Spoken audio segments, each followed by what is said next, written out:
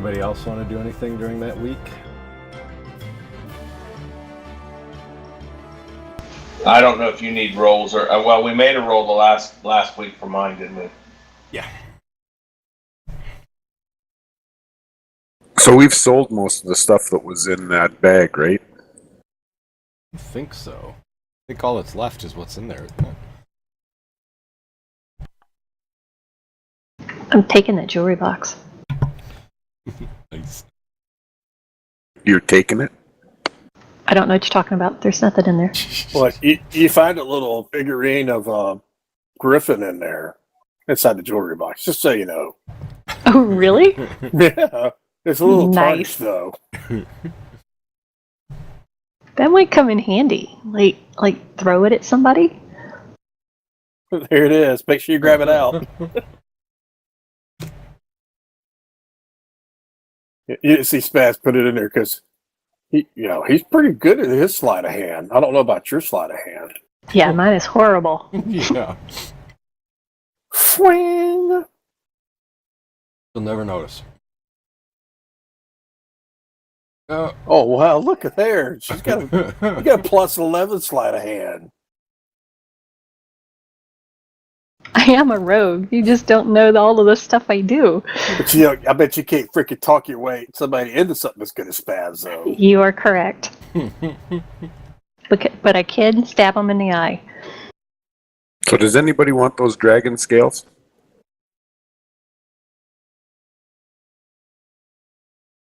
Because I'm really getting tired of carrying them around. I think you should make a cod piece out of them for you and Ren. You get three. You get three, and Ren gets one. Hey, we don't have enough. You're gonna need bigger scales. There's bro. only 30. It needs to be an ancient dragon.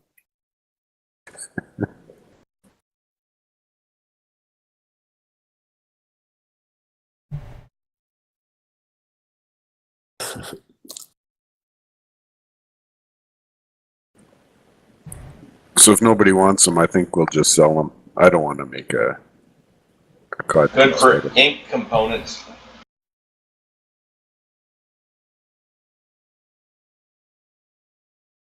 I'd like to complain too, Greg. You got me sick last week. I'm still sick now, so. You're pretty sick, huh? Yeah. Got the crud running around the house. Yeah, and the plague rats brought it home from school. Yes. Yes. That sucks. I refer to those as snot goblins.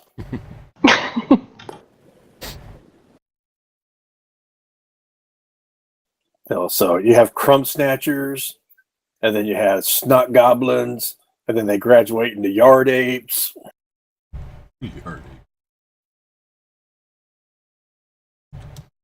I'm going to go around to the various shops in town and then see what the the blacksmith can make out of these dragon scales, if they can make anything special. Hey, Greg, I don't need those for what you gave me here, do I? I don't need those for you. The dragon scale.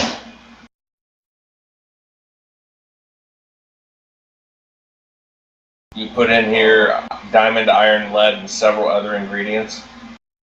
Do I know what those are? I understand. Sorry. Yeah, it wouldn't be for that. Sorry, I apologize. That's okay.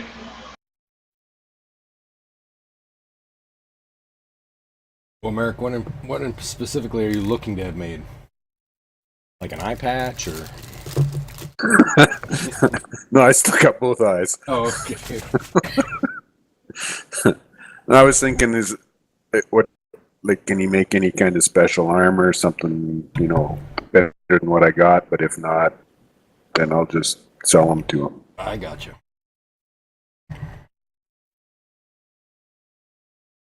Or if he can improve what I've got.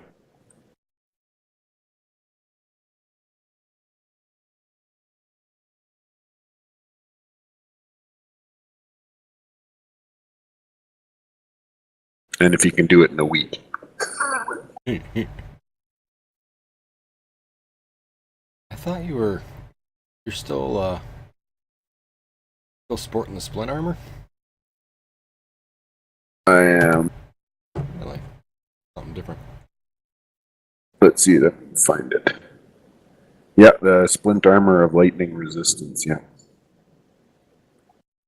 I just don't have the lightning resistance turned on anymore.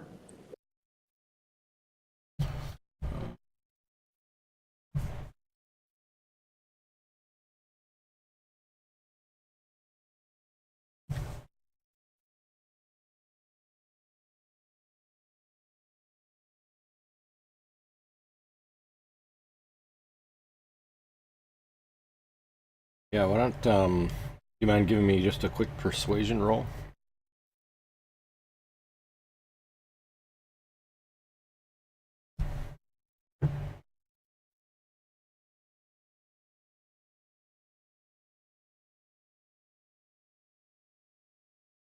Okay. Oh, you need me? No, Merrick. Oh, Who's out trying to fix his armor? you need. Well, Spaz is busy doing other things. Yeah. Yeah, he is. I was, if I could figure out how to do a beard and a white thing for him to make him look like Gandalf the White, I'd have done that. The only other thing, I would like to buy a couple of 50-foot ropes That may be a good idea. because I believe that we have lost all of our other rope. Except for Talon's special one. Right.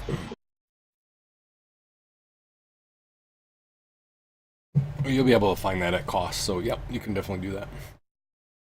So Merrick, they're willing to add that to your armor that you have, which would give you acid resistance for 2,500 gold. Okay. All right, sounds good.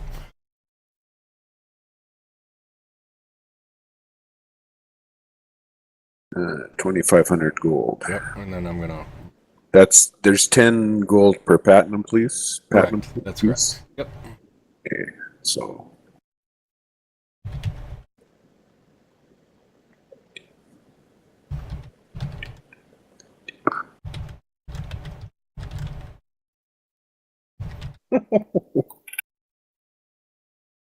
That makes me laugh. Conversion things. That wasn't old Matt's forte. I know, right? Yes. Got a lot of extra pieces. I was dying laughing. there, I removed the. I gave him 250 platinum pieces. Perfect. And I added on to your armor that it's now acid lightning. And do I have to attune to it to get the acid? Oh yeah, no, you don't have to. That's fine. You paid Okay. the money for it. That would be. Or you could just wait for Spaz to freaking crank off another one of those. Someone around you has a magic item created, like I did for Themison. Right. Yeah, I appreciate that.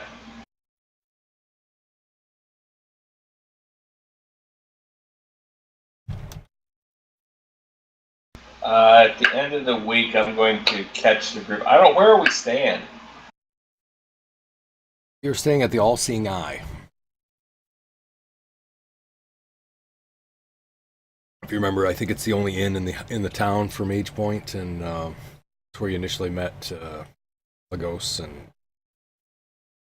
and crew. I will, at the end of the week, after I've done a bunch of this research, I will relay some of this pertinent information to the party. Okay. So the rod pieces each have their own unique powers and abilities, and I've been able to find out what some of them are. We'll start with the big piece, the original, the 15-inch segment. The command word is Rex. And power, when you use that command word, it gives you a heal spell once a day. It also has a passive power to make you immune to divination spells, reading thoughts, and attempt to gain information about you. And the 4-inch piece, the small one that we've got, its command word is Ruat, and its power that I've been able to discern is that it will cast a cure wound spell 5 times a day at level 1. But I don't know what its passive power is. I haven't been able to figure that out.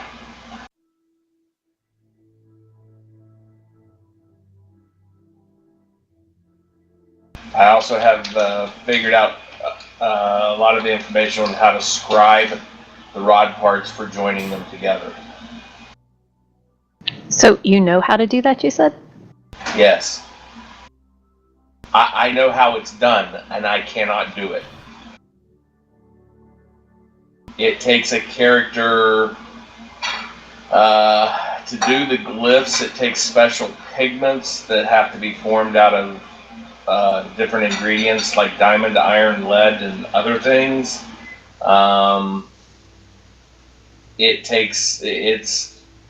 like trying to do the equivalent of a 6th level spell in game turns, because I don't know how to describe that out in character.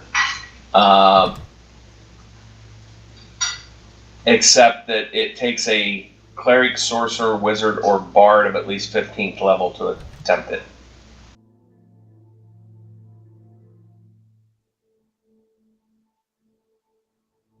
And there is a percentage chance of getting it right, but if you are proficient in painting or calligraphy, you get a bonus on that chance. Oh, and it also takes 1 entire day, 7 hours of uninterrupted work to scribe one of them.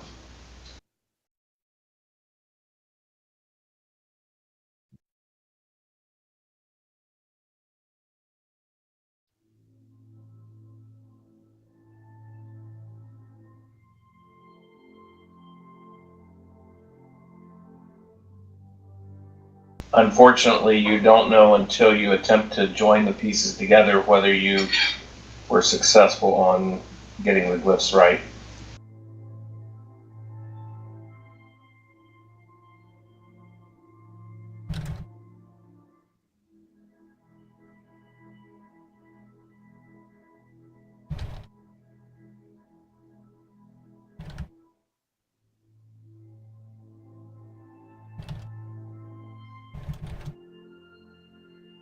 Well, whoever has the rod pieces, I would like to, like, one evening just take them. I want to study on them for one evening. You know how hard it was to word that without it sounded very, like, suggestive? Yes. I think Ren and I each have a piece that you can study on.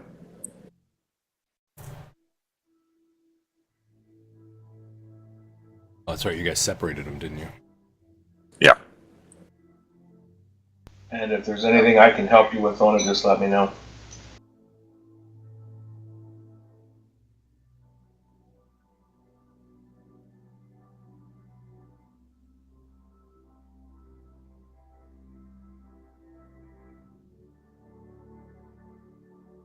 How much do the rods weigh, each piece?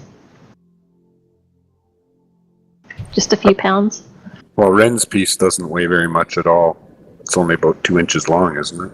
It's 4 inches. Ouch. I knew that was coming. Whereas mine is considerably longer. By the way, there is one other side effect that I should inform you about. Carrying the rod, anybody who carries the rod parts or pieces has a tendency to become more lawful as time progresses.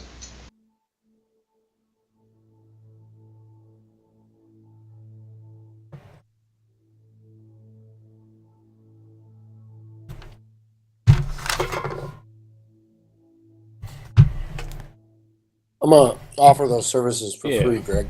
Oh, for free? Yeah, I'll take money out of my thing for it. Oh, shit.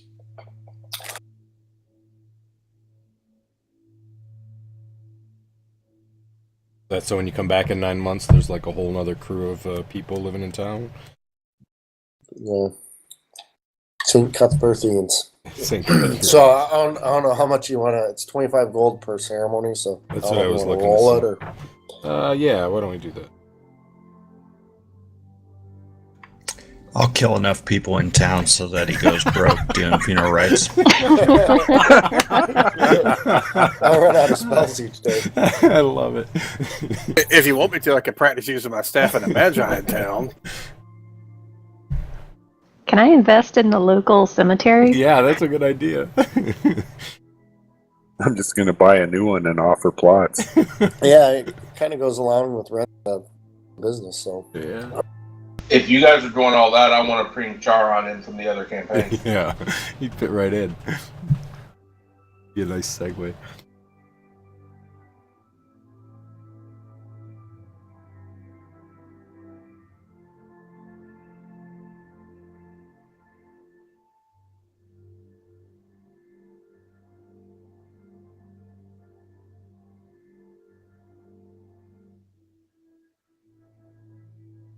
Yeah, Ren, why don't you just roll a d6 or 7d6s?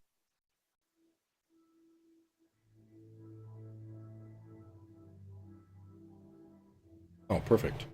So it'll cost you. Oh, okay, you can do it that way. Yep, sounds good. Keep rolling now. my mouse broke, so I gotta do it the annoying way. So. Oh no! Still on your Mac? Yeah, it's a plug-in mouse.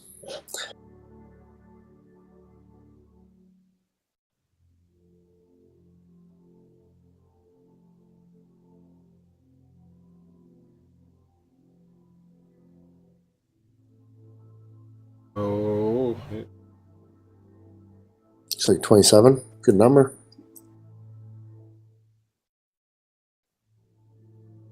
So that'll be 300 gold.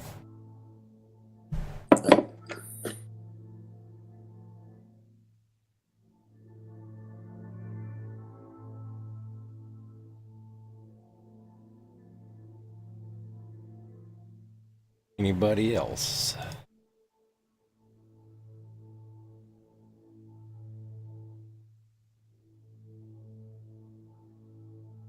All right.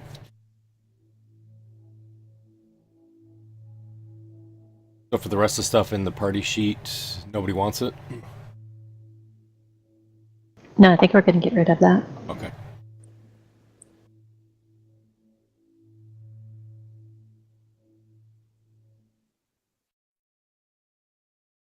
Do we ever figure out was the platinum ring just a platinum ring or?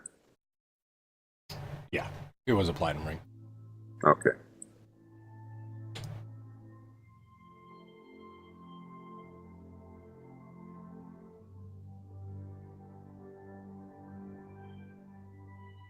I'm not taking any gold, so if the rest of you would take that 632 and divide it between 5 of you, so what is that, about 150 gold each?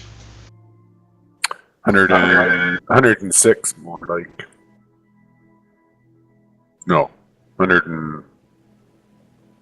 No. Math isn't working.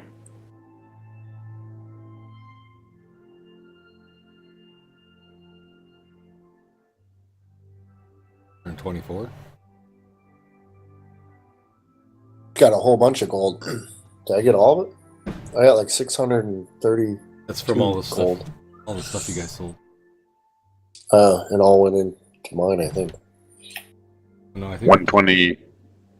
126 each. God, I just got just spent 3,000 gold on some stuff. where you were. Just about.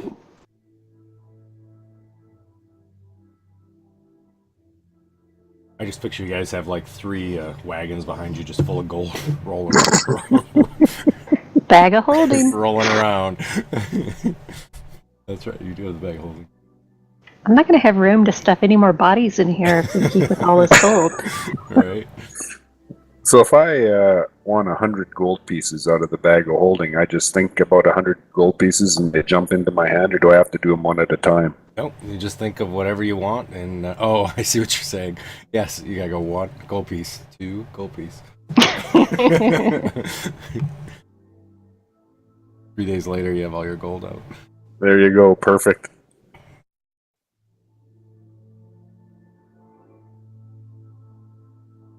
Was everybody able to see the note that I tried to terribly read off to you last session? Yeah, I just typed it out myself because it was really hard to read. It is really hard to read, isn't it? Took that out of the images. That really tough.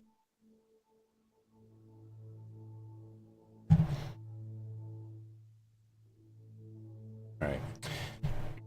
So a week goes by. You all are able to do the things that you need. Themis obviously comes out of the library and kind of told you all about that. Haleth, you were able to do what you needed. Merrick was sporting some new duds with these patchwork of black dragon scales kind of covering the shoulders as well as on the various areas of the armor there. And then strangely throughout the week, there's unfortunately been it's not particularly dry. It's actually been raining quite a bit, but the forest around the area has kind of been on fire. They've never seen a fire like this in probably 200 or 300 years. They try to put it out, but every day it would rekindle again as it was ongoing. So the town folk, even though they're, as I think Haleth put it, way too happy. They're still really, really happy, but they do seem to be a little bit concerned about this fire, to the point where they're, smiling, talking about the fire, but you can kind of hear it in their voice, where just a little bit of a change that's there, and it's now sort of become kind of the talk of the town at this point. Talon has killed off as many as Ren has been able to produce, so the town is still at an equal number of people. And Ren, you have sort of opened up your own little flock of followers to St. Cuthbert. Obviously, in the beginning, there wasn't very many, but now it's sort of people have kind of been searching you out every day to get their words of advice and whatnot. I might keep my eye out for like a gnome illusionist that can holographically teleprompt me across the Greyhawk. Gotcha. Maybe has a little speaker to give you a booming voice too. Yeah.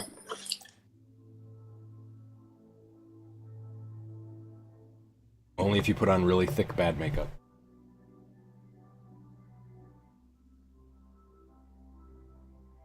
A week has passed at this point.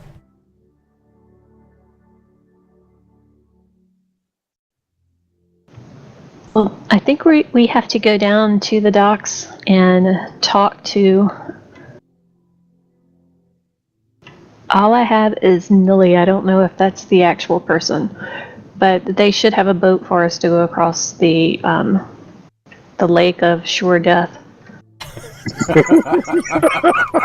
That's awesome. What you talking about? That's funny.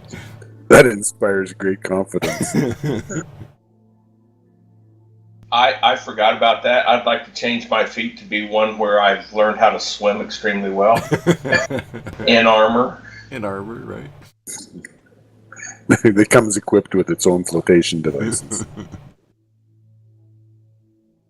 How big a boat are we talking about here? Like, is this just like a rowboat to go across the lake, or is this a huge lake, or what? Oh, this is a huge lake. It's I don't know, probably 100 miles across, and you guys are going across the short ends. A big lake.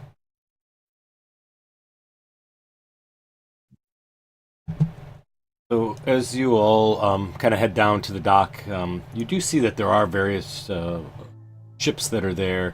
None of them are flat ships. These are all large ships that are there with sails and masts and whatnot. Takes a short time of work before you find Nelia. Nelia is a rather short-statured female. As you walk up, you notice that she is a gnome. and her boat is run by a bunch of gnomes that are quickly running around. She does have an inordinate amount of sails on her boat that seem to extend out from masts that go horizontally off of the main masts that are there. You see, obviously, about 5 times more rigging than you would see on most of the other boats that are. Well, I think that makes it go faster if, all of you didn't know that.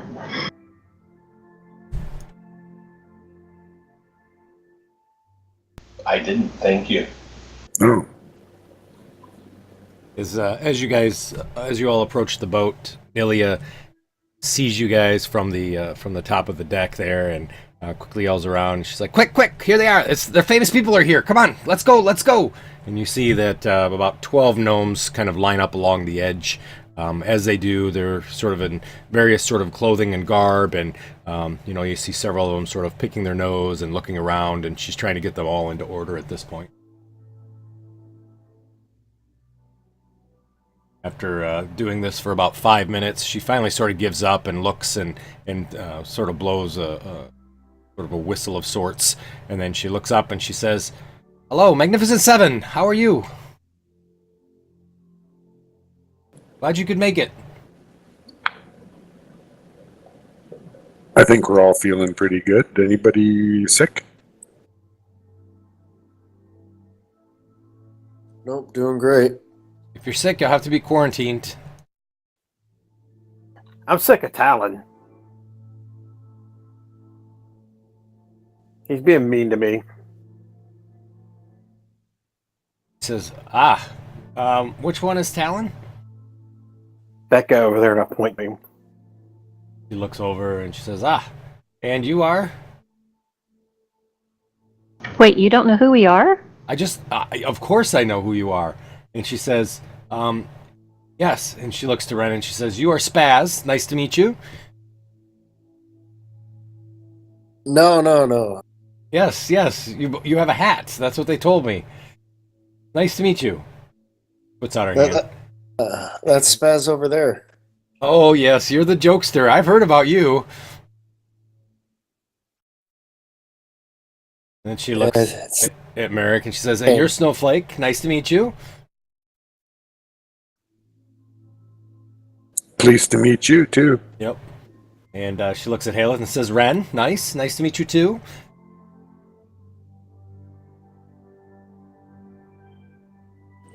She obviously hasn't seen the action figures.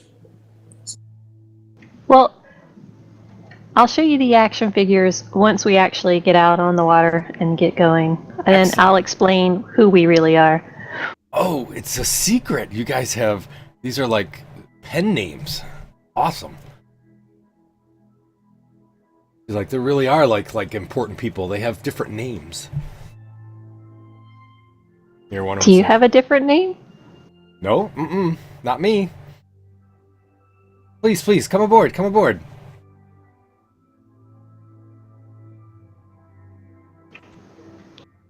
As Black Angus comes up on board, she says, "Whoa, that's a big bird." Yep. He'll be staying top side up here. On the boat or on top of the mast? Because if he's on the mast, it may tip us over. No, on deck. Oh, okay. All right. She kind of points Black Angus towards the front. She's like, "You sit up front. Let us dig into the water more." Black Angus will check his head and move up there. All right. Sounds good. So as you all kind of get onto the boat and whatnot, you do see the ship, I should say. You do see that the crew is kind of running around now, pulling various different gears and levers. And as they do that, you see they throw one and about 4 different ropes move in different directions. As the last person kind of comes up, which I assume would be Alan, maybe? Sure, that works. Alrighty. So as Talon is the last one that comes up, the boat suddenly lurches forward, and you feel this all of a sudden inordinate sort of speed kind of kick into the boat as they start to go flying out of the harbor at a very fast rate. And you see, she kind of yells, she's like, "Quick, turn that boat around! Quick, turn the wheel!" And the gnomes are kind of all running around the deck. as you look around, you see that the door to go underneath the deck is only about 3.5 feet high.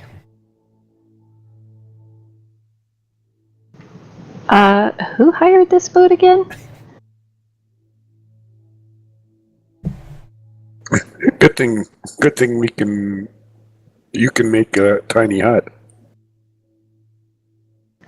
I can, but if I was thinking that we would have cabins. How long is this journey going to take? She all of a sudden says, not to eavesdrop, but I just wanted to let you know we should be there in probably about 48 hours.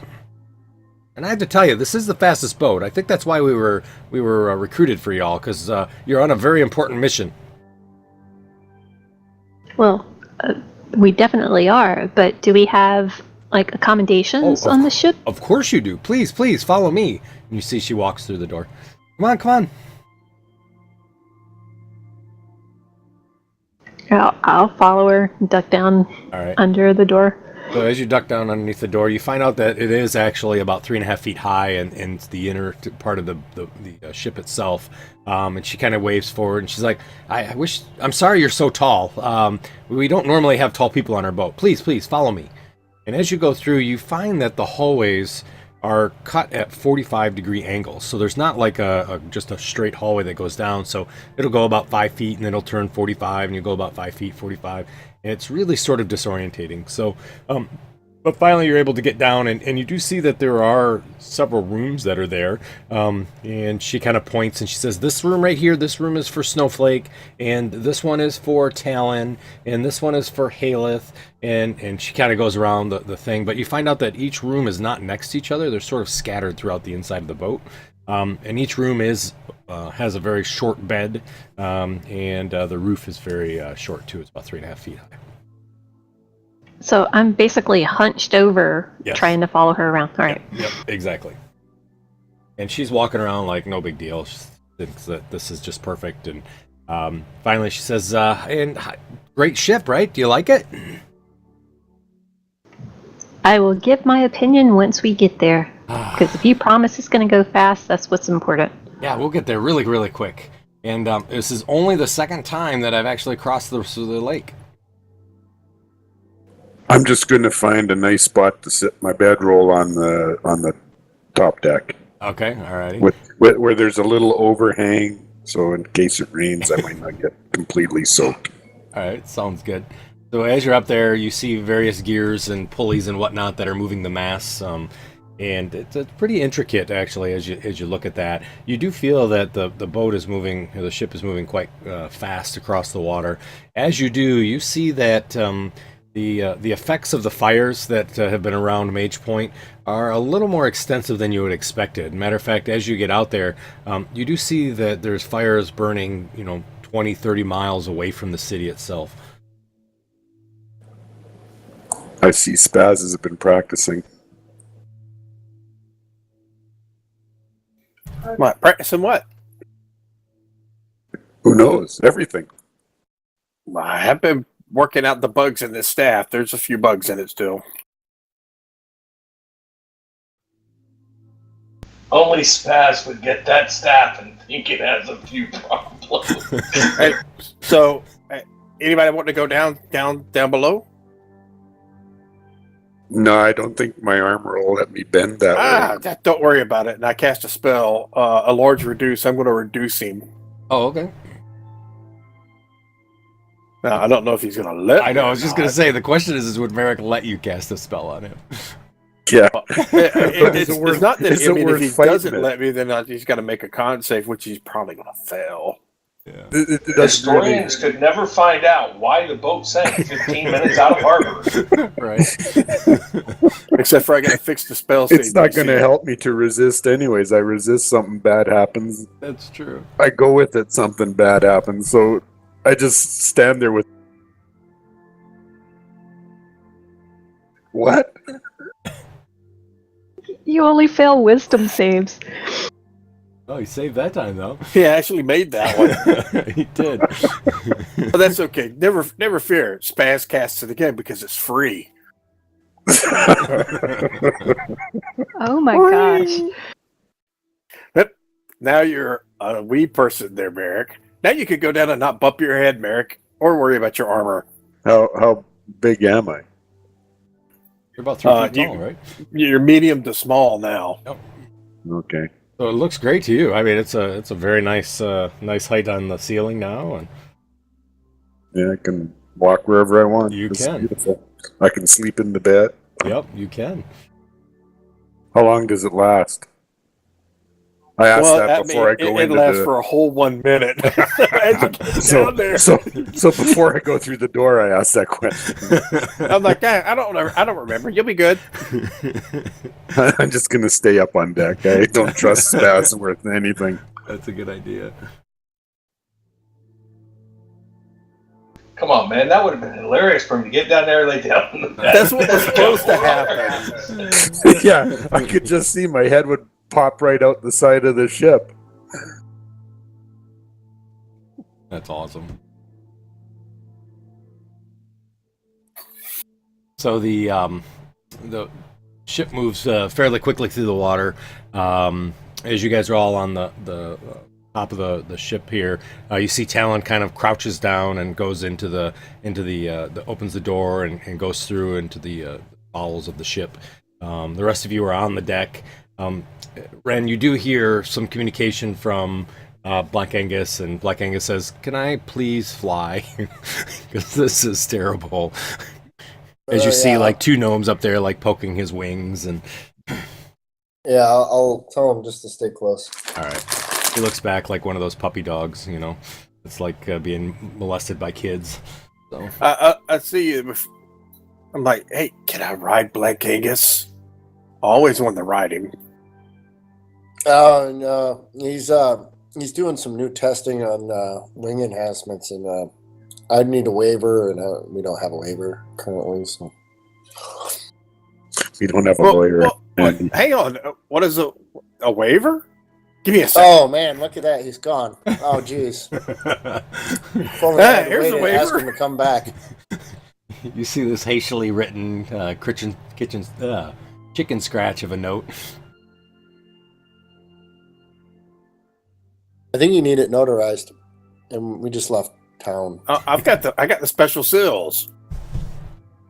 See? Yeah, looks good. Maybe when he comes back down in 48 hours ish.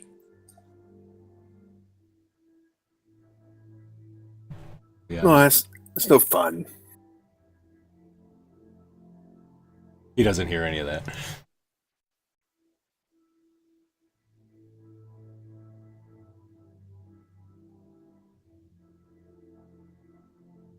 So about 3/4 through the day or so, you all are cruising across the sea. You've now lost sort of visualization of any land at this point. And you all of a sudden kind of hear the gnomes in the back of the ship sort of yelling to each other, hooting and hollering, and you see them kind of throwing these devices that look like long spears with ropes on them off the back of the ship. They're like, "You missed it! Get it again! Try again!" I'll get curious. I'll walk back there.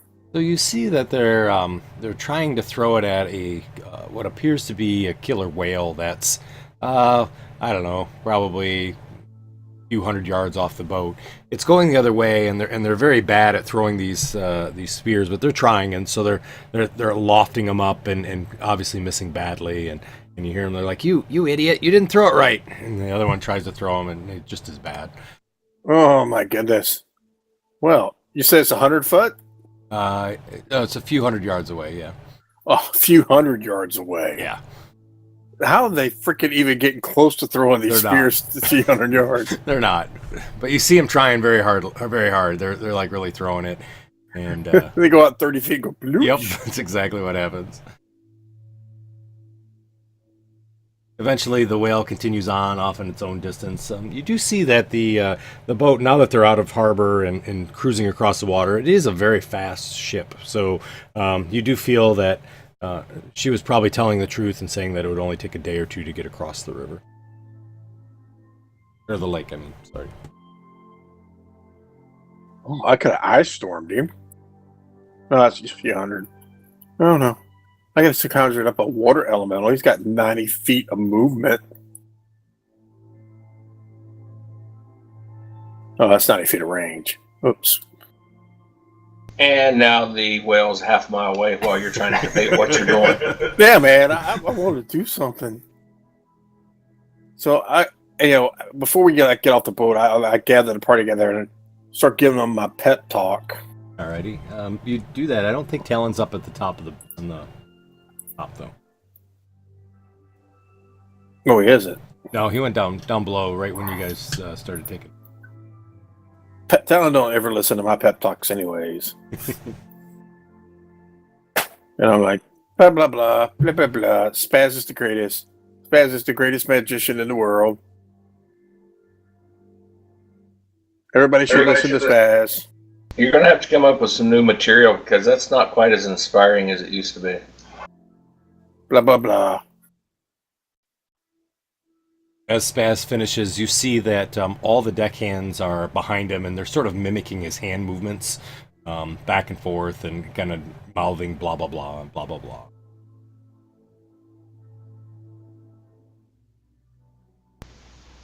We now get advantage on saves versus charm. Oops, that was the wrong effect. What? I was going to take back my comment about it's not as inspiring as it used to be. Oh no, let me get that off. Leave it to Spaz to just randomly throw out something new. It's like, dang, why hadn't I picked that beat before? Only on 10 hit points. That's pretty big. Oh, what is it? 21, man. That's I know. this thing. I read a lot about this inspired leader feat, and it says it scales pretty way all the way up to about this point. Does it? Yeah. I mean, it comes in handy. Better than a false life. That's like a level 3 or 4 false life spell. Actually, higher than that.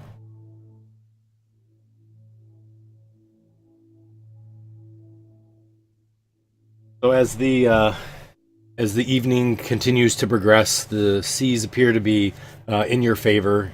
The winds are blowing well. The ship is cruising across the sea at this point. The gnomes seem to now be sort of in a rhythm. About half of them are on deck, so it looks like they are now going into their routine of sailing across the sea.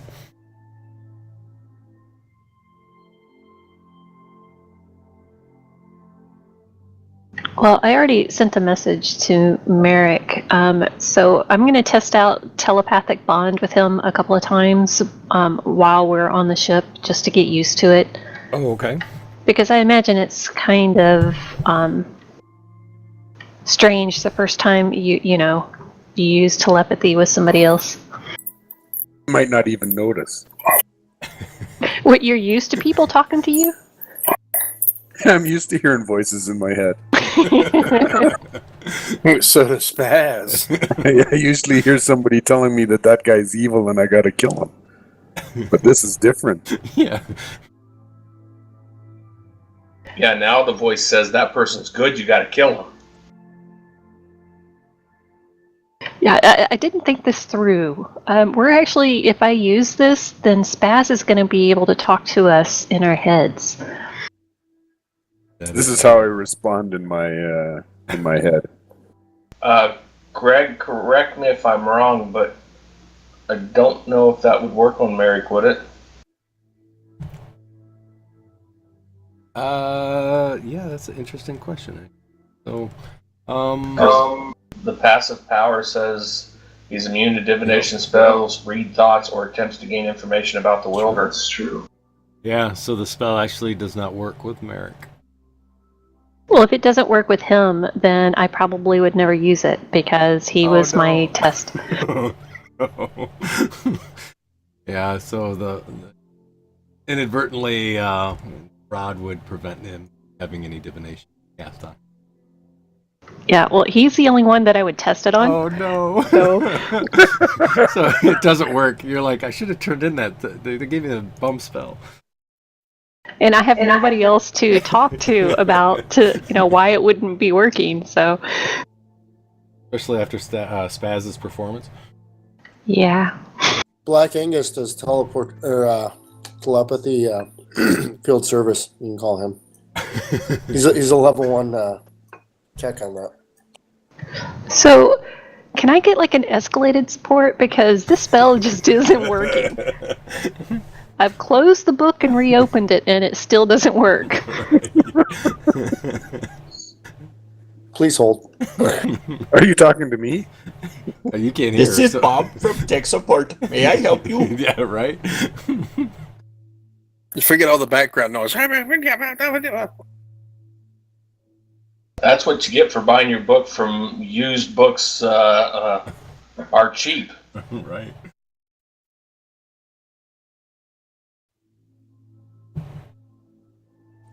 I should have kept my landline.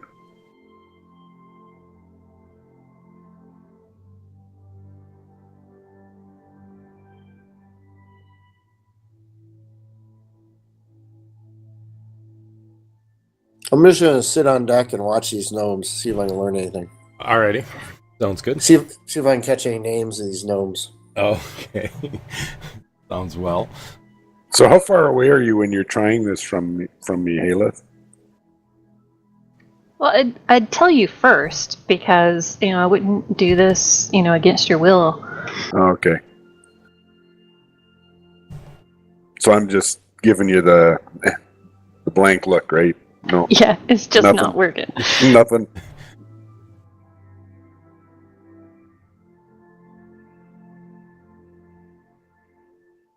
Well, maybe I wrote something down wrong, so I'll try. Next time I'm in a library, just double check and see if I've just got one of the things wrong. I'm kind of new to this stuff anyway.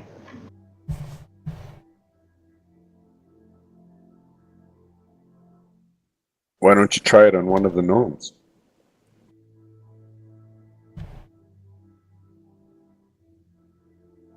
I don't know them. You have to know them. Well, no. Well, they're not going to be able to figure out what the voice is in there, but they'll respond.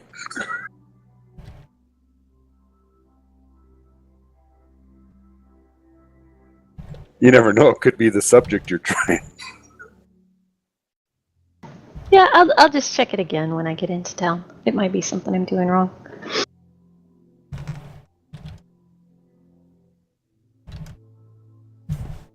So, Ren, can I have a perception roll for you? Actually, no. Can I have an investigation roll, since you're trying to figure out people's names? Because they all kind of look the same. I know. Investigation or That's racist. Yes. Yeah, investigation.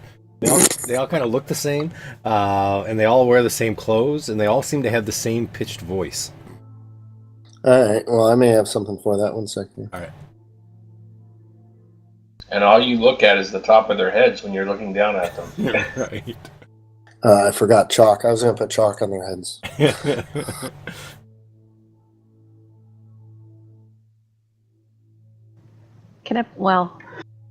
Gonna put illusionary script on them Yeah. All right. so I can tell them apart. It doesn't work on people.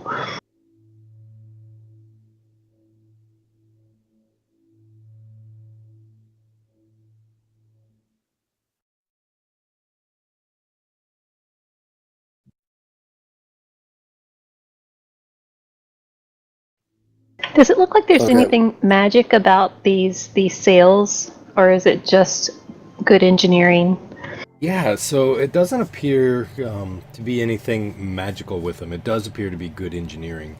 And the interesting thing is, you watch these sails, you see that every time they kind of pull the ropes a little bit. And you've noticed that you hear this sort of sound of something spinning underneath. And you sort of kind of deduce that the wind is actually causing a wheel underneath to spin as well, which is causing almost like a powered system underneath the boat. So it's very, very very, very well engineered, and something that you've never seen before. and following other boats or seeing other boats on the sea when you did leaving port. No other boats really seem to have sort of the riggings and the sails that are here.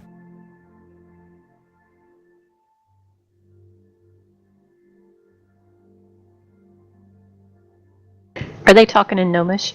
They are. Comprehend languages, just to hear what they're saying. Alrighty. Oh.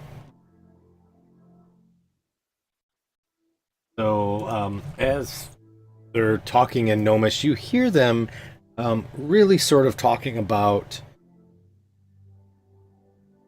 that they've never really traveled across the sea like this before. They've always sort of stuck along the shoreline. They've never gone to the bandit lands or whatnot. They did hear that in the Ragus City, which they're not sure exactly where that's at, but somewhere over there, they eat gnomes for breakfast. So they're a little bit nervous. And then you even hear some talking about that they don't really believe that this is the Magnificent Seven from Greyhawk. They think this is probably like some imposter group, and they just paid a whole lot of money, and the captain's sort of lying to them. Well, I'll scoff at that. Okay. And you see, you kind of scoff, and they just keep talking. They don't even hear you necessarily. And you even hear one of them say, like, we heard that the real Spaz tells real stories, and it's not just a blah, blah, blah.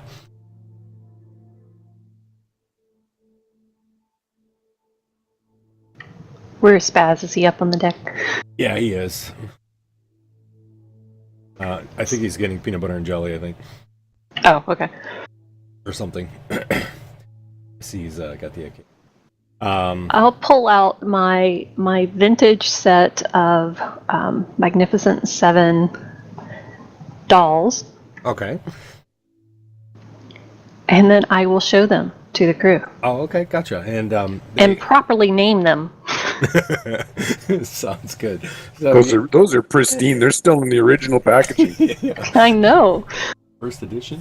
So you kind of pull them out, and as you do that, the gnomes are kind of looking around, and they're looking at the dolls, and they're like, ooh, ah, nice. Oh, yeah. Oh, very, very nice.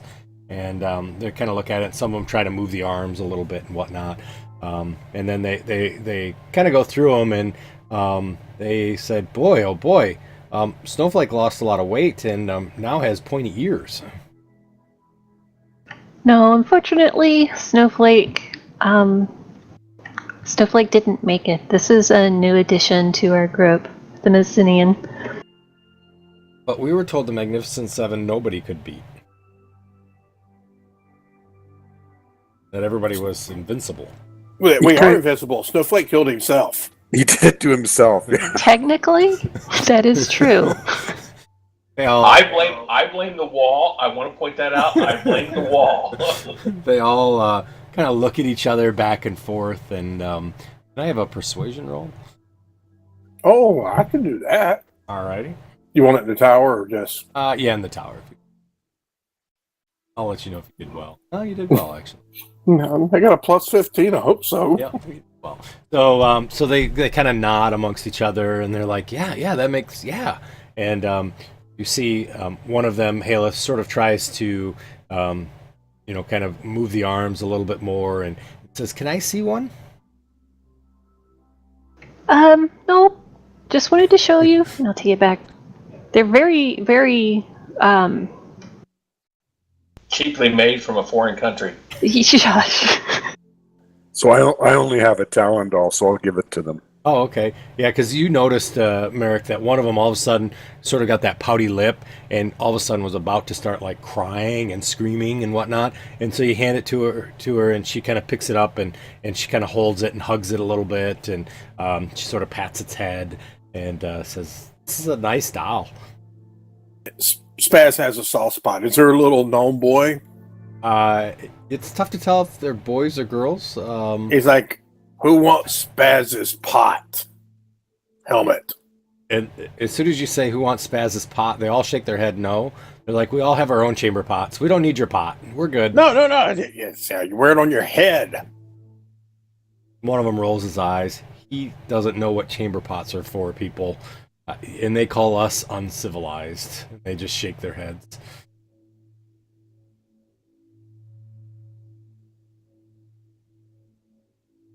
I like hold up my pot. You don't. This is all the rage into Underdark. And they're like, oh, okay, the Underdark. And they take one, and one of them puts it on. It doesn't fit at all. His head like sinks into it. It comes down to about the upper lip. And he's like looking around. He's like, yes, it's dark. It's under here. It's dark. Hang on. I grab it up and I take some like cloth or something and I stuff in it and I stick it back on their head and like, try it now. He tries it. He's like, oh, it fits better. And so he can see it's down to about where his eyes are. The lid's just above his eyebrows. But it's so big, it looks almost like a Far Eastern hat. I don't know what they're called. So, like out of Vietnam and things like that. Where it's got the big brim all the way out to the shoulders. That's cool. So he's And like, I sign it. I'm like, hold on. And I get out my quill and I sign it. Spaz. nice. And so one of them's like, see? Look. And the other one's like, you hear one go, Alana, that doesn't look very good to you on you. And the other one's like, but Vahana, I really like that one a lot. And the other one's like, but I'm telling you, Viana, that one's not really very good for him. And you kind of see the three of them sort of arguing around in a circle. Hey, Spaz, what if you reduced it? Oh, yeah. And I cast reduce. Well, wait until he gets out of his head. No. So all of a sudden it reduces, and as you do that, you notice he immediately throws it and it lands on the deck. And you hear him whispering back and forth amongst each other. It's been magicked. Don't touch that.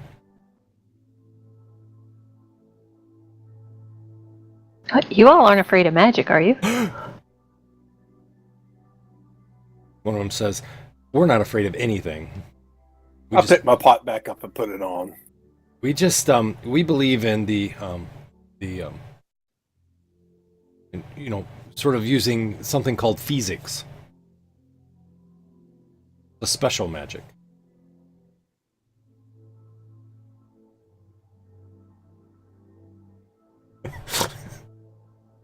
And you see all of them sort of laugh a little bit as Spaz says that.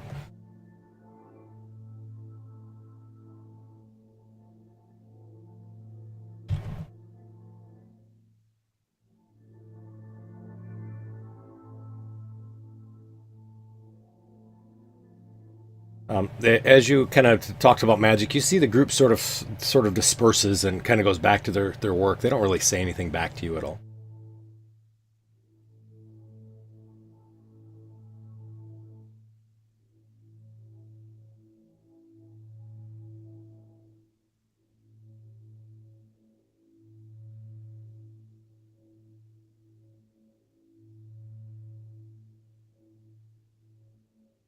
The sun is now set across the sea, and you do see that the stars are now coming up. Looks like it's gonna be a nice clear night for sailing all the way across the river or the sea. I'm sorry, I keep calling it river. And how would you guys like to sleep tonight? Are you guys doing watches? Are you staying in the hut? Are you sleeping down below? Are the gnomes posting a watch for the night? You see that there's about half of them that are on top of the ship itself that are kind of doing daily duties and things like that. You don't see anybody, necessarily doing a watch, but you do see that there's always somebody up in the masts, kind of looking out. There's obviously someone at the helm, kind of steering the ship as they go. Yeah, I'll just go to sleep. Okay, all right, I'm sleeping on the front of the ship, or up at the front of the ship. all right. I gotcha. Is there enough room in the rooms to put my bedroll down? Yeah, there is. Talon will sleep in his assigned room. Alrighty, sounds good. Well, I'm sleeping in Ren's room. I'm sleeping on the deck, and I'm going to ask Black Angus to wake me up if weird happens, if he notices. All right, sounds good. I am going to go to sleep too. Okay. You sleeping up top, or you going down to your room? Man, I'll sleep up top. All right, sounds good. How about you, Merrick? Yeah, I put my bedroll somewhere under an overhang, and that's where I'm at. Alrighty, sounds good. So, Haleth and Talon are below. It sounds like everybody else is sleeping up on the top of the ship. What I am going to do Yeah. I'm going to cast water breathing. Okay. It lasts for 24 hours. That's a good And idea. just in case something happens with, there's an accident, Yep. things tend to happen with certain people. They do, yes. You could cast it on all of us, I know, and that's what I was going to do before we all split up, maybe at dinner or whatever. Oh, okay. I will cast this. Nice. So even if you blow up the ship, we're going to be okay, Spaz. There she blows. Well, before Spaz goes to bed at night, cast mage armor. Nope. Always does. Oh,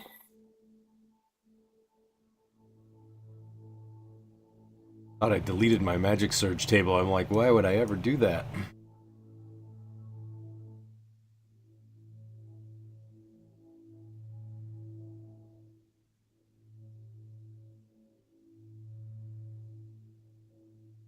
All right.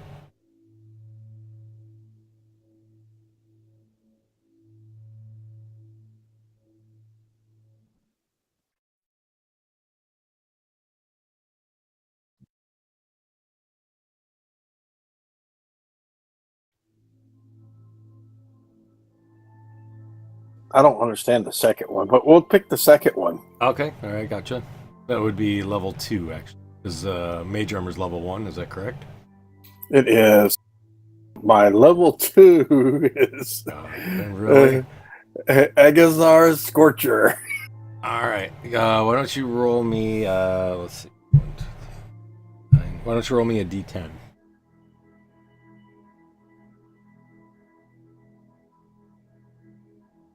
Okay. So Spaz, as you're on the top of the boat or the ship, you're kind of casting your mage armor. Suddenly, you guys, everybody that's on top of the boat, sees this line of roaring flame that shoots out about 30 feet long and 5 feet wide. And it shoots directly off to the on the right side or the starboard side of the boat or the ship, and you see it just kind of shoots out that in that direction. Let me see if anybody would be immediately to your right.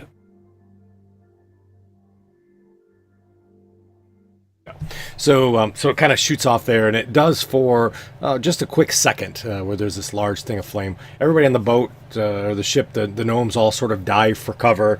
You hear various alarms underneath the ship. Talon and Haleth, you hear these bells and sounds and whistles, and you hear all these gnomish feet kind of running by downstairs. I just roll over, cover my head with my pillow. Sounds good. Remember, Talon, there's no place like home. Yeah, right. And I jump up and look around and what's going on, and I don't know where I am in relation to Spaz on the ship, but so you'd be you're probably about 10 or 15 feet away from him, actually. So I'd have him sort of in the midship. I'm trying to impress the rest of the gnomes, I'm sure. So as they do, you see all the gnomes are inspecting all the equipment. You see them climbing up and down the riggings and whatnot, and the masts. And then you see the captain comes over and sternly looks Spaz's hands and looks up at him, kind of goes toe to toe and looks straight up at Spaz.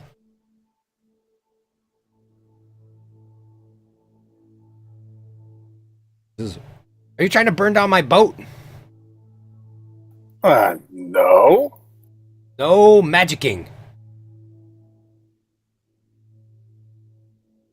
I'm the captain. I run this ship. You follow my rules. No magicking. You hear me? Uh-huh. And she kind of says to the rest of them in Gnomish, she's like, back to your posts, back to your posts. Everything's fine. You hear one of them say, I can't wait till we get these people off our... I know. Just don't say it in common so they can't hear us. And the rest of them kind of go back to doing their thing. And shortly thereafter, Talon and Haleth, you hear them kind of marching down and back into the bowels of the ship. You can hear them talking in Gnomish as they come down, various words and things.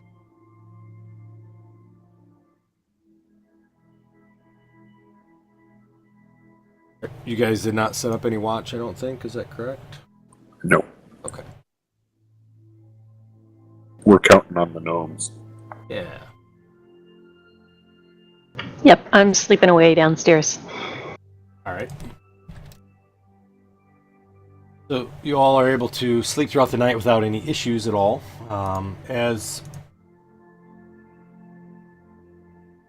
you guys awake, you do see that to the north, you can see sort of the coastline, and off in the distance, you do see what appears to be large areas of sort of a grayish, blackish sort of clouds and fogs. For many of you that have been in wartime, you do recognize that this does appear to be fires from either some battles or wars that are going off in the fields. And you kind of hear the captain come up, and she's like, we're off course a little bit. And she sort of steers the ship to kind of follow the coastline at a fairly far distance. And as she does that, you do recognize that you're kind of heading towards the north, and then she starts taking you westward as you follow along the coast. I'm going to ask her who's fighting over there. She's like, I don't know. They're always fighting in the bandit lands, so I'm not sure, but definitely not where we wanted to be. And she continues to kind of steer the ship around. She says it's probably the city of Dominion or one of the deeper cities in there. Nothing along the coast. You'll be fine. You'll be fine.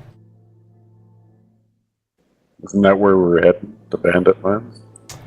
Says, yeah, yep, we are heading to the capital of Red Hand.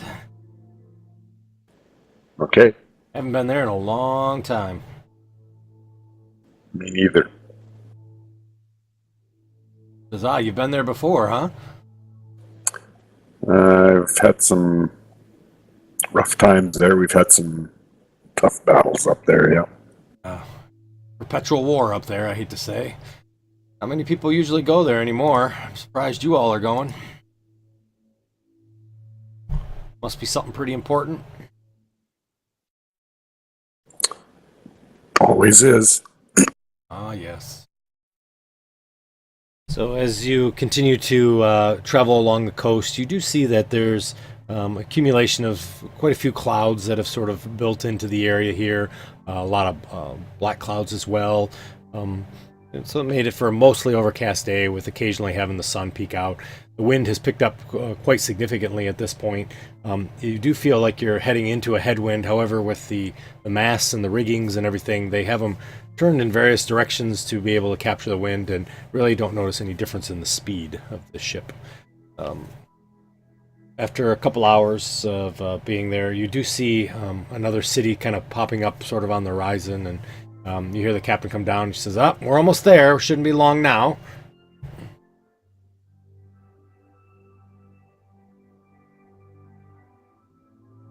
All right. I've heard some stories about this lake that had me a little worried, but it seems we're going to have a safe crossing. Yes. Yeah, we usually don't have any issues on this ship. It usually goes really well and able to get over there no problems. So, never have to fear. Especially if Gnomish are driving, that's for sure. All right.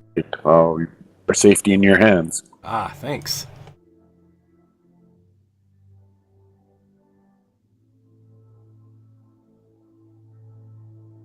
Sorry if that map. That's okay. I was just taking a look at things. Alright. Should That's okay. I've got the message of the day. Alright, gotcha.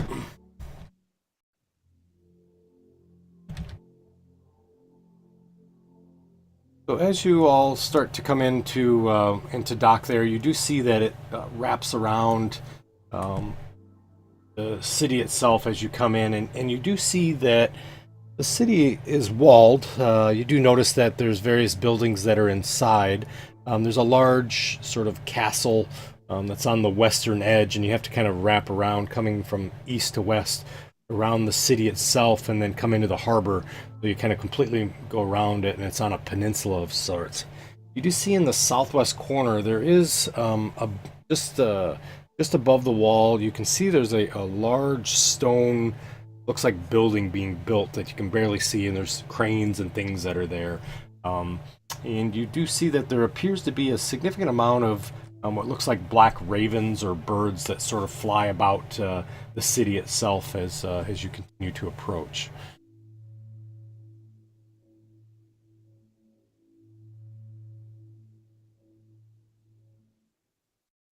Is that unusual? I mean, we didn't see anything like that with the ravens in Mageport. No, you didn't. So usually you would see what would appear to be like seagulls there. The ravens doesn't seem like at least to you, a normal sort of thing.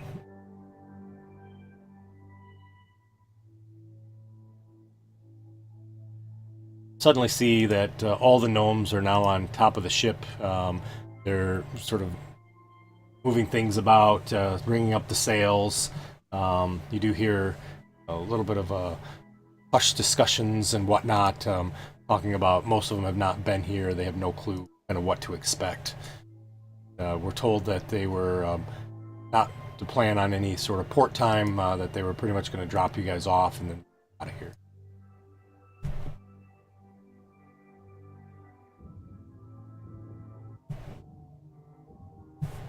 As the ship pulls up to the dock, you do see that the dock area is fairly busy. You see there's lots of people moving about, and you recognize immediately that down the dock there's this large stone statue of a human being that's sort of posed there with his arms out, which you assume is probably an homage to somebody that's important within the city itself. Are we close enough to it that I can take a look and see if there's like an inscription on it, or are we too far away still? Still too far away, being on the ship itself. But you can see it nonetheless down the way.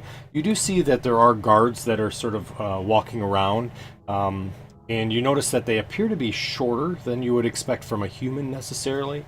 So not as short as a gnome. They do have sort of this red cloak that's on their back, and it has a symbol, and the symbol you recognize as a sort of a gaunted fist holding 6 arrows, but they're tipped in a different position, so it looks kind of like the Hexter symbol of the god, but they're tipped in a 90-degree fashion where they're sort of kind of turned. Hey Ben, do you know if there's like an offshoot cult or something of Hexter?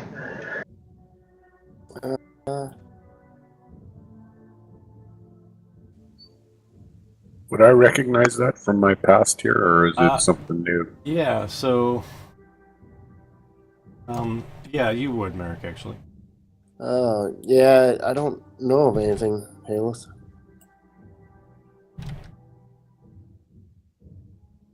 It's all new to me.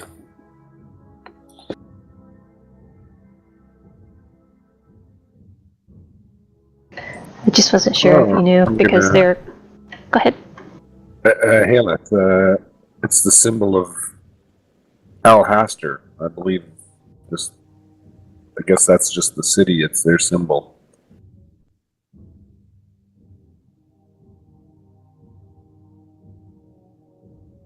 It's kind of like a coat of arms. But it looks an awful lot like Hexter. Does that mean that that's the god that they worship here? That I don't know. I don't think. Right, yeah.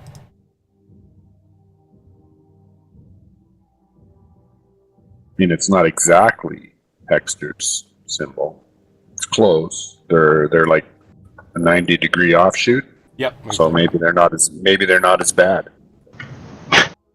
So they're just a little bit bad. Or they could be worse. It depends on which way you go, right? Or they could have nothing to do with them.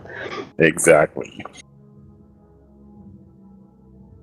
So this is a map of the city of Alhaster.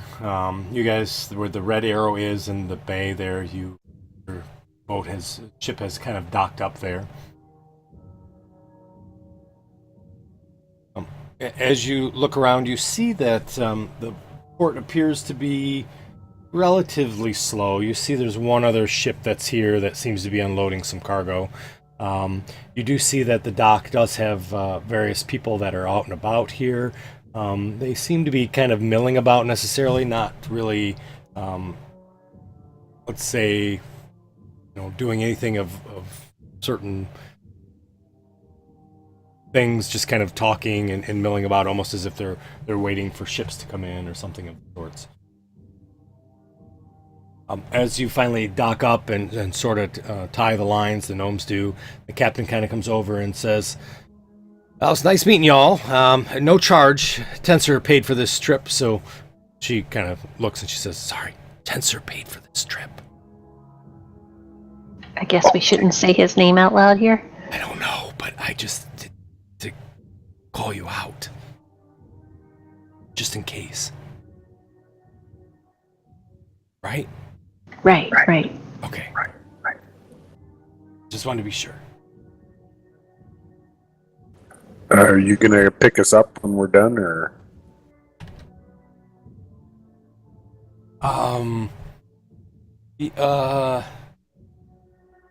I can. How long do you need? We'll send Tensor a message. I whispered that. Okay, all right, sounds good. We'll need probably anywhere between 2 to 6 days, depending on where we're at. Okay. But I will be happy to pick you up. Is that okay? That's perfect. Okay. She kind of looks at you and got that sort of awkward silence where you're looking at her and she's looking at you, and she kind of raises her eyebrows like, "Hey." Thanks for the trip, and I walk down the gangplank to the dock. All right. So she says, "You're welcome." I'll try to get a look at what some of the locals are wearing before I step off of the ship, and try to make my my armor look similar to it. Okay. So the guards you kind of have heard, and as you see one of the guards turns his head, he kind of looks sort of in the direction of the ship itself, and then he kind of turns his head back. And he kind of walks over to several other guards, and they kind of talk a little bit within a circle as you guys are there. The gnomes all sort of sit on the edge of the ship, and they're all lined up again, and they're kind of waving back and forth. St. Cuthbert is like a big thing here, right? If I remember right. Or was I thinking of the wrong town? So you're not sure. You don't really have any history on Alhaster unless you want to do a history check to see. Well, I didn't know the symbol for this town, so. Oh yeah, no worries. Yep. I'll probably just say I don't know. That's fair. You may have heard rumors that St. Cuthbert was pretty popular here, but obviously with the symbol that's there, you're concerned that maybe that not be.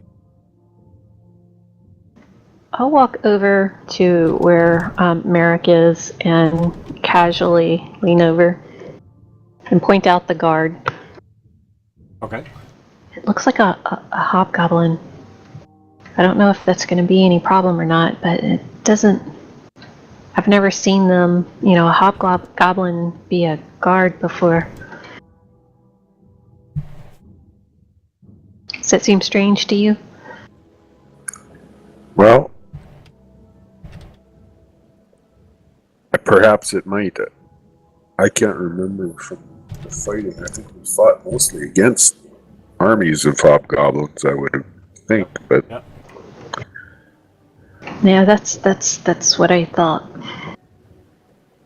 But I think, as long as we keep the rule of the law here, we should be okay.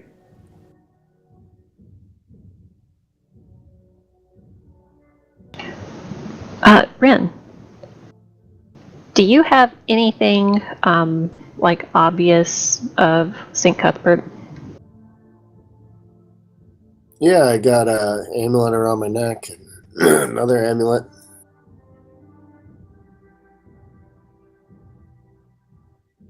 Look pretty holy in general. That's what I figured. I'm gonna stroll down the pier, slow mo style, with Black Angus like coming in just over top of me. All right, sounds good. You guys see Ren sort of continues off down the pier, walking along. I'm gonna wait a moment. Like I said, I try to get a look at what the locals are wearing and have my clothing look like that, and then just get off the ship, like maybe about 10 yards, 15 yards behind him. Okay. So, Ren, you kind of continue down the strolling down the pier itself, and Haleth sort of does the same as she follows up behind you. How about the rest of the group? Oh, by the way, who's the last person off the boat or the ship? Talon. All right, Talon. I'm walking with Haleth. Okay. Okay, I'm following Merrick. All right. How about Spaz? Following the group as well. Yes. All right. So, Talon, as you go to step, even before your last foot gets off the gangplank, you feel the gangplank being pulled up, and your foot sort of slips out behind you, and you see the gangplank's already up, and the sails are down, and they're backing up the boat, and they're kind of waving, and they're quickly running around and taking the ship out.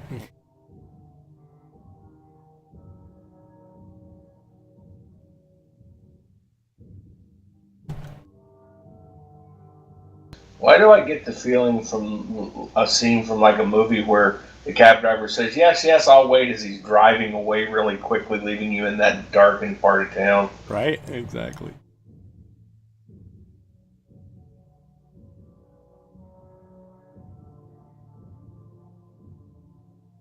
Is she doing anything or just watching us? She suddenly turns and looks at you. As she does, you see that she has a crossbow, and she's wearing this sort of black leather armor, and her hair is red, and you notice her eyes have sort of this red glow that comes off of them, but she just sort of stares at you.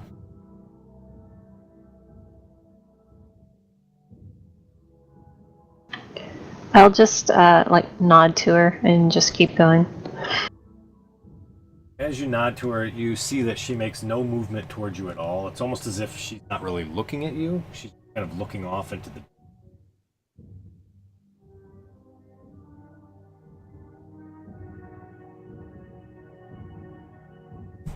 As Ren, as you get about 20 feet or so, you see the guards. There's about 6 of them kind of come over, and the one that was kind of walked over to the rest of the group puts his hand up and he says, "Halt!"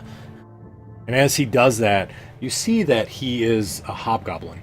And you see the rest of the guards are also hobgoblins. And he says, "What's your business here?"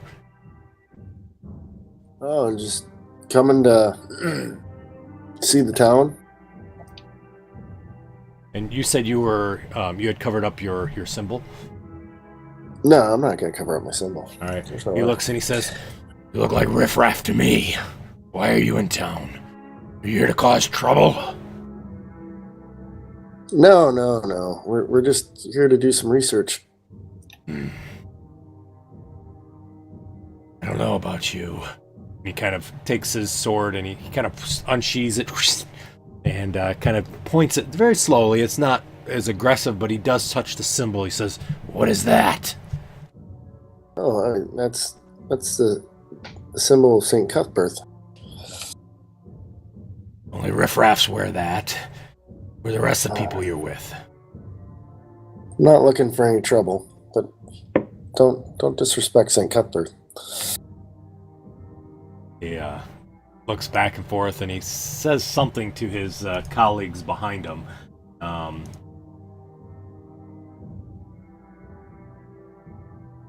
And as he does that, they all kind of chuckle to themselves. And he says, "Well, there's a tax, a docking tax. You're going to have to pay it. Let me look to the other people that are here. Step forward." I step beside Ren.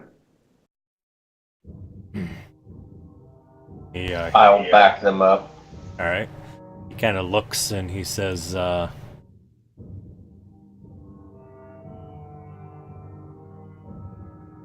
He says, "And what are you? What are you doing here? Why are you in What town?" am I? Yeah. I'm a person, Hmm.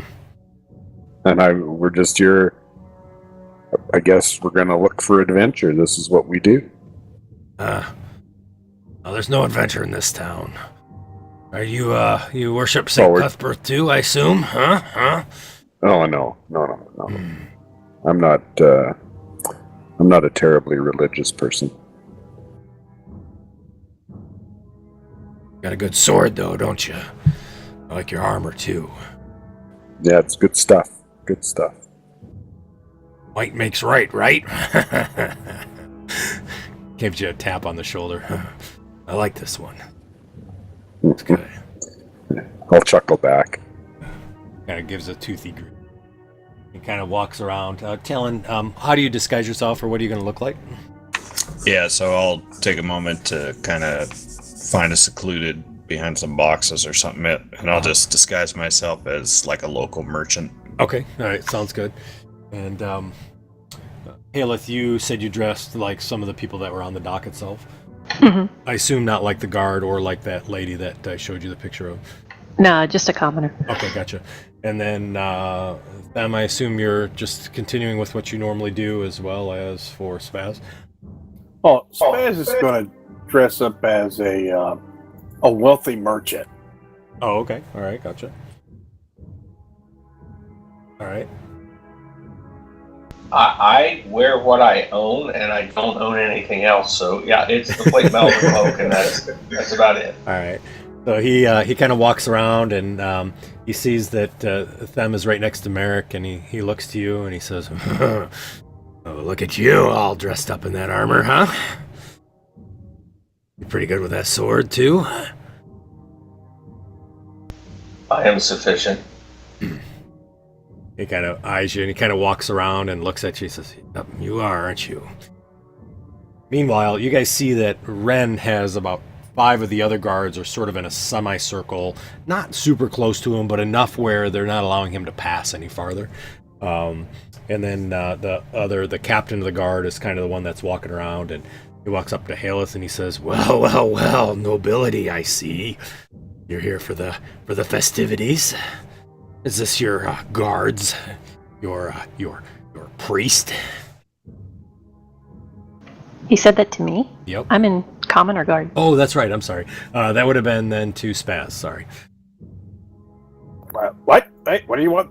Why are you talking to me? Well, what are all these guards you have? You're gonna have to pay the tax, you know. What's the tax? Well, we don't allow rebel rousers in here, so it's gonna be a lot. More than you can probably afford. Fortunately, your little boat has left. Well, I'm sure What we can. happens? What happens if we don't pay the tax? You're not allowed in the city. You have to sleep on the porch here, or on this dock. Well, no. We'll take you and throw you out of the city. Don't worry. Well, what is your price? 100 gold. You can't afford it.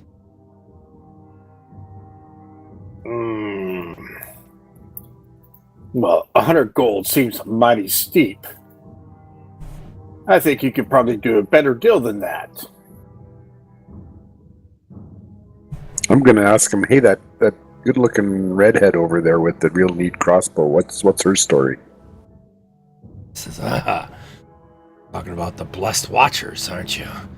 Let's just say they help us keep the city clean from people like him. And he kind of points over to the Ren.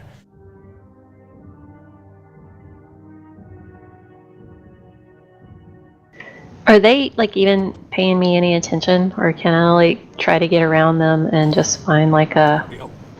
Yeah, they seem to be more focused on the group that's here. They're not really paying much attention to you at this. Yeah, that's what I would do as well, is kind Alright. of sneak. Yeah, so for the two of you, you're able to kind of sneak around and whatnot. However, that being said, you do see that the now that everybody has sort of heard the discussion about these ladies of sorts, I guess, or these guardians. You all kind of look and you see one is sitting. You can actually see it in that picture, but she has her back to you, right on the post. But you see this female kind of sitting on the edge. She has wings that come off her back.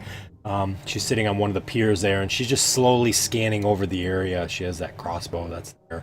And as she looks to you, you do see that the eyes are red. They're just red, almost a color illuminating from her, sort of like not a fire, but just a red light that's coming out of both eyes as she continues to look around. Is she paying any attention to Ren at all? She's just kind of scanning the area, not really paying attention to Ren necessarily or to the discussion. This appears that this probably happens on occasion, where the guards will come up and ask for a fee of sorts, but she doesn't really seem to be paying any attention, more so than others.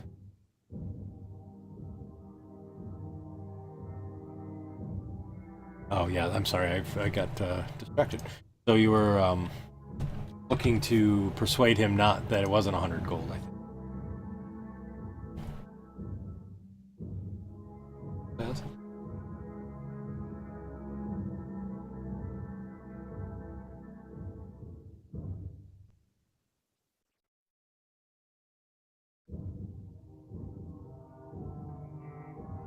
So he says, Fine, I'll take 50 gold.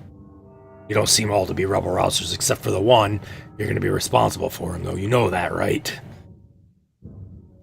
Of course. I pull a dragon tooth out of my pouch and say, "Hey, would you rather have this?" He looks at it and says, what is that? It's a dragon tooth from a dragon I killed. You're that guy's a dragon tooth. He says, I'll take that if you want, but it's still going to be 50 gold. Do you like shiny rocks? Maybe. Depends. Are they worth anything?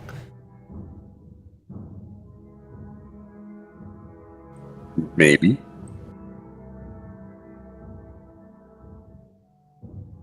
Maybe I'll take the rock. Let me see it. Just a sec.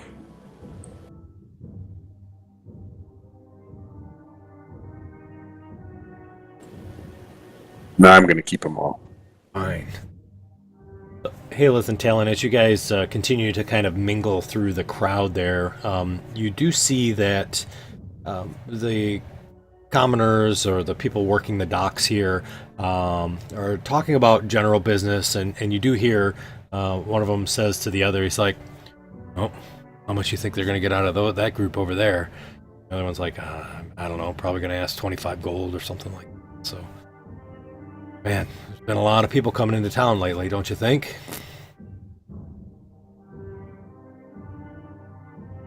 They kind of continue to sort of just generally talk about not necessarily taking wagers, but kind of, discussing about the odds of the group being able to get past the dock itself. I'll just casually walk over to them. All right.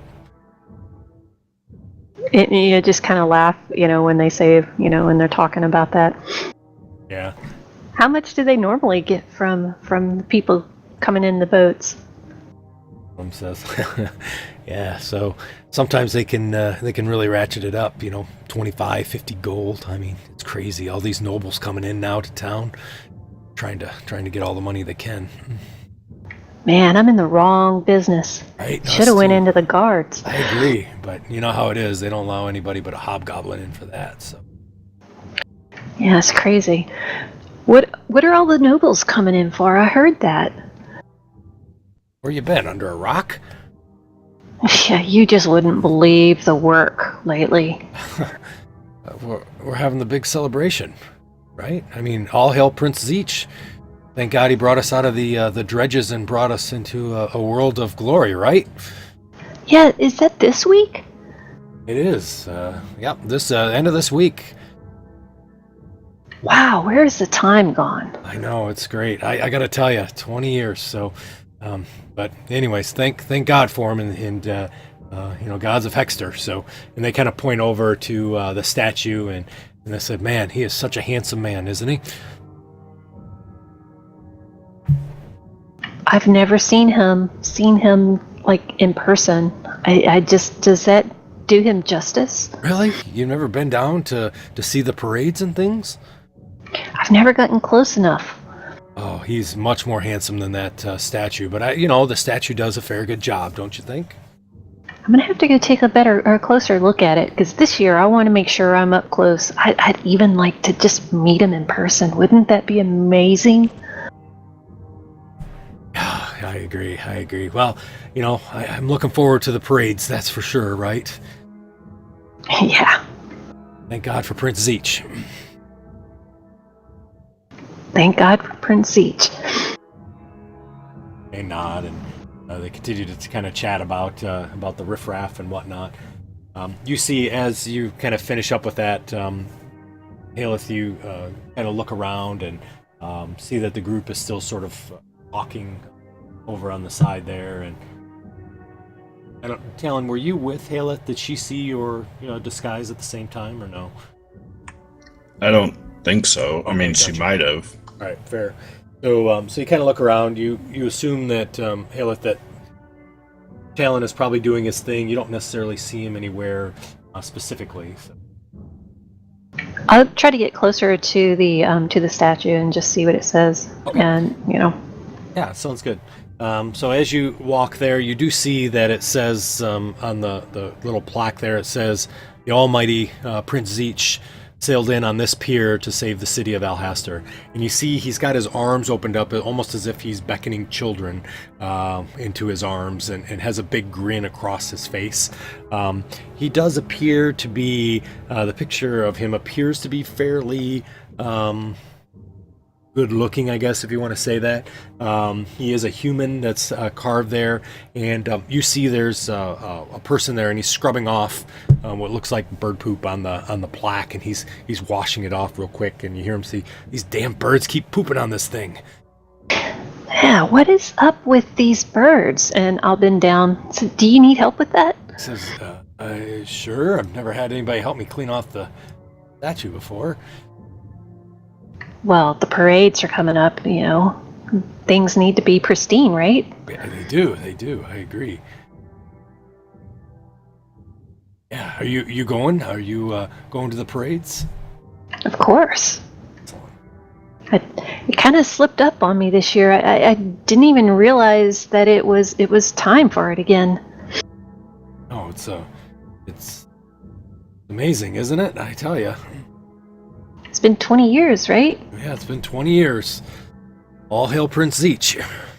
Really glad he's here. It's really turned around our life. Amen to that. Birds. Do you work down here on the docks, or are you just here to clean the statue? Oh, I do whatever they ask me to do, but yeah, I'm cleaning today. So have you seen birds like this before? I mean, is this normal? I don't usually come down this far. Yeah, it has been since, well, you heard about that, right? No, what? So, supposedly the birds started coming when that dragon got killed. Which one is that? The black dragon? Yeah, did you, believe it? A couple of my stupid friends heard that the dragon, kind of lives over on Trader's Graves. You know where that is, right? Oh, I think so. Where is it? He looks at you and he says, "Really? I don't get down here that much. Where do you live?" Down on the south side in the slum area, I'm sorry to say. Don't we all? All right. Well, outside the eastern gate there's the Trader's Grave. That's where we put all the Ebon Triad people now, right? So it's over there. So my friends, they heard that the dragon got killed, and well, they went out to loot her lair. They figured there was a lot of gold and stuff, and I haven't really heard from him since. But I mentioned they were stupid, right? Yeah, it is kind of stupid to go and try to loot a dragon's cave or lair. Well, anyways, all these birds showed up at the time, supposedly that the dragon was gone, but I don't know. It just seems weird to me, don't you think? I think she's still around. I haven't seen her though. Wow, look at this right here. It's in the crack. I can never get that white gunk out of the cracks there. You have anything sharp I could kind of scrape it off with? I'll pull out one of my daggers that I've got and see if this works for you. Oh, thanks. And wow, you got a really nice dagger for someone who lives in the slums. Scratch it. Well, people drop things, and I sometimes pick them up and clean them up. Oh, I see. Inadvertently end up in your hands, huh? Well, not intentionally. Yes, of course. He gives you sort of a wry smile. Keeps scratching on the stone. Yeah, this works great.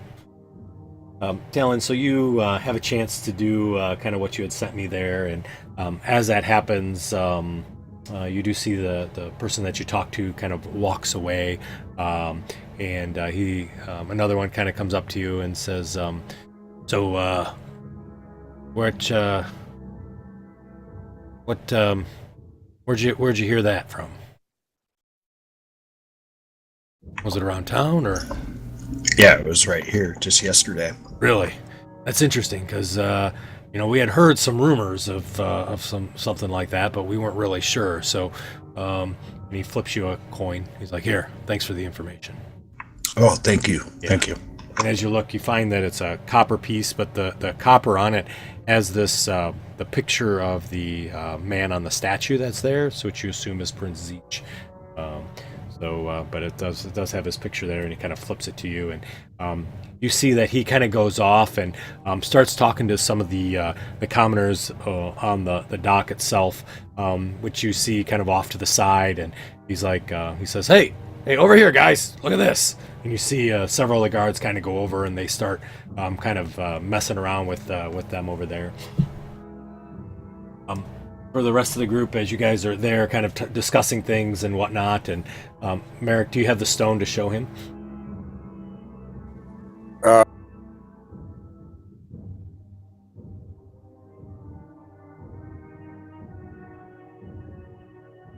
The stone. Hang on. Yeah, no problem. I'm trying to figure out which stone is the best, Okay, no problem. but they're all worth about A lot. 50. They're worth what he's asking. So Figures, doesn't it? I'm kind of flashing these stones out and putting them back in my pouch, and flashing them out, putting them back in my pouch, and flashing them out, and putting them back in my pouch, and I offer him 25 gold pieces. He goes, I don't think so. There's too many stones in there. You guys are rich, aren't you? I got lots of stones, yeah. I see that. Just then you see two more guards kind of walk up, so now there's 8 guards that are there, and two of them kind of look to the other and sort of whisper something says something in language. As he does, I can remember who speaks it. You guys can hear sort of this guttural sound, and the captain turns around and he looks and he says, "You over there, one with the hat, the guy with all the money." What? What do you want? I have it on good faith that we need to inspect this group. You all need to put all your stuff out on the dock. Empty out your pockets. Let's go. Hey, you don't need to I expect don't think us. so. You see they kind of reach down and grab onto their swords, and they're like, "Listen, this is what happens." I will put, when they do that, I put my hands on my swords, but I don't pull them. All right. He's in charge, right? Yep. I do my Jedi hand wave and mass suggestion. You do not need to inspect us. Oh my god. Okay. Sounds great. These aren't the droids you're looking for. How many can you do up to?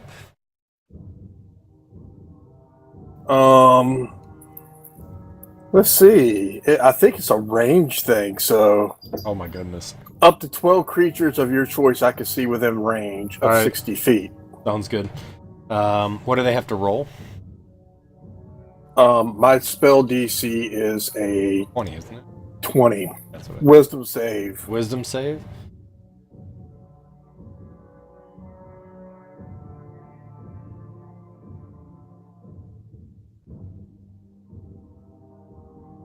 Oh?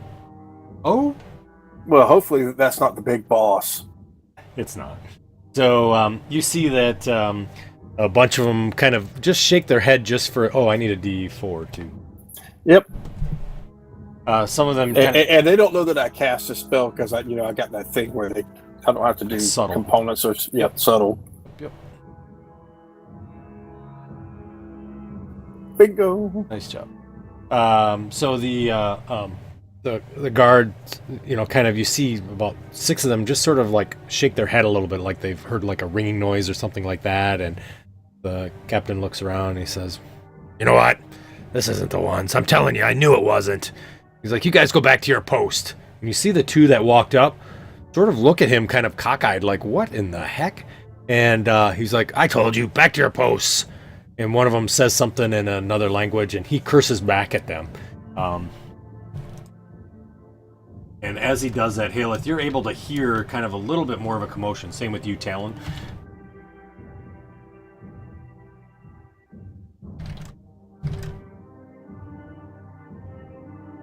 And yeah, you kind of you do see that, and immediately would recognize that. Everybody on the dock now looks, and as that happens, you see that that blessed angel now is staring directly at the group.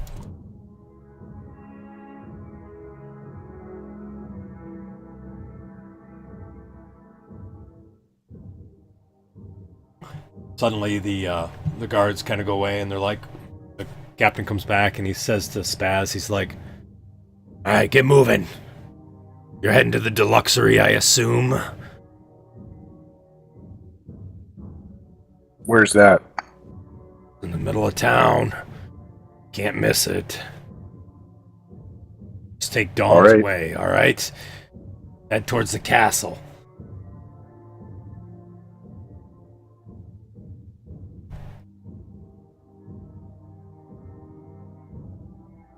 Wonder if this deluxery is a hotel or inn. As you walk by, the guard reaches out and grabs your arm to kind of stop you, and he looks at you and he says, "Hey, Hey, what? you better watch your little priesty boy, okay? We don't look very kindly on his religious beliefs. Consider that a warning for you. Kind of a just something to let you know, to, I don't know, consider it a freebie." He lets go of your arm. Well, thank you.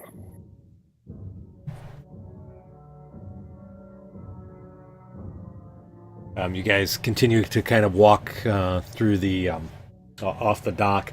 As you do, you see that the blessed angel that was sitting there suddenly sort of stands up. Her wings sort of beat, and as they do, you see her fly across the bay, heading due west.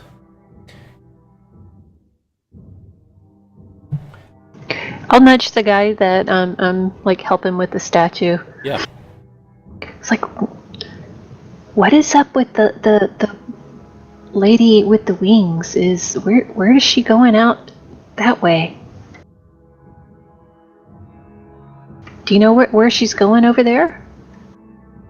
Says, "How long you lived in this town?" Most of my life. I have very controlling parents. They don't let me out. You need better parents. I know. Tell me about it. Those are the blessed angels. I mean, your parents are terrible. They didn't tell you anything about them? They told me not to cross them, so...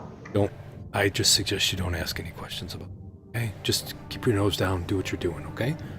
Okay. I actually have to get back before I get into any more trouble, so... Probably a good idea. He hands you back the dagger. He says, "And I wouldn't show that. It's a really expensive dagger." You're right. You're right. Ah, damn it, that bird pooped on it again. He looks up there and he kind of reaches up and starts wiping off. You see bird poop on the face kind of dripping down the... He's like, gosh. Well, good luck with that. Sorry I can't stay and help. Thanks. I'll go try to catch up with the guys. Gotcha. So where's the almighty Spaz leading your group, your entourage? I'm going to say we should go somewhere other than the Deluxery.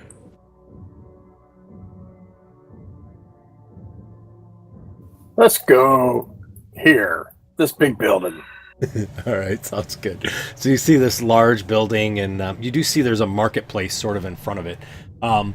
As you start to go off the dock, you all see that there are banners that are hanging every 5 to 10 feet, and they do bear the symbol of Hexter. So you do see that, and you see there's lots of common folk, laborers that are sort of hanging up the banners, and you see kind of working on things along the roads for festivities. And as you continue along through here, you do see that the city is mainly humans. There are some elves here. There's some dwarves as well, but probably 70% of the population's human.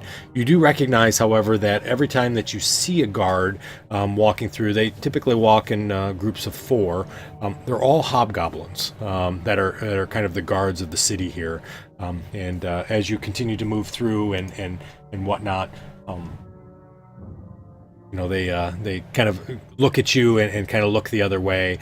It appears that that they recognize that there's some new people in town for the festivities and whatnot. Do we see any more of the blessed angels? Yeah. So as you kind of watch, you don't see any following you at all. You don't see any kind of walking through the city here.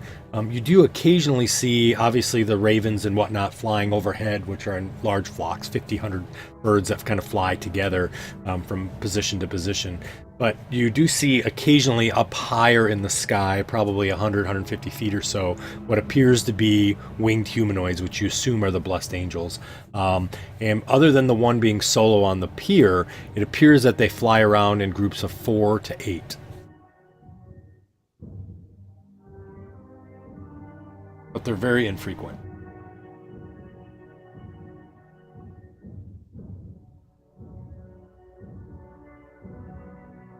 As you guys continue, you enter into what appears to be a large marketplace. And as you enter in, you see that there's a large crowd that's sort of gathered on the western side of the market itself. And you see more and more people. There's like kids that are kind of running from the southeastern side of the market, kind of running over to the other side, almost as if there's something that's kind of happening or going on.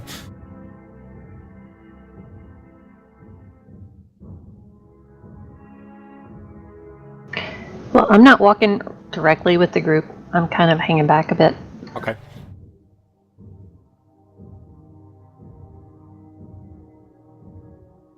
You guys are walking towards the building, and what you see is the building appears to be some sort of a playhouse, if you want to think of that.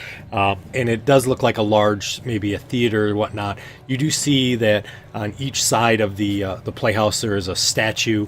The statue is the same person as the statue that you saw on the pier, but this time you notice that he's dressed in sort of this regal sort of outfit, as well as has his hand up with a skull in his left hand as he's looking at it. And then you see another pose of him where he sort of has his hands, it looks like he's clapping, like they're in a kind of a middle of a clap on the opposite side. And he's dressed there in sort of an all armor type of thing with no helmet on.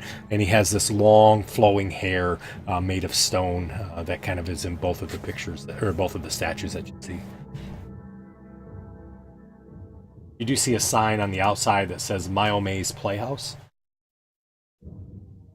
Myome's? Yep.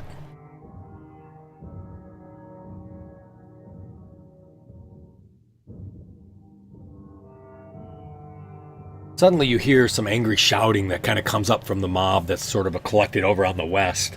And as you see there is 3 people that are standing on a platform that have kind of been brought up. And you immediately recognize that these are the gallows, and there's some nooses that are kind of hanging down, and there's a somebody that's dressed in a Hextor symbols, looks like a priest of some sort, that is putting the nooses around these 3 people's necks. I wonder what they're doing over there, Merrick. I wonder what those people did to deserve that. Yeah. Do you want to wander over and ask some questions, or should we leave that to our sneaky people? Maybe we're not the best for it.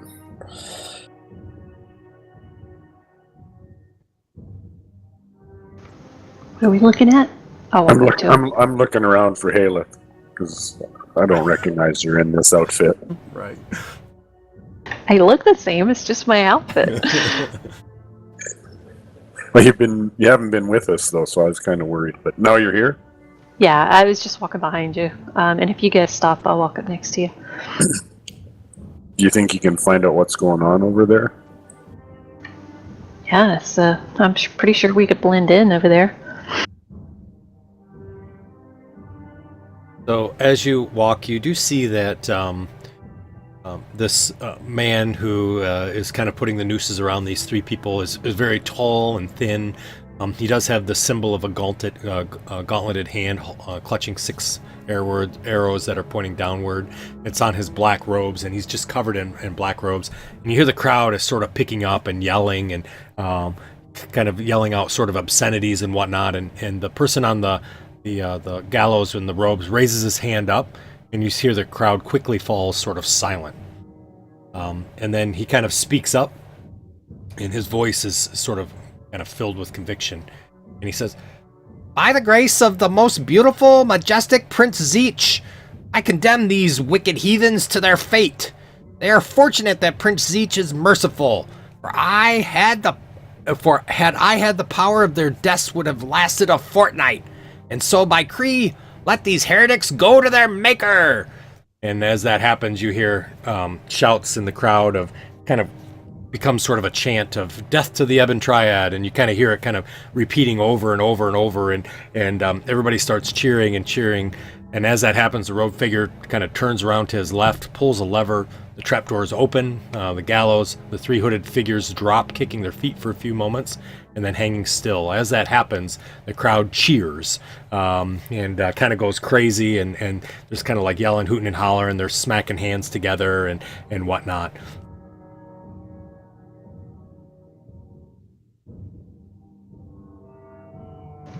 So Merrick, they're hanging the Ebon Triad here. Interesting, don't you think? I'm a little confused, but yes. Kind of a win-win.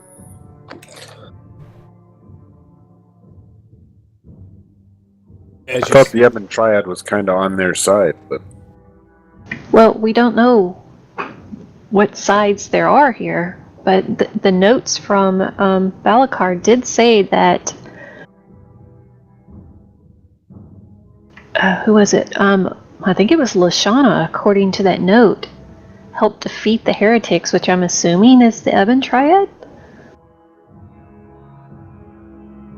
I don't know, it's crazy stuff here. Maybe we should find a place to stay so we can talk about some stuff. Yeah, I think so. But not the deluxery. Why? What is the deluxery? Well, that's where the hobgoblin thinks we're going, so we should go somewhere else.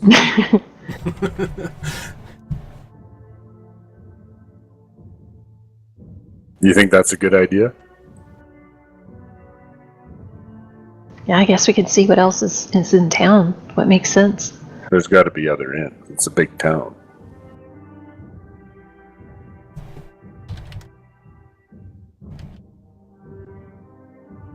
It says there's an array of crucifix crosses, is that what they're, what does that mean? What was that again? I'm sorry. It says there's an array of crucifixion crosses. Yeah, so you see that on there are a bunch of crosses that are put there. It appears that they could be used for putting people up there to kind of allow them to die almost as if, on a crucifixion. There's nobody on them there, but you see that these gallows is it's not like just 3 little hanging areas. There's actually 12 hanging blocks or nooses that are there. You do see there's what appears to be not a guillotine, but there's a platform with a bucket underneath it. And there's about 4 of those. And then you see there's 6 crucifixes that are also there along the marketplace next to the gallows, but there's nobody hanging from them.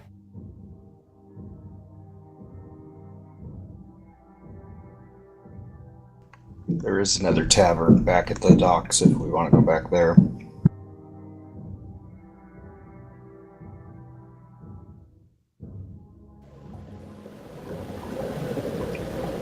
Says this merchant who walks up beside you. Yeah, right. Exactly. I heard you people speaking. There is another tavern. It's called Alhaster's Shipping Concern. It's next to the docks. Would the guards see us from there, or? No. It's a rough and rowdy tavern, so you could probably get lost within it. Well, Talon would love that kind of place then. Yes, I let's would. go there.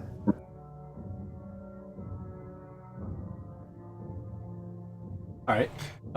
So as you kind of double back and head towards the tavern that's there right along there, you do see a building that appears to be kind of a next to a bunch of warehouses and whatnot, and probably was once the center of kind of like a import-export activities from what it looks like, but most of the buildings appear to be kind of idle and kind of boarded up at this point. But the one building that you see here is one of those warehouses that has kind of been turned into what appears to be a tavern.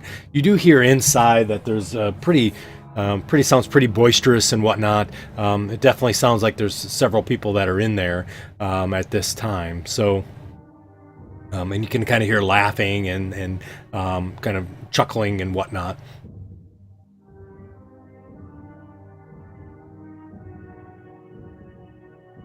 This is the place we want to stay.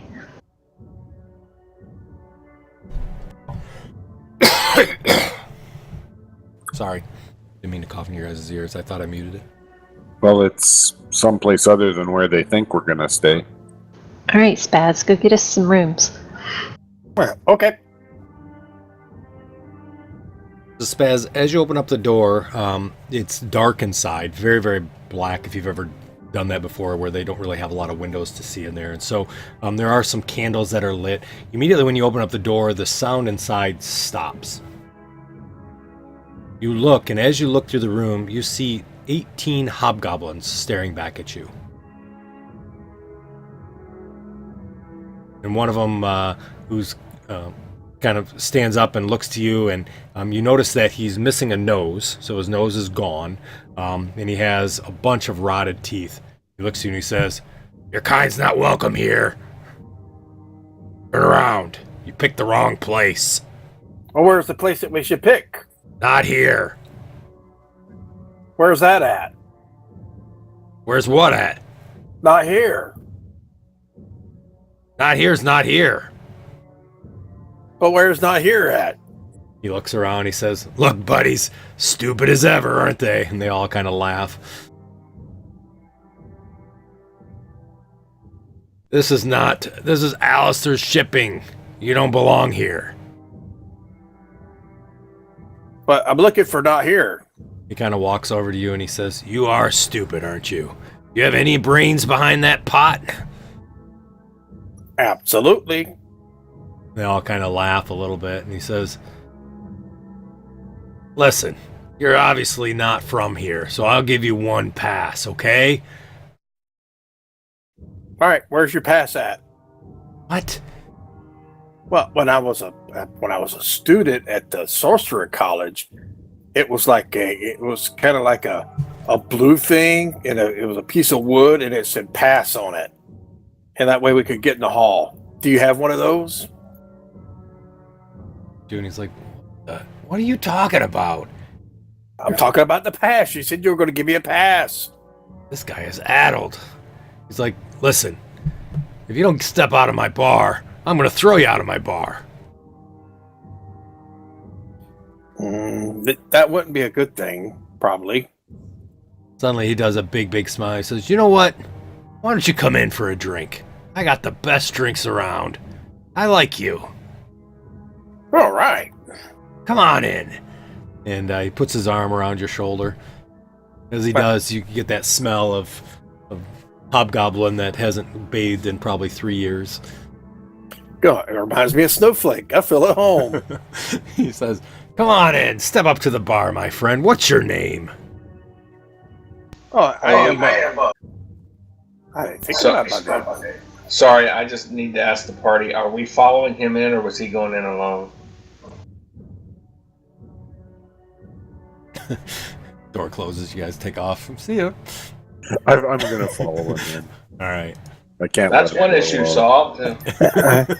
My name is Zaps the Magnificent. Zaps. Oh, my name's Mudmouth. Good to have you. Yes. Listen, Zaps. You gotta try this drink. It's called the Alhaster Special. You'll love it. Well, what's in it? Oh, I gotta tell you, it is full of like liquor and water and the special stuff.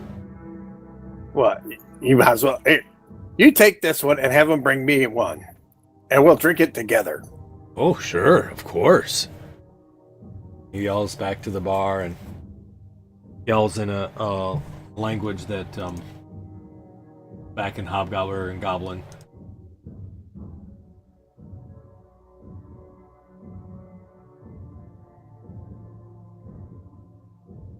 And he says, all right.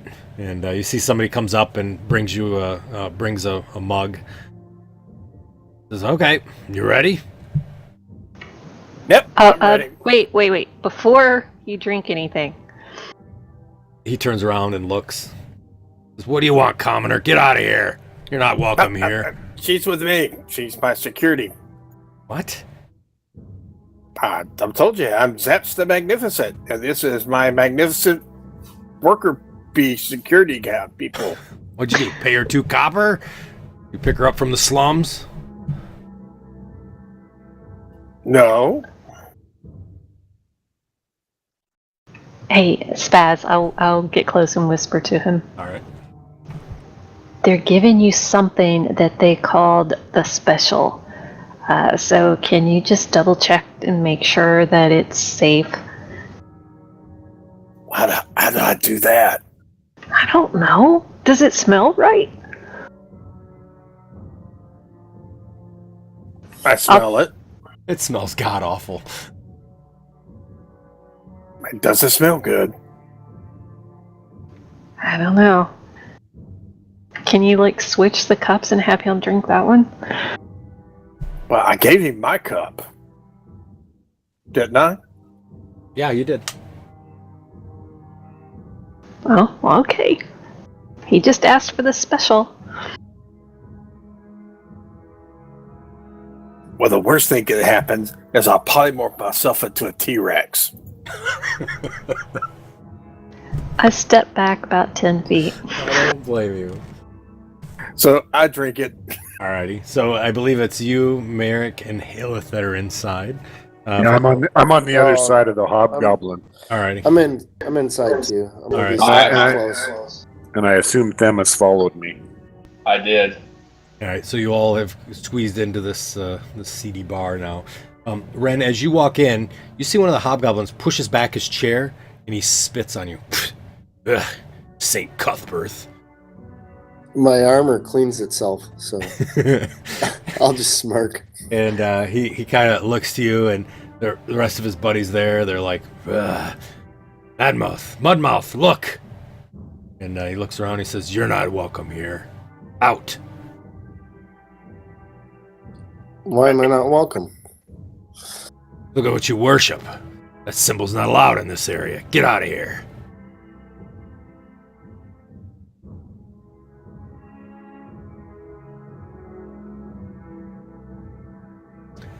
So, Spaz, you throw down the drink. It has sort of this gasoline oil type taste to it.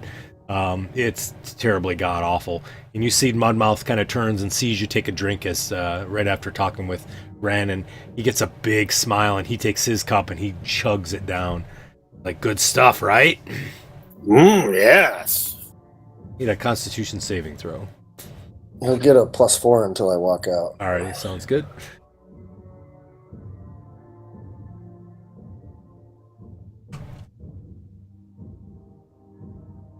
So you kind of throw it back, and you see that Mudmouth kind of stares at you, and he's got the big smile. He's like, what do you feel, huh? Feels good, doesn't it? Well, yeah. Burp. Want another? I used to drink these like for breakfast. I'll look at Merrick and tell him I'll be just outside if you need me. Well, yeah, I'll take another. You want another? He looks at you, and you see that his smile isn't quite so smiling anymore. And then he looks to you and he says, sure, yeah, another. That sounds good. And he kind of looks to the back of the bar, and he's yells something back again to the bar. And it's a long sentence this time, and you see the guy at the other end of the bar. He kind of looks perplexed a little bit, and he kind of yells back as well. Spaz, I think that's enough.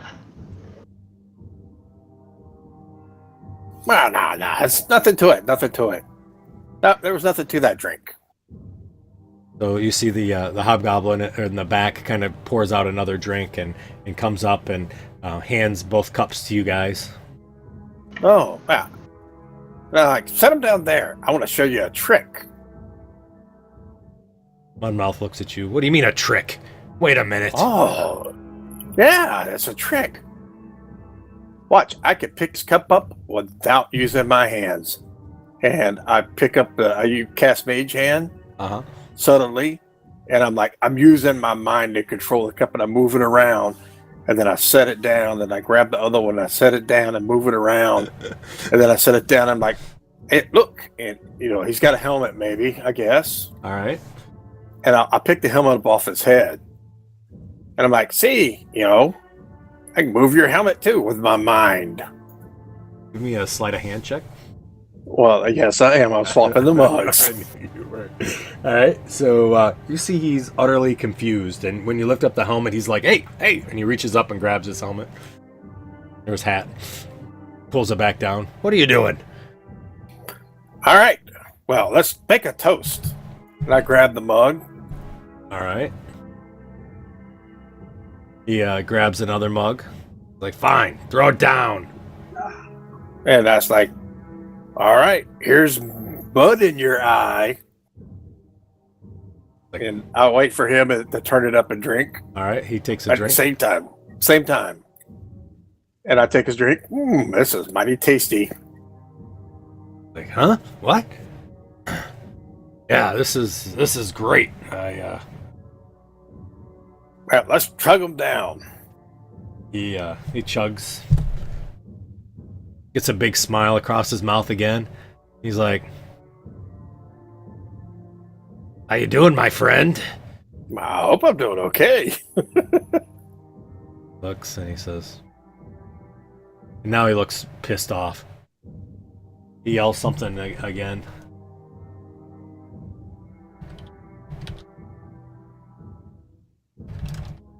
I wish I had my little tankard. All right. Yeah. Suddenly he yells back to the bar and he looks to you and he says, all right, enough of the free drinks. Time to get out. Out. Well, I thought we were friends. You can't tell me where not here is, though. Where can we go stay at? He says, go stay at the Deluxery like everybody else does. And he Where's that at? He opens the door and he points towards the playhouse. He's like, "It's that way." Is that the only other place in town? Like, that's the only place where you rich people stay. We're not as rich as we look.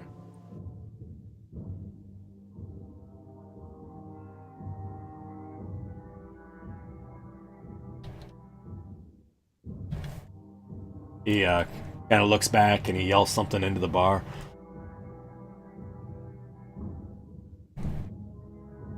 Hey, Spaz, let's go find another place. Okay.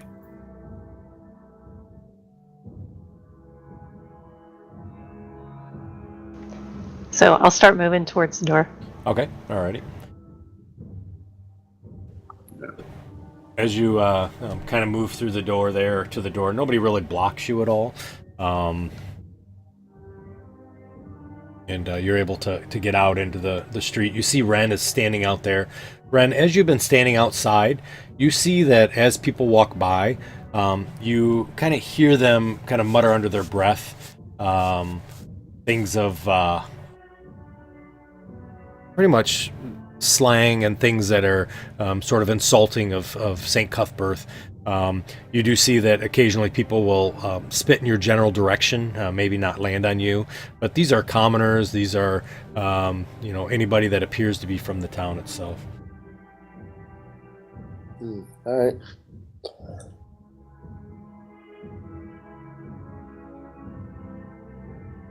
And even the kids kind of walk over to the other side of the street. They like to avoid you, put a wide berth around you.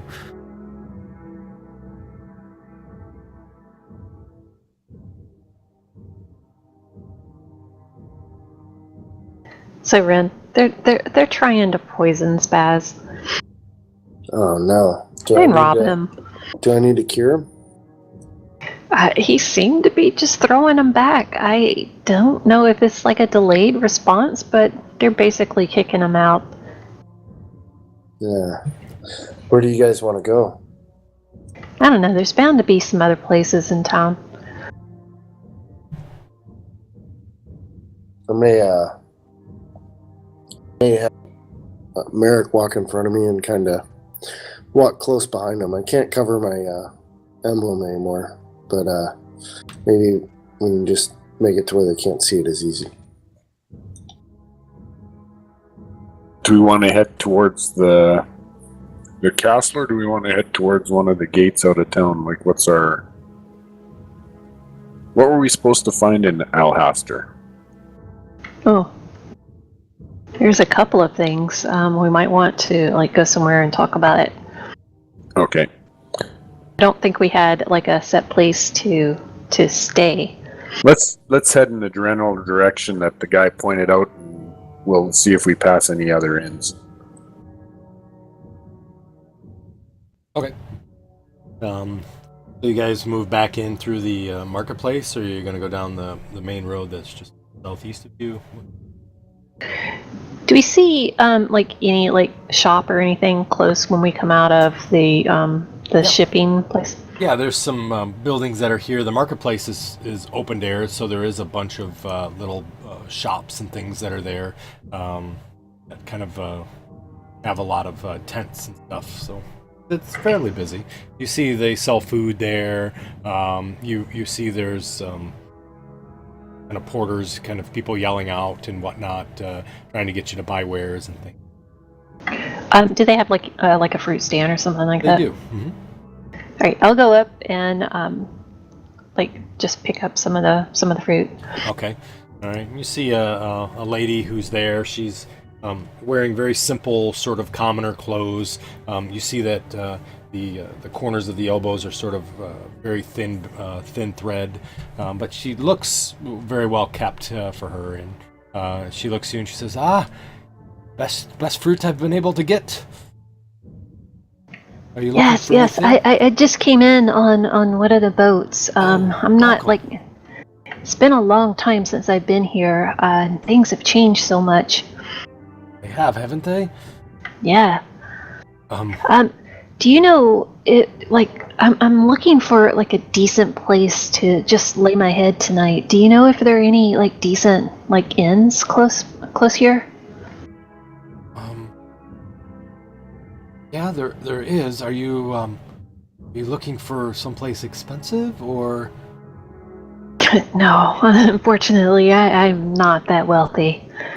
Oh, well, Just a place where I don't have to worry about getting my throat slit in the middle of the night. I see. I think if you're from out of town, maybe the Angry Rifters Tavern, maybe a place.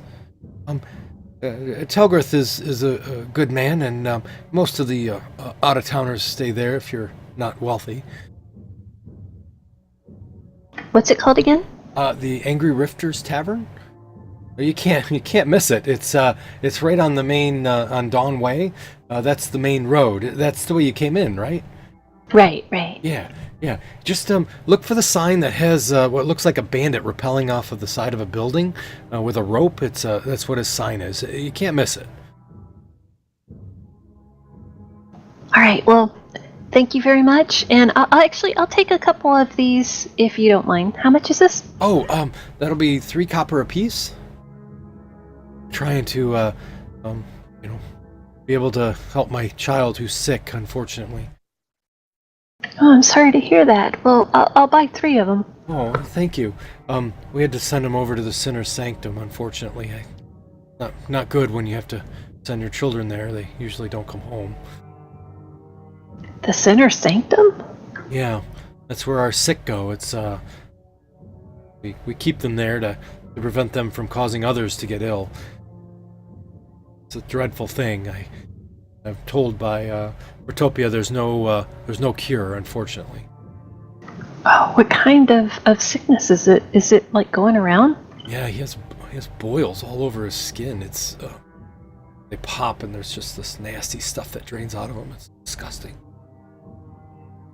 I don't know where he got it. I have a feeling he was outside playing, probably in the swamps, but yeah, it's bad. Maybe the mosquitoes got him or something. Thank you for paying for that. I appreciate it. He takes the he hands you the fruit and puts out her hand for some coin. So 9 silver. Yeah. Well, it's copper, but yeah, if you want to do so. Yeah, I'll give her silver. She says, "Oh, bless you. Thank you for so much. This is gonna go." And she looks at the coin. She says, "You are not from here, are you?" No, I like I said, I haven't been here in quite a while. She takes the silver that you have and she puts it in her pouch and she digs through and she pulls up a bunch of coin and she says, "Here," and she hands you 10 silver pieces that have the Prince Zeech picture on them. Says, "Why don't we'll trade? I'll take your other silver and I'll give you these. That way people will know that you're from the town." Well, thank you very much, and I'll swap it out. All right. So she switches 10 silver for you so that you have Zeech silver now. And she says, "Yes, and thank you. This'll definitely help. I know Fertopia said that she was hoping to get some more salves to put on it, and I can pay to bring in more salves for her. Thank you so much." Thank you. You have a good day. You too. All right, I'll go back to the group. Okay. All right. Well, there's like a place down the road a bit that looks promising. If we want to try there.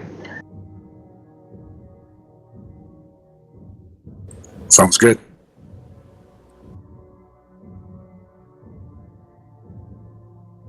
So as you guys kind of continue down the road, Dawn's Way, which is right there. You did pass a couple other places on the way. So you did pass what looks like a brewery. It's a small little tavern, and you see kind of a distillery behind it that's there. But there's a sign in the window that says "No room for rent."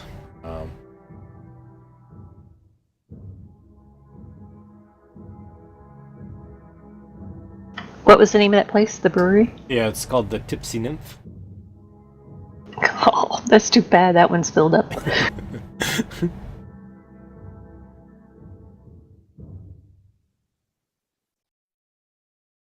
And then as you reach the main road here, you see the road's about 15 feet wide. You can see as you look down the road to the west, you see the road leads right into the castle. And this road has lots of banners and whatnot. And you do see at the corner here, there's another statue of Prince Zeech that's there. And with this one, he's standing with his sword in the kind of on the dirt with the pommel, his hands on the pommel. He has his shield up, and he looks very sort of regal, almost protectoring of somebody with his chest pumped out big, and the hair is sort of flowing behind him as if it's being blown in a wind.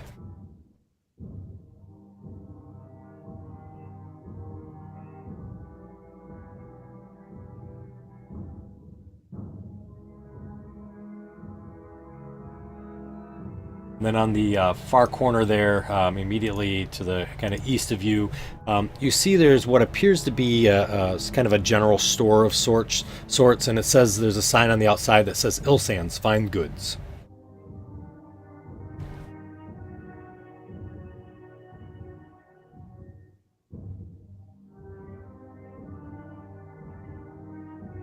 Sorry, this one is not a general store. I misread it. So this actually is a very, like a high establishment or sort of thing.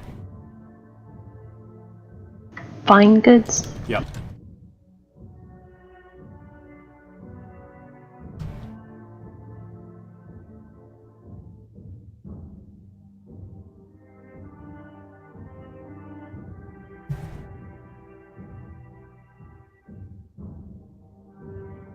You see off to the west, there's another, what appears to be tavern just to the southeast of the playhouse that's there as well. And you see that it's a picture of a sun on the sign. It has a big face that looks like it's laughing on the sun. The building is pretty much what looks like a shed.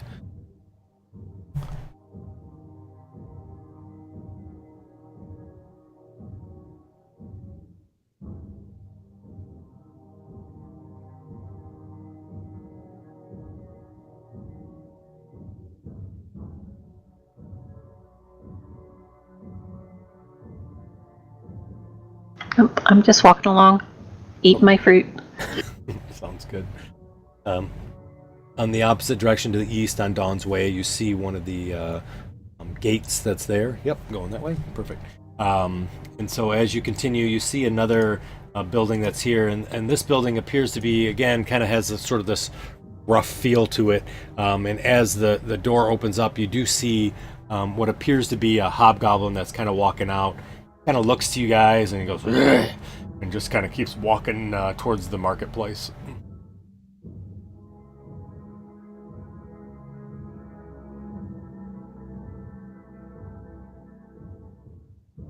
As he walks out, you see another person kind of walks out with him as well, and you see he has what looks like a raven on his shoulder, and he kind of looks to you, and he's like, "Oh, more of them, of course," and kind of turns around and keeps going.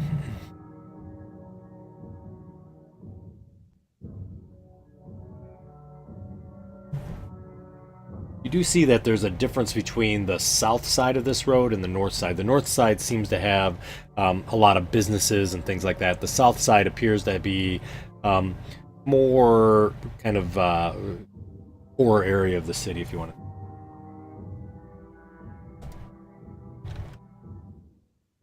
Yeah, just like I told that person. Yep, just like you did. There's always a poor side on the south. Yep.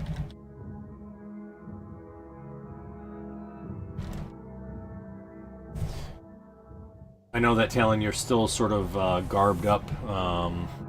Your disguise, I assume you're sticking with the group at this point? Yeah. Okay, gotcha.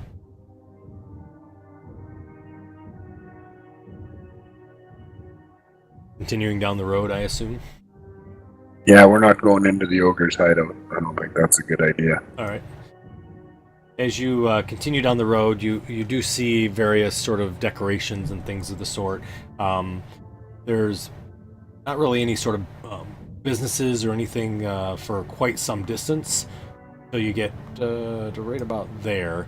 And then once you get there, you do see a a large building immediately to your right.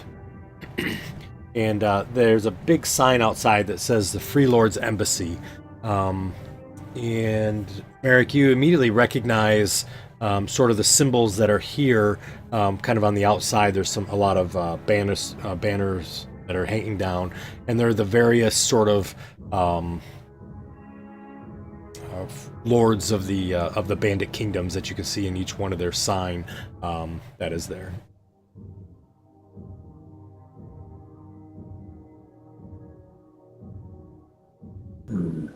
Very interesting. I'll point that out to the group and say I recognize some of those as the bandit lords banners. And then as you look off to the right, you do see there's a large church that's off to the north, and it appears to have kind of fallen on hard times. Looks like it was probably one of the premier cathedrals in Alhaster, but has been kind of slowly falling in disrepair over the last probably I recognize that. couple decades, right? Yeah. And you immediately recognize the symbol that's on it. Mm-hmm. Which symbol is it? That's a temple to Cord over there. Yep.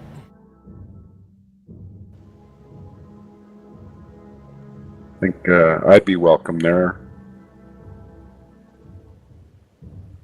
And there's a very peculiar building a little bit farther down the road, the next building over, and that building is a large stone building. It looks almost like a bunker. Has no windows. There's a single iron door on the outside. And you see up on the top, there's what appears to be above the door, kind of like a guard post. It's got some very tight windows that's there that looks over the street. And you see that it has a sign that says Iomandi's Wonders above it. And across the street, you see a very large hotel. It's an impressive building of stone and wood that appears to be the Deluxery. You can see a large sign that's. And finally, since you're all right here, the building immediately to the north of that, the large red building, is what appears to be the largest church in the town, which is the size of a cathedral. And you see there are banners of a gauntleted hand with 6 arrows hanging down from it in it, and it appears to be the Cathedral of Hextor. It's very pristinely clean on the outside. You see that there's beautiful torches, and there's large stained glass windows that appear to have been put in with various pictures depicting the god of Hextor, or the symbol of him, doing various things in those pictures.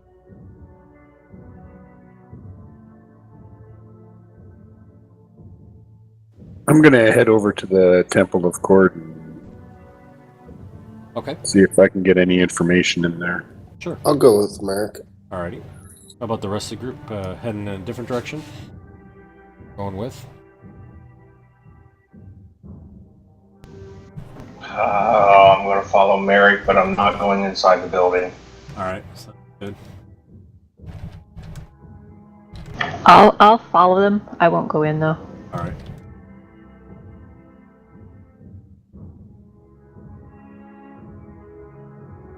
Hexter is lawful evil, right? Yes. And Cord is chaotic good.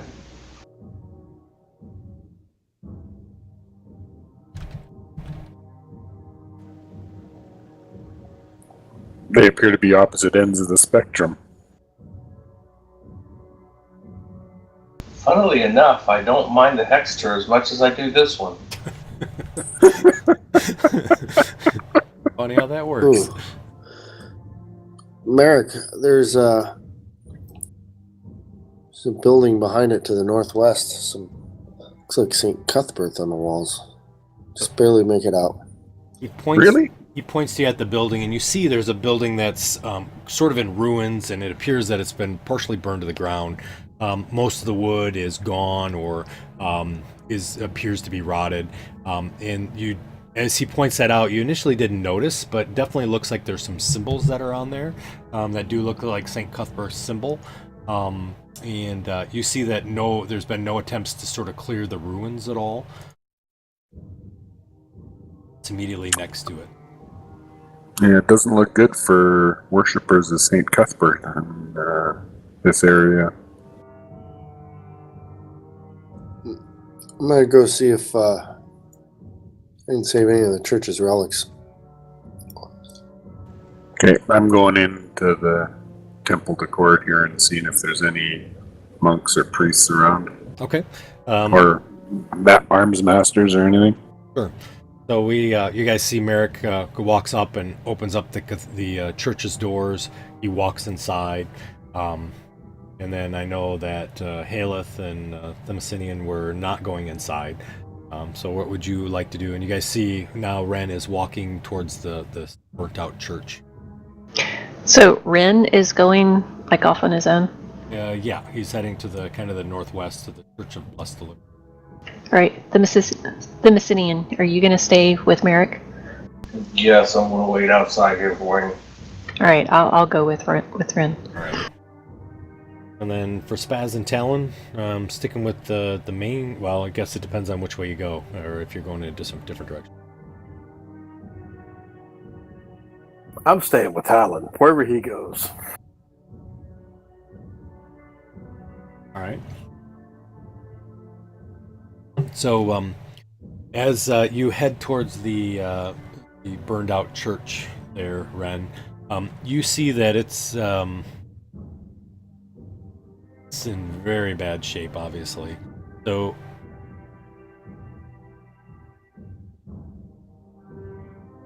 you kind of look and you see, the Church of Cord appears to be in bad shape, but obviously the Church of St. Cuthbert is dead, right? I mean, it's all burned up and looks like, just looking at it, it's been that way for a long, long time.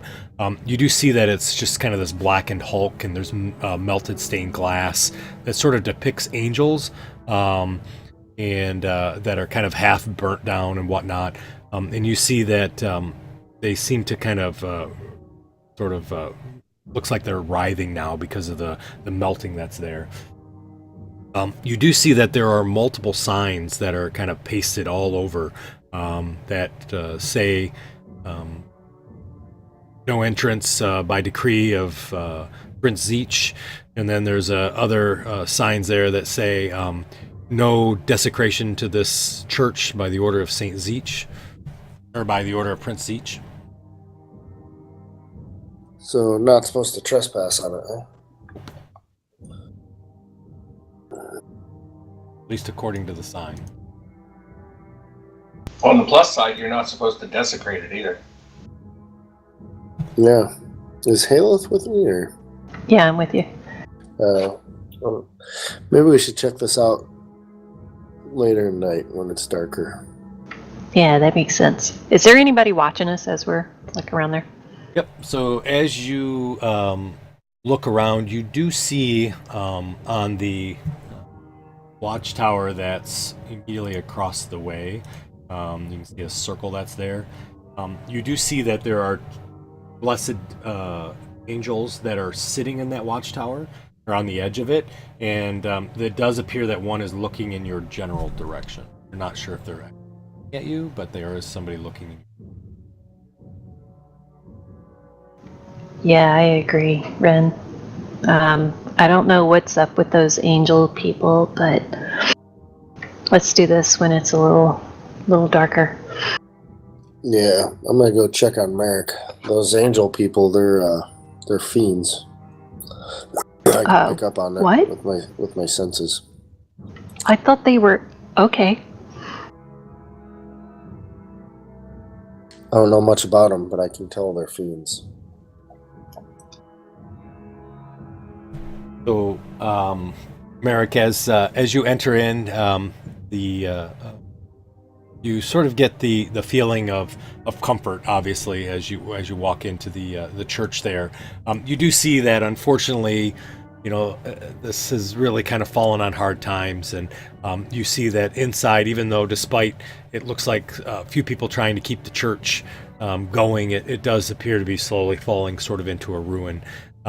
You do see an older gentleman kind of sitting in one of the pews that is there, and he kind of turns around and looks to you, and he says, "Oh, good evening, my son. Please come in.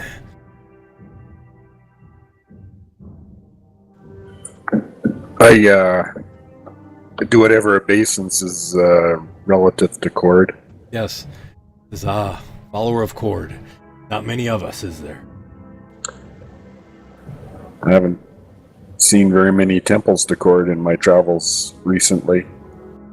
Sadly, I feel like it's a dying religion, don't you? Perhaps. I wish Cord What? would show himself. What's happening in town here? Son, please sit. I do. My name is Lanthus. Lanthus Chax. It's nice to meet you. I'm Merrick. Merrick, you come from far away. I come from far away recently. I've been in this region before, though. You have been to Alhaster before? Not Alhaster, but in the Bandit Lands. I see. Well, this church over the last 20 years is slowly falling apart. I'm doing my best. Unfortunately, I only have 4 clerics under my leash and helping me, and sadly, we just can't keep up with it. Nobody really visits us anymore. If it wasn't for Cord, I would have given up long ago, but I figured someone like you would walk in someday. So I looked around and to say, is there something I can do to help the temple out? Says, maybe. He stands up, he says, please, stay right here for a second, okay? You see him walk towards the door entrance, and he looks out, and he sees, obviously, the group standing outside, and he quickly shuts the doors. And you guys see this older gentleman peer out to the group that's standing outside, and he closes the doors shut.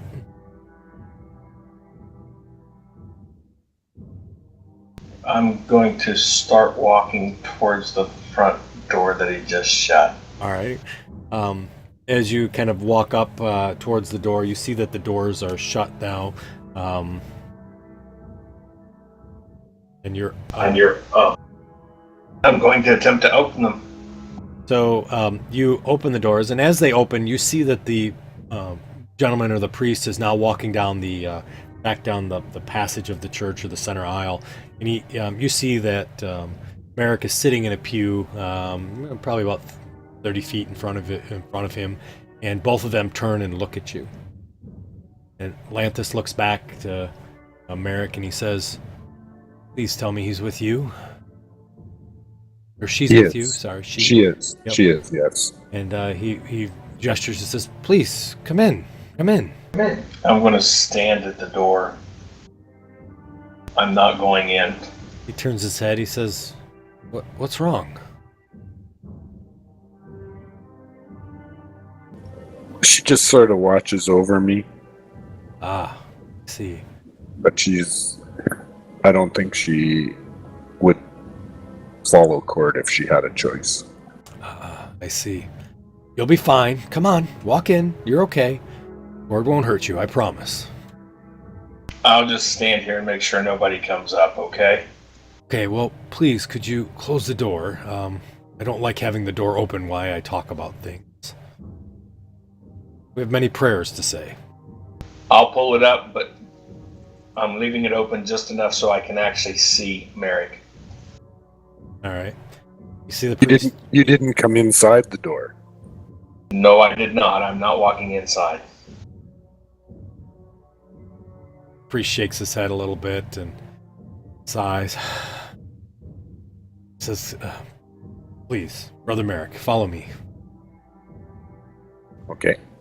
So he takes you up to the front where the kind of where the altar is at for the church, and he sits down on the floor, kind of cross-legged, and he gestures for you to do the same. I do. He looks at you. As much as I can. Yeah, which is pretty hard in your armor. He looks at you and he whispers and he says, "Live long to see you come. Been a long time." You ask how to help? Yes. He puts his hand on your shoulder, and he kind of caresses the black scale of the dragon that's there, and he says, "Interesting armor you have." We've had some interesting travels. Well, if anybody can, I suppose it's you, right? Yes. Tell me, where did you get this dragon scale? It was near a town called Diamond Lake. Where is that in relation to this, to the sea? South. Huh. Far south. Really?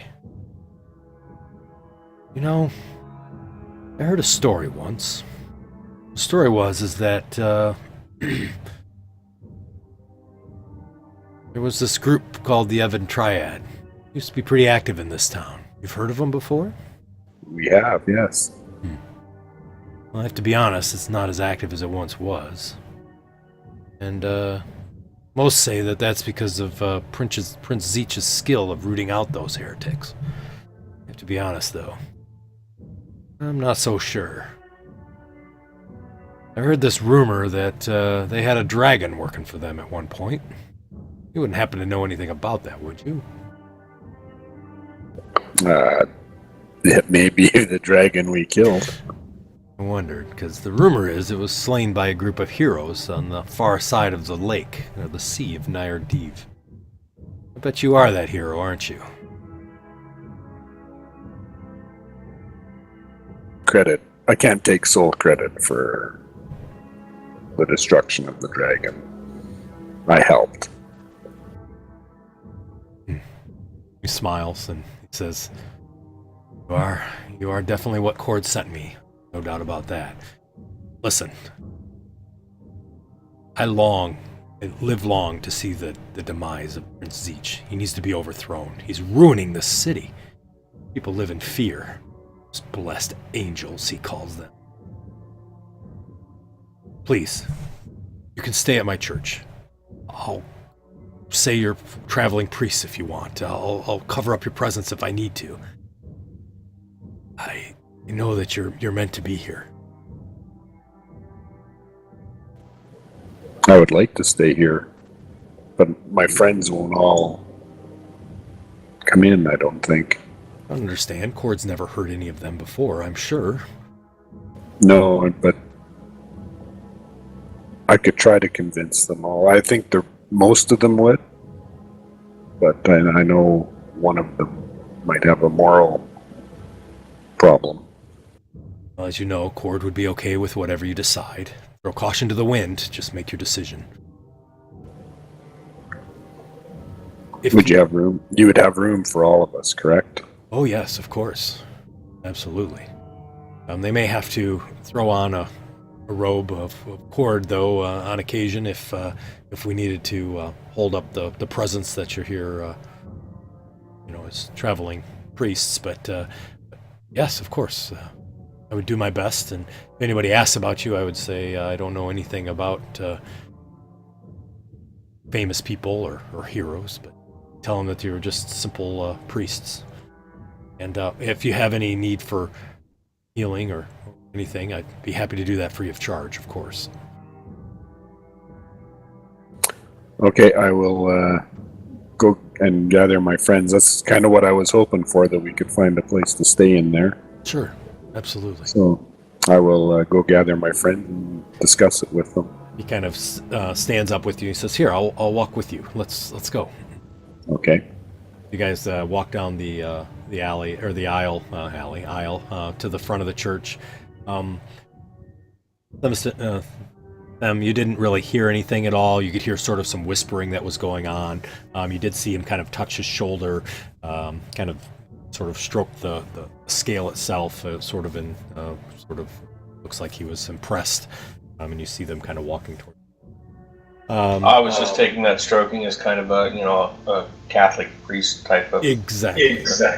Yep, that's exactly right. It's after 10, right? Sorry, Yeah, it is. sorry. I hope no one's offended by that. No. All right. So for Spaz and Talon, you guys are outside. You saw Thummy kind of go up to the door there and sort of peeking in.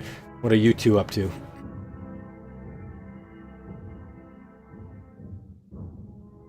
I am over here hiding my Talon. What are you Can doing, I- Talon? Can I see them? You could see them when the door is kind of cracked open. Oh, I'll wave them over Okay. to join us. Alrighty. So the door is open and you see Merrick kind of waving you, and you see a priest that's very old appearing, but he's smiling. He looks very welcoming to you. I go, let's go over there, Talon.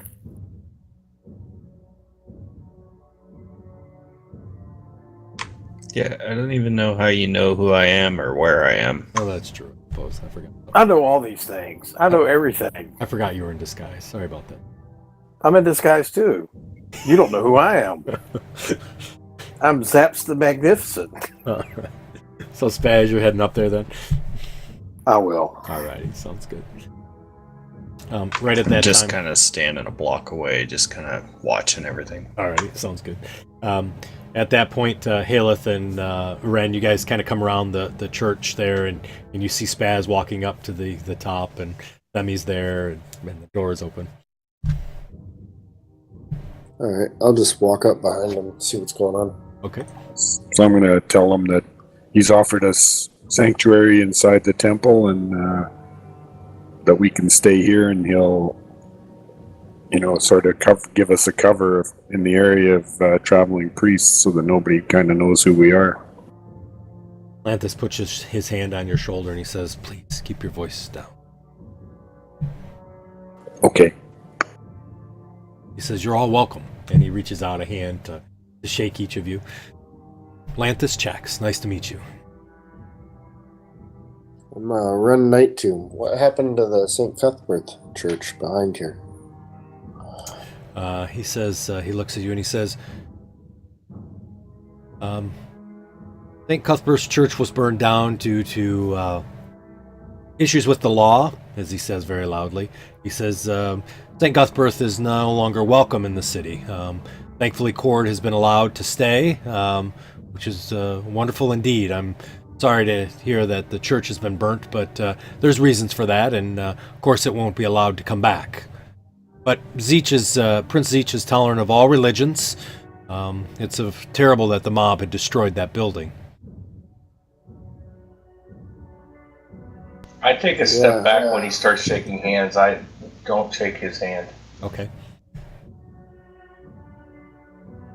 There's some awkwardness there as he reaches out and you sort of step back, and he's kind of got his hand out like that thing where you're like, Then he reaches for somebody else's hand. One moral dilemma at a time.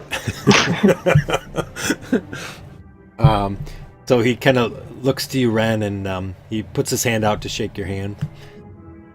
I'll shake his hand. He grasps it firmly and he says, "I'm sure there's many questions you have." Yeah, there's a few. Then he whispers quietly, "Not outside." Oh, okay. I think this is a good place for us to stay if you can bring yourself to do it.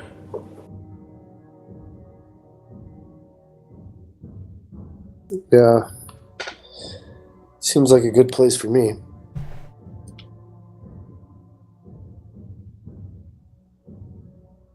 As the party walks in, I'll go ahead and drop my disguise and walk down the street and go ahead and just slide into the church. Alrighty, sounds good. Aelith heading in as well. Oh yeah, I'll go in. Okay, gotcha. So I would have shaken his hand too. Okay. I wasn't. yeah, I figured you probably would have. So as that happens, everybody's kind of inside, and then he looks back and he says, "What's wrong, my child?" I will be fine out here. Kind of looks to the left and he looks to the right and he says, "I won't hurt you, no matter what you believe in. You'll be fine unless you're evil. I will be fine out here. Tell my party I'll be out here waiting for them. And I will turn and walk down the steps and around, find a corner up against the building somewhere or something that I can just sit. Okay. You hear him sigh, almost like one of those dad sighs, and he's like, "Hey," and he walks in. As that happens, you hear the door closes.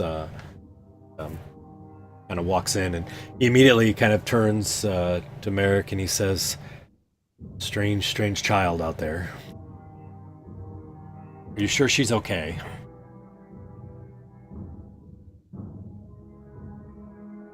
I hate to leave her alone. I understand that. Core to look out for her out on the porch, though, I'm sure, right? Will she be safe? Safe as anywhere in the city, I suppose. We'll hear if anything happens outside, I would assume. Nobody will bother if she doesn't bother anybody else. Be more worried about your friend here, as he points over to Ren. Yeah. You are a bold man to walk around with a symbol like that on your chest. Very devout. I appreciate that, and I commend you for your devotion. Sorry about your church. It was a rough night that night. What actually happened? Well, problem is that hobgoblins came in, and damn Prince Zeech and all his glory decided that he would destroy that church. I don't care what he says. He decided that church needed to be destroyed. They burned down that damn church over there. Sad. I gotta tell you, too, Rorsk was my best friend, and he died over there. Burnt to the ground in that place. Rorsk? Yes, Rorsk. Priest of St. Cuthbert that lived there.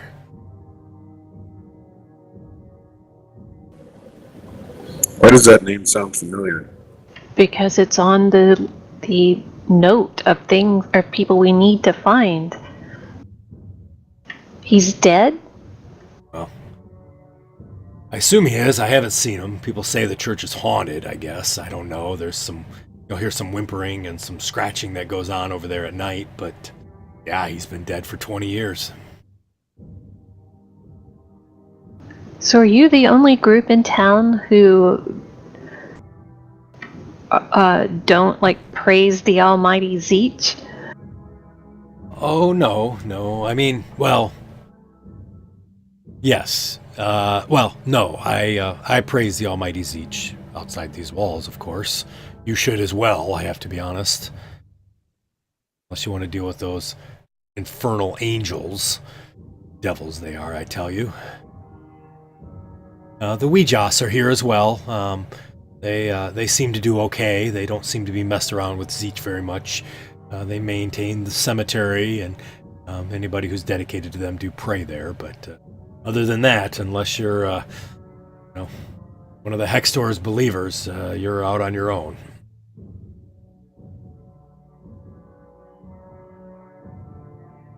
So the fiends, they're the Blessed Watchers. Yep.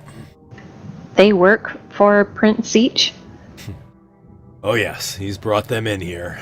They're his elite forces or bodyguards or however you want to look at it. But the guards are common guards, the hobgoblins. They're half drunk most of the time and couldn't figure out the front from the back of something. But Blessed Angels, you want to be careful with them. They pop up in any particular spot.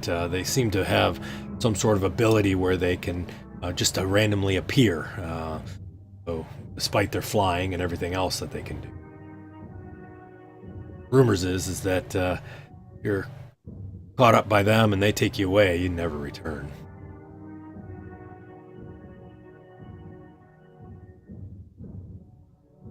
Kind of says, now that I think about it, it's been a while since I thought of Rorsk. He looks around and he says, there's one other Cubertine that lives here. Cuthbertine. Oh, there is? Yeah, she takes care of the sick and the infirm over at the Sinner Sanctum. Rotopia. Old lady, I haven't seen her in a long, long time. Otherwise, though, that's it. Nobody else here for you, my friend. You are the only other person here who worships St. Cuthbert. I'd suggest covering that symbol. I really would. Yeah, I recently received purity of the spirit. I just can't bring myself to cover that, regardless of anything. No. Devotion's too strong.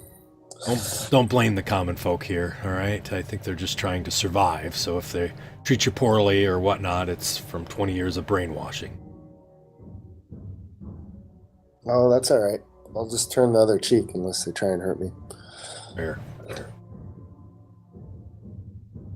Where is the Sinner Sanctum? I met somebody who said that there was a sickness going around, so I was curious where that's at.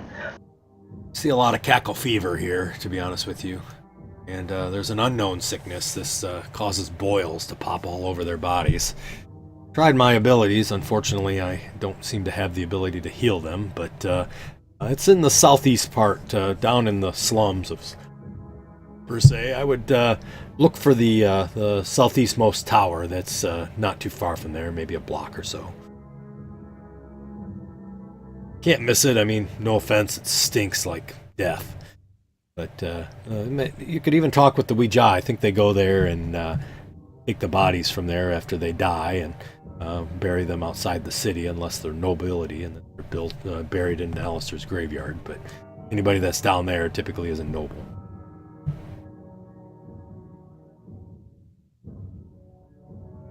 What brings you to the town? You're obviously not here to celebrate Zeech's ceremonies, I don't think.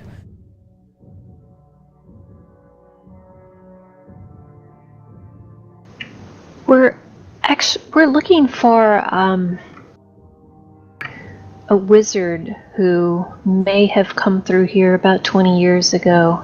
Have you heard of a man named Balakard? Nah, the name doesn't sound familiar to me. 20 years has been a long time. Unless I knew him pretty well, I'd probably forget him. I hate to say, my memory isn't as good as it used to be. No, that's fine. That's fine. We're just following up on a couple of things. Oh, hey, I also noticed that they were hanging some people at the gallows when we came in. Oh, yes. The Ebon Triad is active here?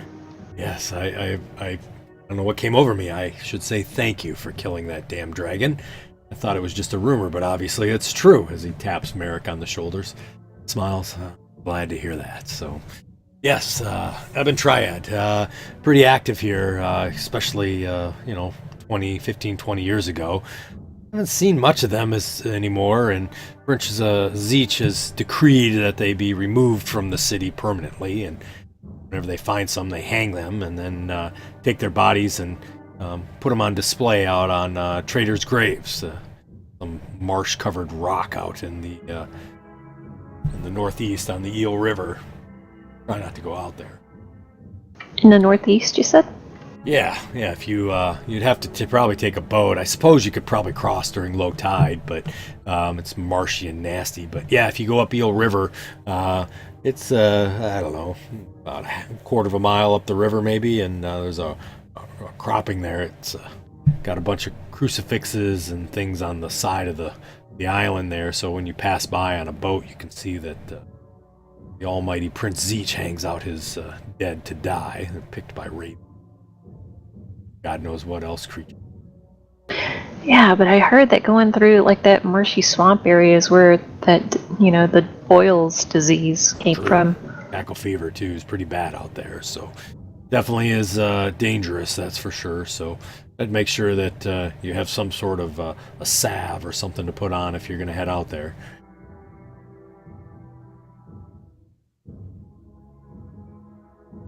He looks to you and he says, "And you follow the almighty cord as well?" Unfortunately not. Okay. Word will accept all, that's for sure.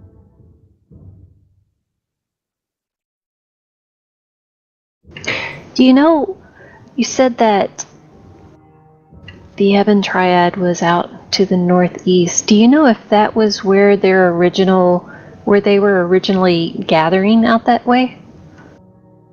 Oh, originally Ebon Triad was in the town and very busy. It was interesting, right around the time just before Prince Zeech came, now that I think about it. But no, they've been very active throughout the town. I think there's just a few stragglers left at this point. So they didn't have a central place that you know of? Oh, no, they didn't have a base of operations per se. At least not that I'm aware of. At that time, I was busy with the church. I had a large flock, and, obviously when you have that, it's don't have much time to go out and about. Now I just try to keep this church afloat. That's understandable. He looks over to Spaz and says, nice hat. Yes, I designed it myself. See that. Utilitarian. It's what? Utilitarian. You can use it for multiple things. Yes? Well, yeah, it keeps the rain off my head. It does. I like it. You can cook with it too, probably. Yes, you can. Are you hungry? I could cook for you. Sure. Love to have something. What are you going to fix up? I open up my little box, pull out my little box, I open it up, look in there, and I'm like, how about some rabbit stew? I love rabbit stew. Don't get that very much. We've been kind of just eating some leavened bread lately, but I'd love to have some stew. That'd be great. This is Southern rabbit? Yeah. Fix it up for him. As you're doing that, he looks around and he says, please, this Church of Court is your home. I feel free. I have robes if you need them, if you need some disguises.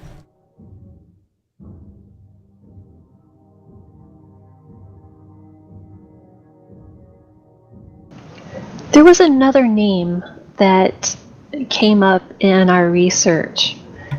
Okay. Have you heard of this person named Lashana? I heard she was pretty important when it came to I guess fighting the Triad back 20 years or so ago. Yes, I know of Lashana very well. There's not anybody in this town that doesn't, to be honest with you. Lady Lashana has lived here for decades, even before our beloved prince, as he puts his fingers in quotes, gained control here. It's interesting.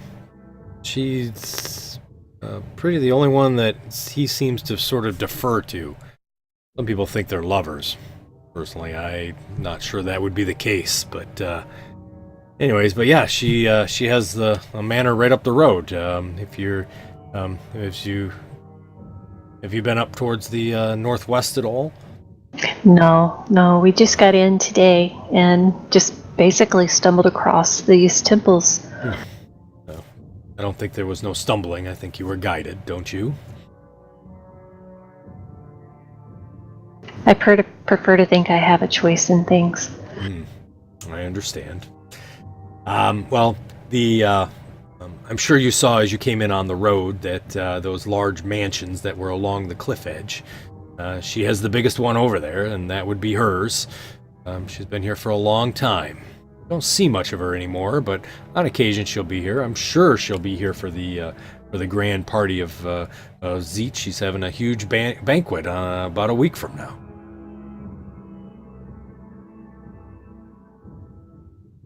Well, what are our chances of, catching her at home? Do we have to, maybe, make some kind of reservation to meet with her if she's, that important? Yeah, she has a guard at the front of her estate. It's the Mistwall Manor is the name of it. I'm sure you could go and ask him and see. Probably could schedule an appointment at some point with her. She's nice. I've met her once or twice. I've never had any ill will or any signs that she would be not willing to take your your request to meet with her, just ask her guard. Okay, that's good to know. Yeah.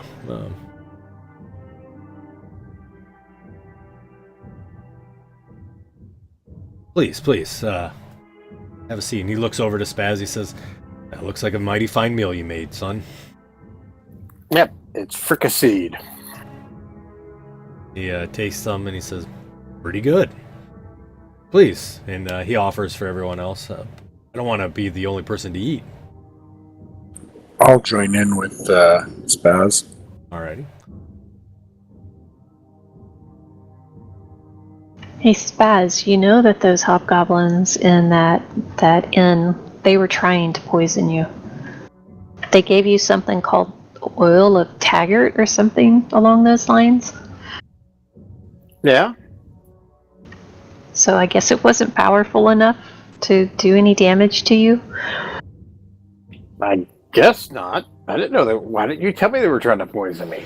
I did! She did. You didn't say they're trying to poison you.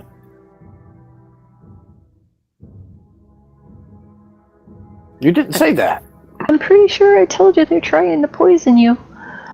You said they're trying to put something in the drink. You didn't say poison. You are correct. I said that they were trying to put something in the cup. See, you didn't say poison. I didn't. I apologize. You said something. Something could have been anything. That's right. Now you're thinking.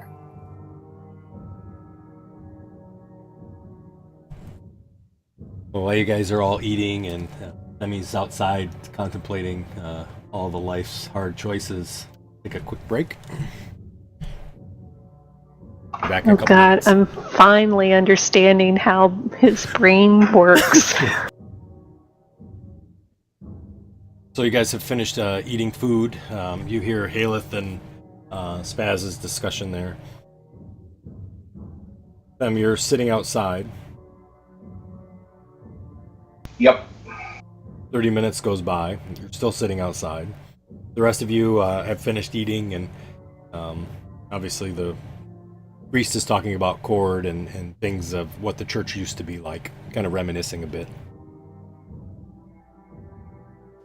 Hey Merrick, are you gonna go get your bodyguard and see if she's gonna come inside?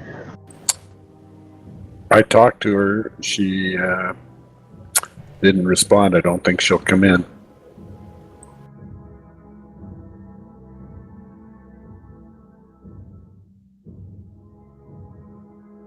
She seemed really involved in the lawful versus chaos discussion.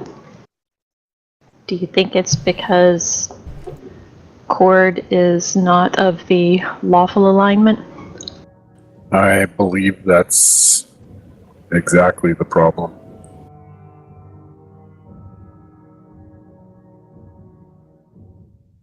Well, are we going to leave her outside? I mean... Yep. Should at least take her something to eat. As shocking as it is, I agree with Talon. Oh yeah, we should probably take her some food, yeah. I will. Take her out some food. All right.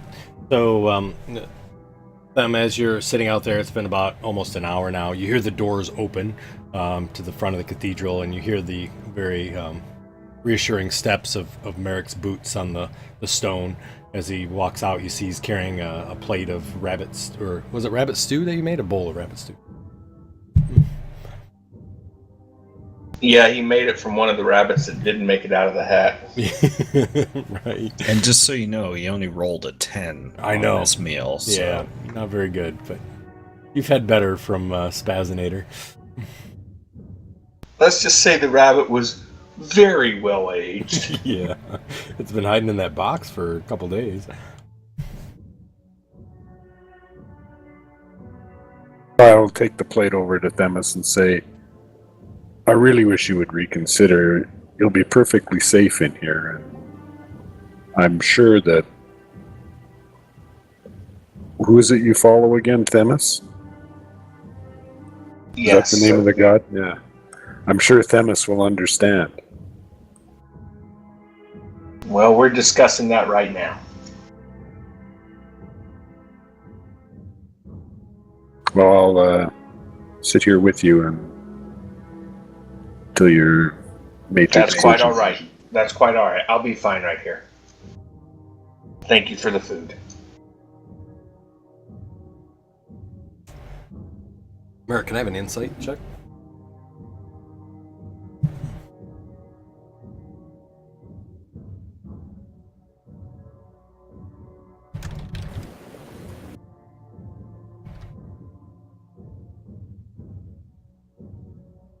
One of my strong points. Yeah, I know. That's where you're supposed to use in memory of Snowflake. I'm good at that.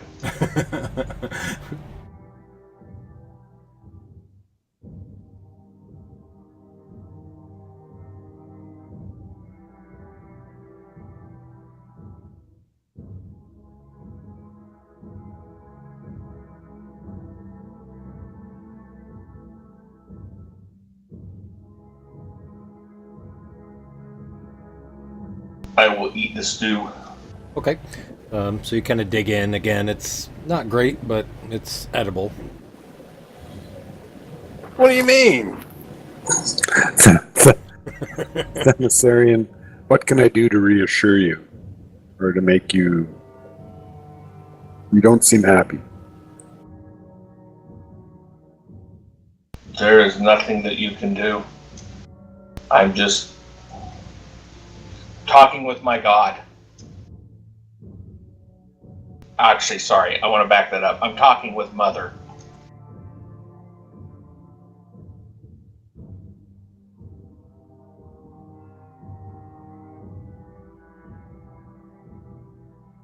I'm not sure what her exact alignment is. Themis is the god of law. Sorry, is the goddess of law.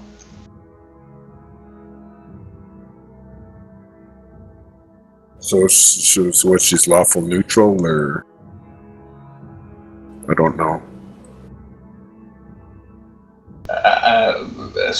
Out of character, as far as I can tell, from character perspective and stuff, there is no such thing as good and evil. That's just in the minds of people. It is chaos and law, and that's it. Right. Okay. Yeah, she doesn't have a firm belief in good versus evil versus neutral. It's just law and chaos. Okay. See, she has no qualms about Hexstar because Hexstar's a god of law. Just does things that most of you people don't care for. I will be fine out here, I promise you.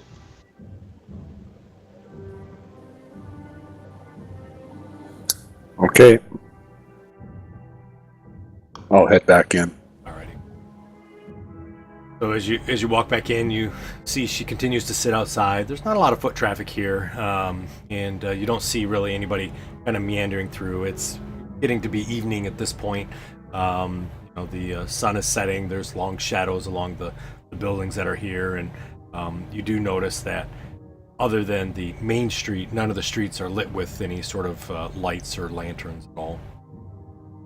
As you head back in, you see that Lanthus is now sitting down next to Spaz and kind of talking about his utensils and wanted to know, kind of like what he did with the fight with the dragon. And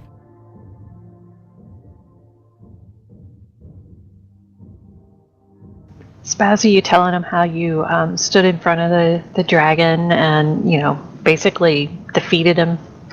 Single-handedly. Well, actually, because I had one hand tied behind my back. Well, that one hand was in his mouth.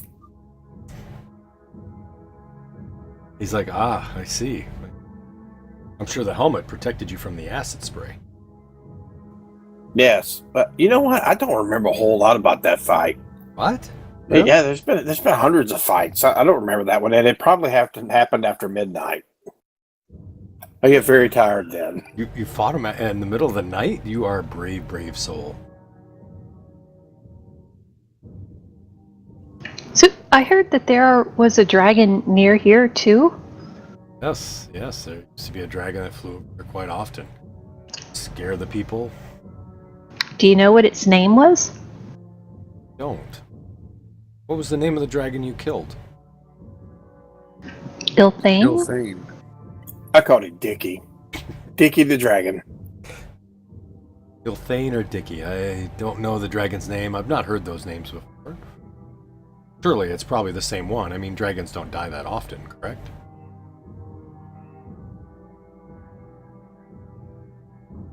Well, if they meet me, they die often. I see.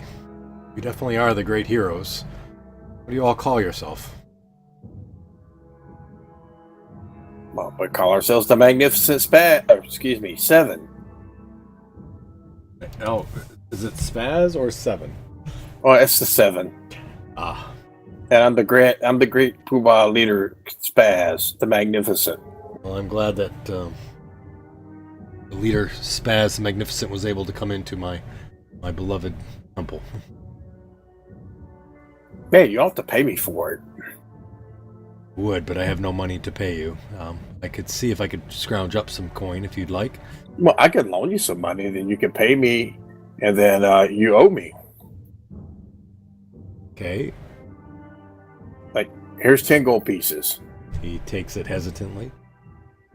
Now, hey, for me to come in here, you need to give me 10 gold pieces. Slowly hands it back to you. See, now you pay me, and you owe me 10 gold pieces. I owe you 10? Now you need to write I owe you. Okay.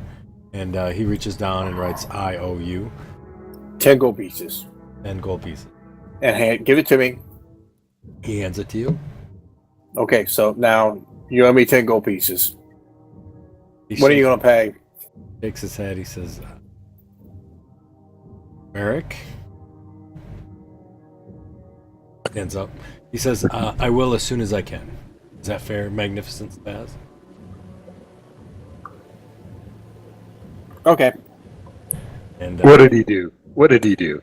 he says, I gave me money and I gave it back, and then I owe him money. I don't know how that works. Oh, you tried. He gave you a loan. Is that But he took the money back, and now I owe him money. with, Well, that's with because u- you had to with, pay me to come in here. I don't know how that with all works. usurious amounts? 10 gold is a lot of money. Anyways, I guess I owe you all money now. I'll work on it. You know I'm good No, for it. don't worry. Oh, okay. Thank you. Says, please, I'll show you where the bedrooms are for you if you guys are interested. I'm sorry I don't have single bedrooms for everyone, but you should be able to bunk up 2 or 3 in a room if that's okay. That will be fine. We'll figure it out. Sorry, your friend doesn't want to come in. I don't bite. It's her beliefs, and we support that. And she should be fine outside, I'm sure. Close to the church. Anyways, come back. And he shows you there are 2 very simple rooms that are there. They do have 4 beds, 2 bunk beds that are in there. And there's a very meager sort of a chest that's there. There's some robes and things that are hanging on hangers. He says, please help yourself. Don't really have a lot of priests anymore. I grabbed some priestly robes. Alrighty. So you kind of put on the robes, and they seem a little short for you, Spaz.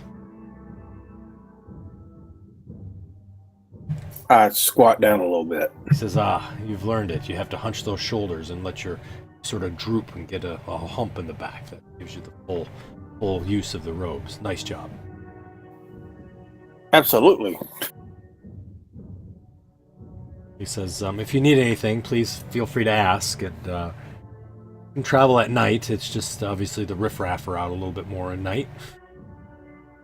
Use some caution, but I don't think you guys need any caution. You are the heroes. Well, I believe we're going to scoot next door and look at what's left of the Cuthbert Temple. I see. I would be careful. If they find you sneaking in there, it's punishable. Well, I look towards Ren. I think it's worth it for what we need to do. Yeah, I'd agree. That's fair. That makes sense.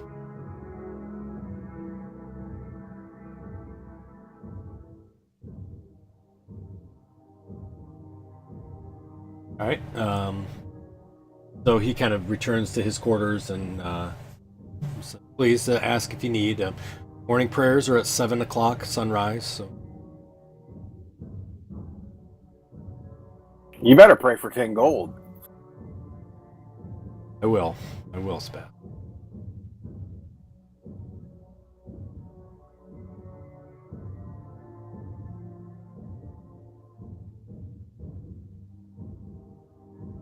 So, Ren, I'll leave it up to you what time. I would suggest if it gets a little bit darker so we're not as noticeable, but I'll leave it up to you when it's time to go over. I'd like to probably defer to you or Talon, because you guys are better at the sneaking, and you'll know kind of when's best for us to go, if you don't mind.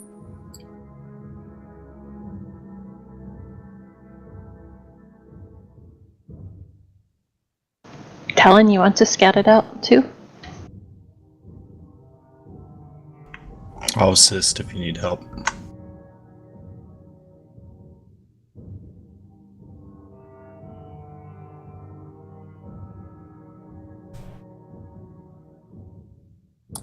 Yeah, I think we could really use you on this one, Talon.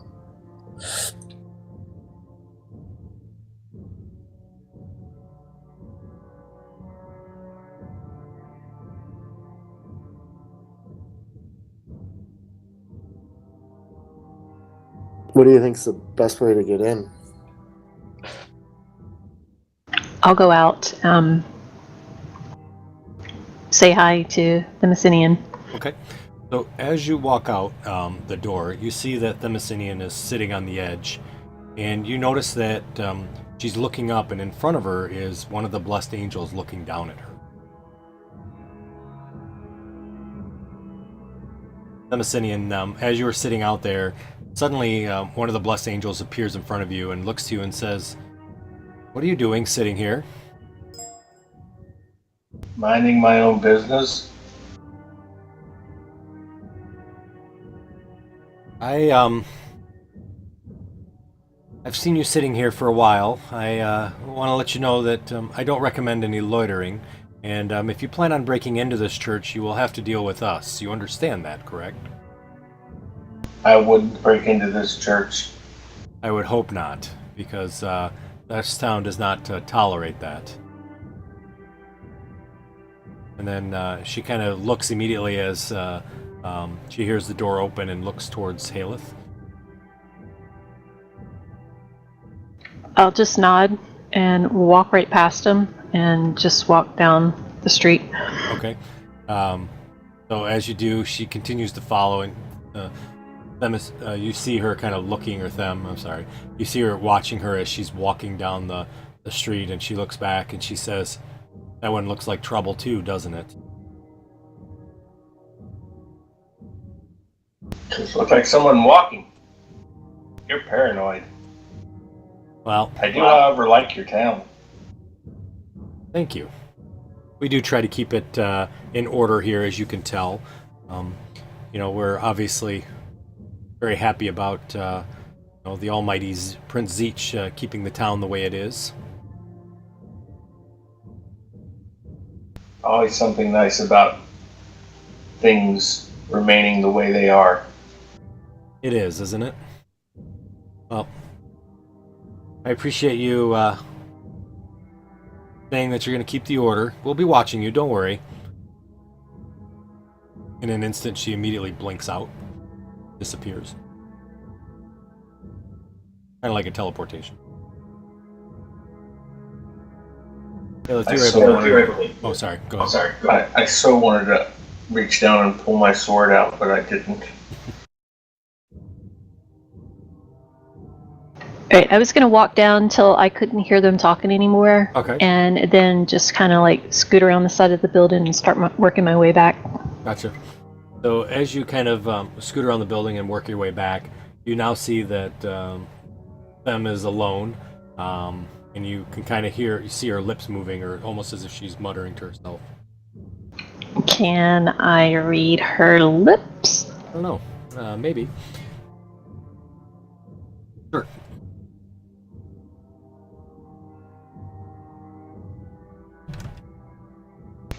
This is after that thing left, right? Yep. Do you want me to tell her, or do you want to tell her? You can tell her whatever you'd like to tell her. I seem to be having some kind of conversation with someone and pausing for answers, and then seeming to have more conversation with someone that doesn't seem to be there. If I hadn't traveled with Spaz for months on end, I would find that unusual. True.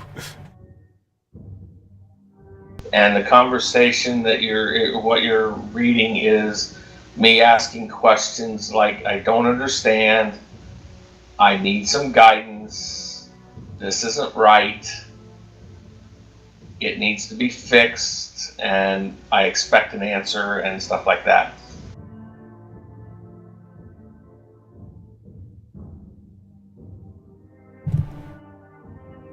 Okay.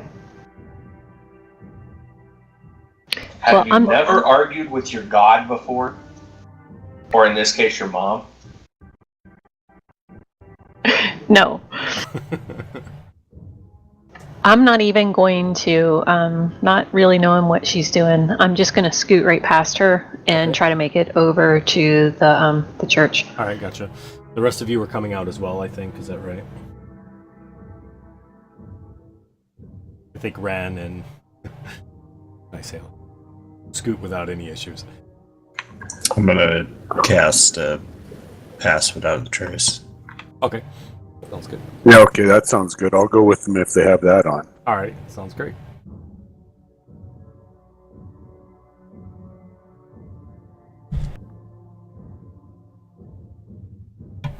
All right, so you cast the spell there. The remaining group, I assume, is moving in that direction.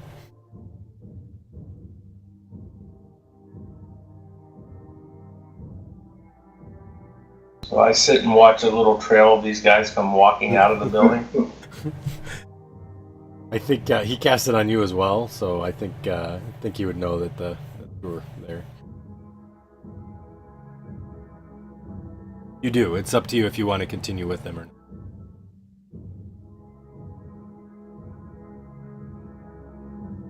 And if anybody's being stealthy, I do need stealth roll.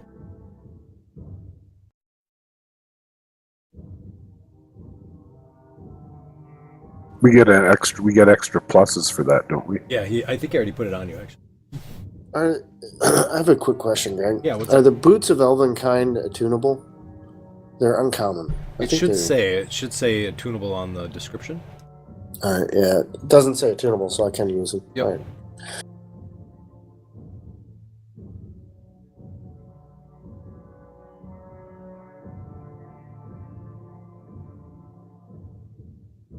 I will not follow them because I don't want to stumble around in the dark, whatever they're doing. Okay. All right, sounds good. So you sit on the edge of the building there. It appears. Can you give me a? Well, you're just actually passive save. So when they start to come out, you probably wouldn't have even noticed them, unless somebody had grabbed you. And I think. Go ahead. I'm fine with that because I'm in deep discussion. No problem. And Spaz, I'll need a stealth roll if you're being stealthy. Or if you're even going with them, I don't know. I'm going with them. Alright, gotcha.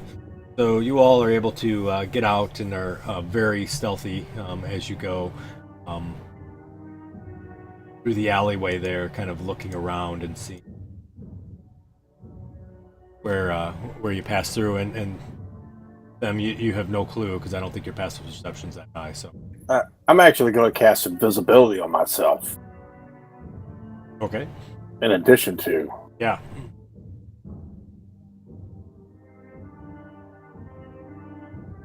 All right, sounds good.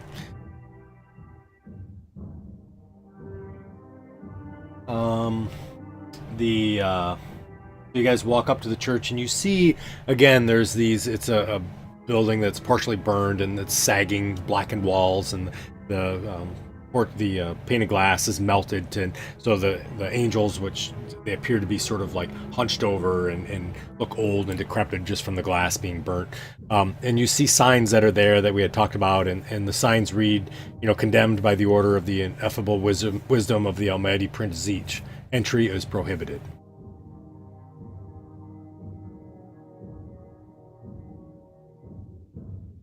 I'll try to I guess I'm coming from that back alley. Uh-huh. I'll try to see if there's some entrance that might be covered up or something like that. Sure. So as you kind of come through, you find that there's lots of different ways that you can get into the building itself. And as you kind of walk through, you immediately recognize that there's a bunch of rubble that's piled up at the back of the church, and it appears to cover some sort of a door that was there, like a heavy stone door, and the room is still, there's like a room behind it that's still partially together. It's about a 10-foot by 5-foot room. Otherwise, the remaining of the building is, there's no other rooms that are noted, except for just walls standing.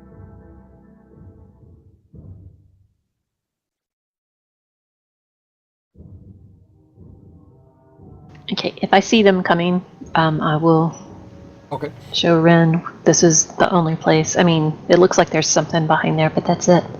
Well, you'd be able to see Merrick. So actually, Alan and Ren. Passive perception now? 29. Yeah, so you can see those three. I walk up the Haleth and I go, I have a trick. I try to punch him. A dodge. Actually, I have blind sense, so I can. She knew you were as long- coming. Oh, She surprises you. I can cast Pass Wall. Pass. Oh, okay. Yes, any wall that we have here, I can get us through that. You can take all of this? Yeah, it'll stay open for an hour. Well, It'd be a 5 foot wide, 8 foot tall, and 20 foot deep. well then that we don't even have to dig around in this rubble to get through. Nah, just pick a wall.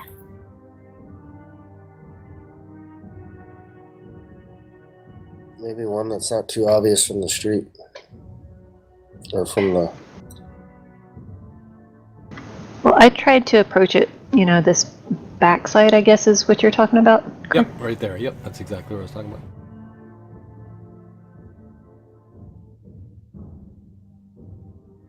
Just tell me where, Haleth.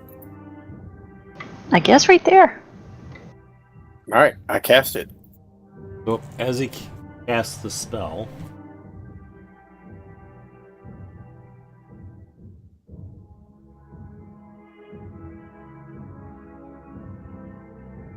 you see the rock sort of goes from a tiny circle and opens up into this portal. And you see that going from the door on the inside and then going downwards towards the west, there's a stairway that goes down. Now, the portal he made is about 3 feet above the stairs, so you'd have to kind of jump down onto the stairs itself to get there without going through the door. But you do see there's stairs, and they're very steep going down, and they appear to be circular.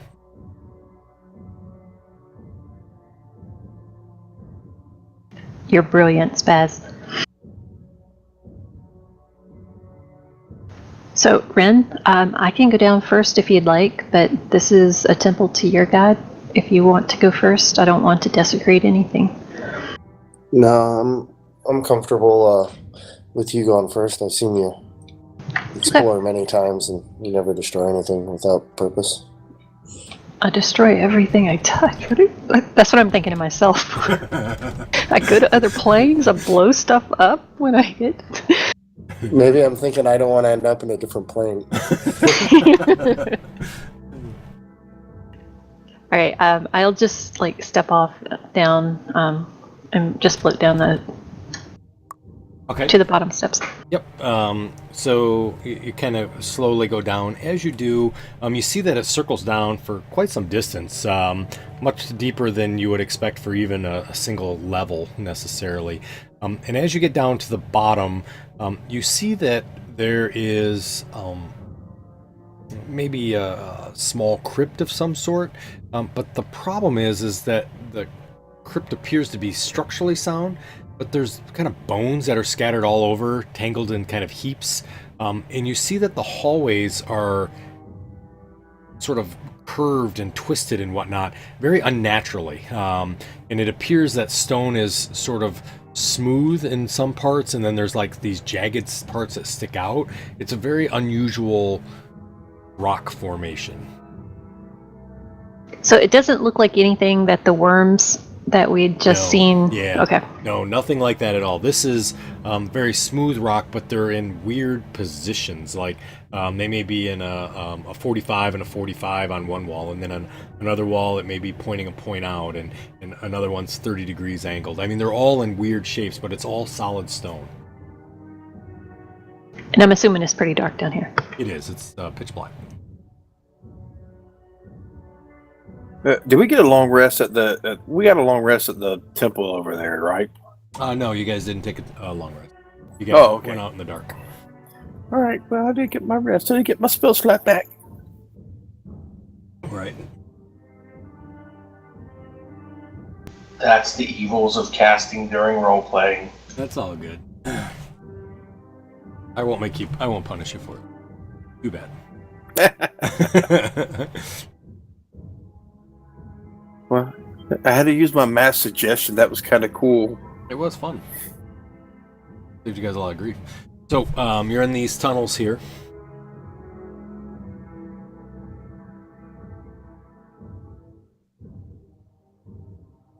Okay, so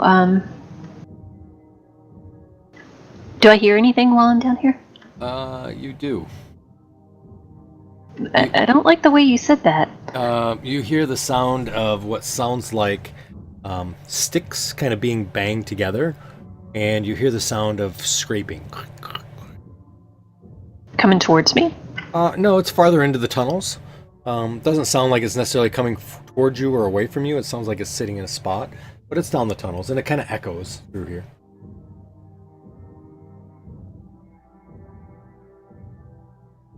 Okay, I don't know if anybody can see me, but I'll motion for them to come down. Okay. Okay, we'll come down. Yeah. I mean, you can get to the point where you can obviously let them know if you're not hiding anymore. Yep. Okay. So the rest of you kind of hop on down.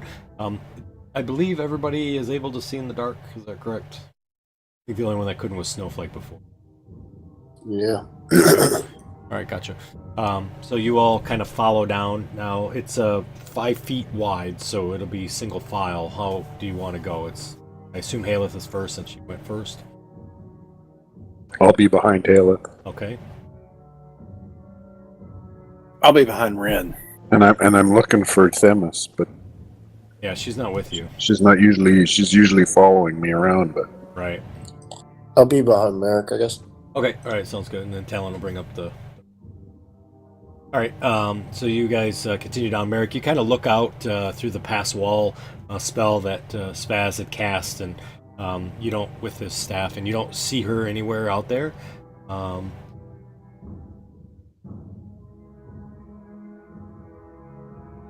And then you all slowly start sneaking down into the tunnels, and you see kind of the same sort of rock formation that I talked about. And you do see it kind of opens up into this crypt that's here, and there's 12 slots of what looks like the bodies used to lay on. However, the bones, there's no body there, and there's bones just kind of scattered all over. And you do see various tunnels that are kind of dug through, and they have that, again, the rocks are kind of at weird shapes and angles.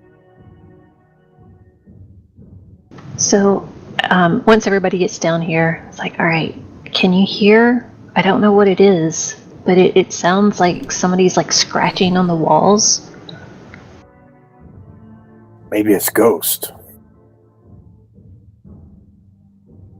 Do ghosts in your mind scratch on the walls, or do they go right through them? I don't know. Maybe they're zombies.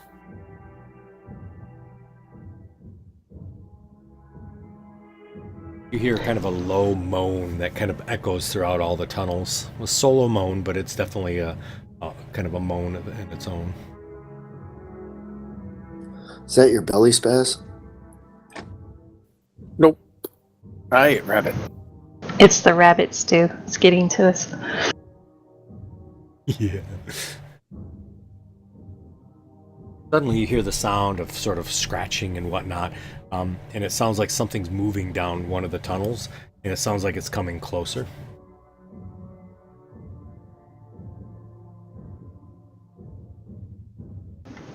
All right, and there's really no room to maneuver down here, so we're single file, right? Yeah, I mean, you're in this little crypt, which is about 15 feet by 10 feet kind of space, and then they have these slots where they would put the bodies in the crypts there.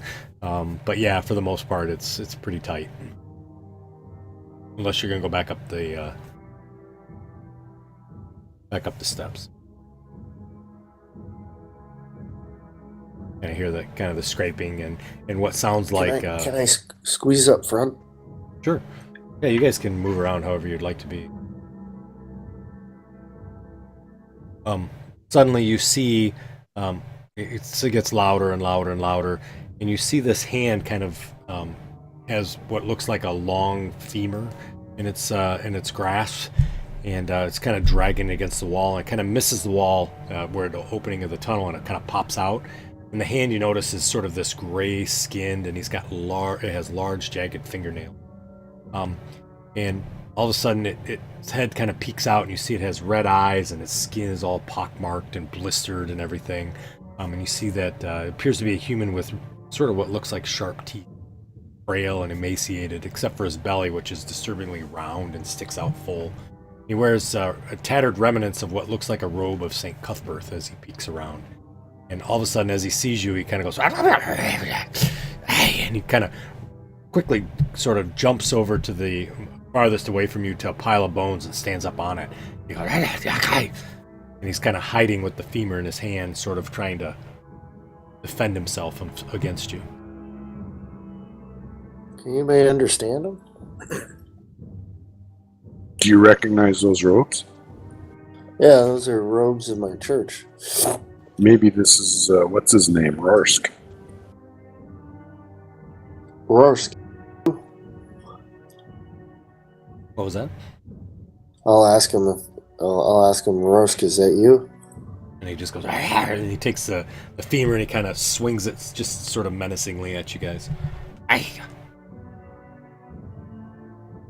Show him your medallion.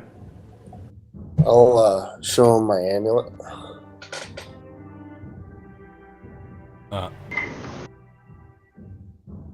So you scooted in front of me. Merrick, did you want to be behind Ren, or you... Yeah, I should probably be behind Ren or beside him. I can't fit beside him, I guess. Okay. It's 10 feet wide, so you could. It could be two of Okay. you next to each other. I got permanent protection from undead or whatever. Couldn't evil. That's the only reason I wanted to pop up front. Yep. So he continues to kind of howl and cackle at you. As you show the symbol, he kind of takes his arm and puts it over his eyes, almost as if he's shielding himself from the symbol that you show him. And then he kind of swings the bone in his hand, kind of as he's covering his eyes, trying to make it so it looks like he's menacing, but he's definitely shielding his eyes. Well, I think maybe we should just cleanse him. Doesn't look like there's much we can do. Unfortunately. What do you guys think? What do you mean by cleanse? He doesn't seem to be himself. He's undead now, so I guess we make the undead dead.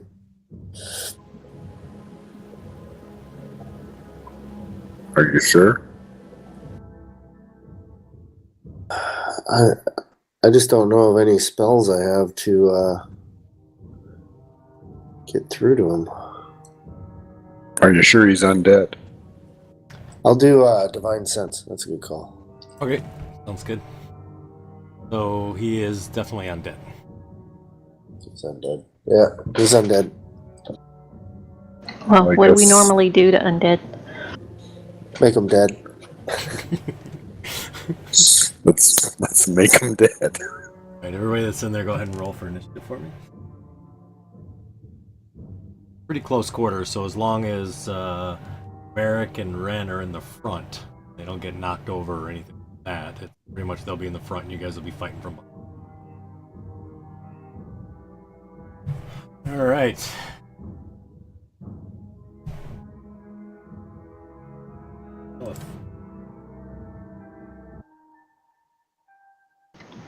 Well, I'm behind Merrick, so I will notch a crossbow bolt. I can duck if you want.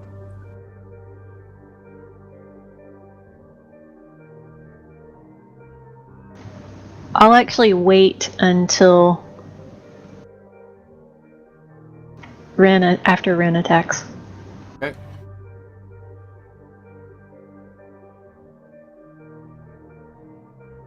Alan takes a shot.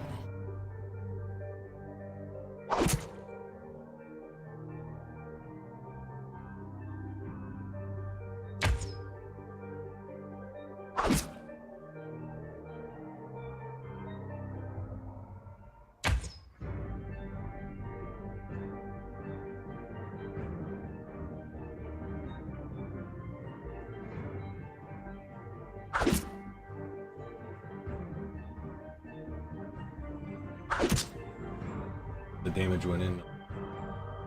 Are we theater of the mind here Yes, for the we tunnel? are. Okay, Yeah. good to go. Yeah, I don't have a map for it. I didn't expect you guys to attack him. So all good. Oh, I guess I didn't even target him. Yeah, do you mind I dragged down the 21. If you don't mind dragging in the others, that'd be Okay. Thanks, I appreciate it. All right, Spaz, you're up, buddy. What a spaz too. He's invisible right now. He is invisible. So if he doesn't attack thing, at least he gets advantage on his first one. Okay.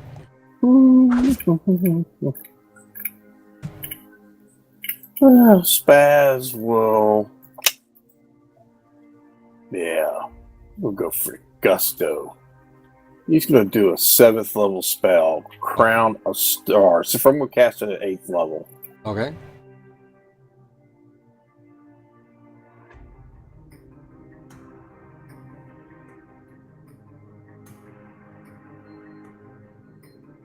And yeah, I'll get to hammer him for some coolness.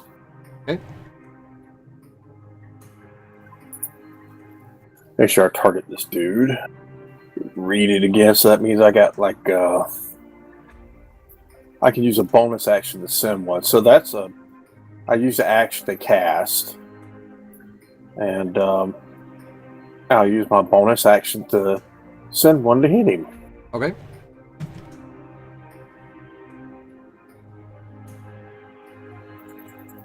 Why have I got advantage? Because you're invisible. Ah, that's right. So, yep, I'm no longer invisible after this.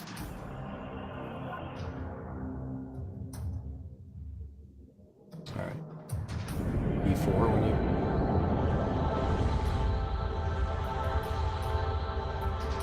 Good news is you're all packed in like sardines. Oh. All right.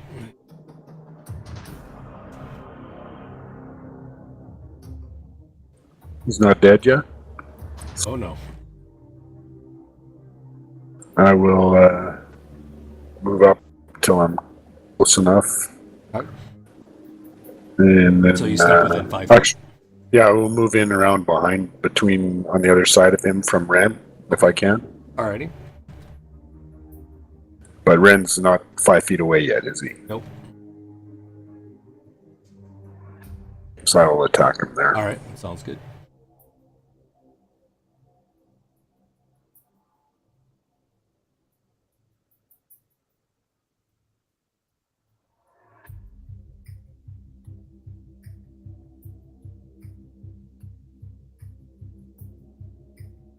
A zombie with armor. Yes, he does have armor. There you go. That one hit though. So as you hit him for the first time and miss, and the second time or didn't miss, bounces off his armor. You notice that he's wearing a nice silver metal plate on his robes.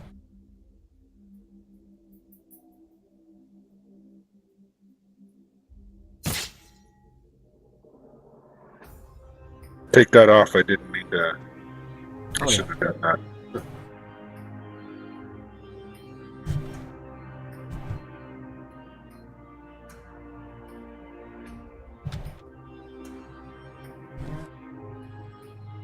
So as you get close to him, Merrick, you sort of get this smell that kind of comes up from him of death and sort of decay. And as you hit him, he turns to you and casts a spell. Counterspell. Okay. Sounds good. It's a level 5 spell.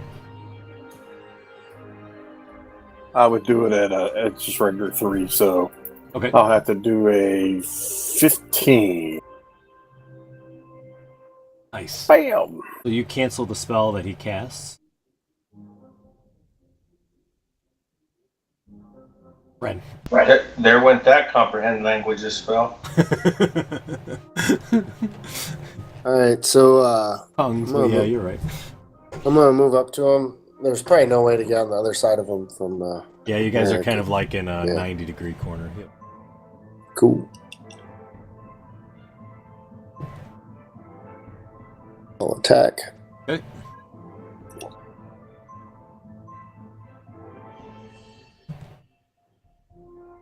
I'm gonna use a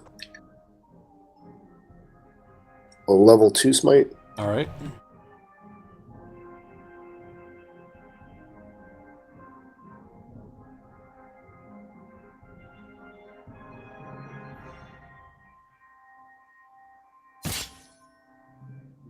And I'll hit him again.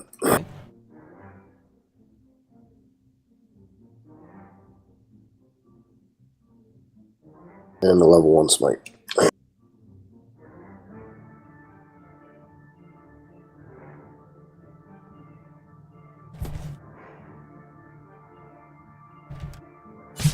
Nice.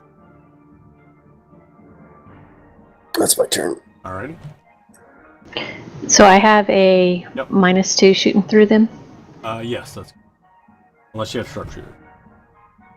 No, I haven't decided what I'm playing. Okay, gotcha. Yeah, that's it. And Ren is right next to him, right? That's correct. So is Merrick. They both are.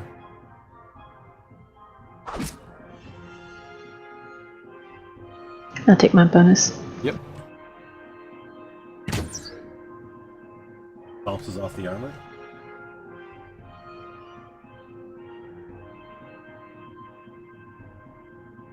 That was it for me. Okay, sounds good. All right. It actually comes back to you, Halo. Hey, how about that? Look at that. Gonna rerun the round there. Yep. Yep, there you go. That one hits.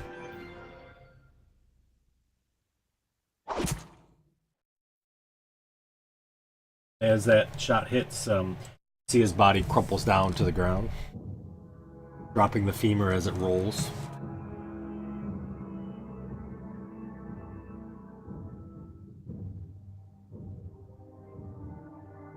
Would that be the base of St. Cuthbert?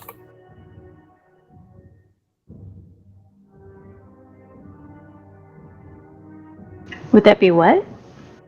The Mace of St. Cuthbert. Yes, that would be the Mace of St. Cuthbert. However, I'm not sure Ren would agree that a femur is the Mace of St. Cuthbert. And Curse of Strahd, I think. What is that frickin' St. Macrova's thigh bone or something like that? Is a frickin' Mace of Disruption for it? Oh, I don't know. I haven't played it. It's a Curse of Strahd. Is it?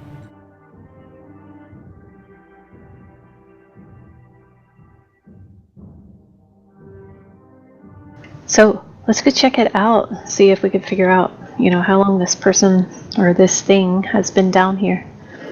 Maybe somebody should talk with dead. I don't have talk with dead.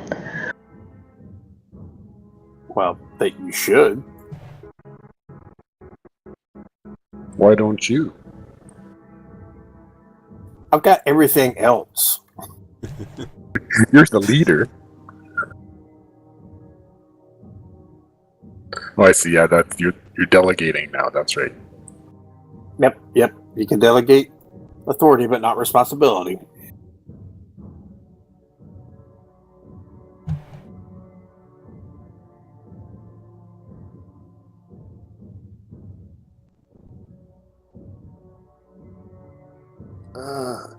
So there's a dead body there, right? His, yeah.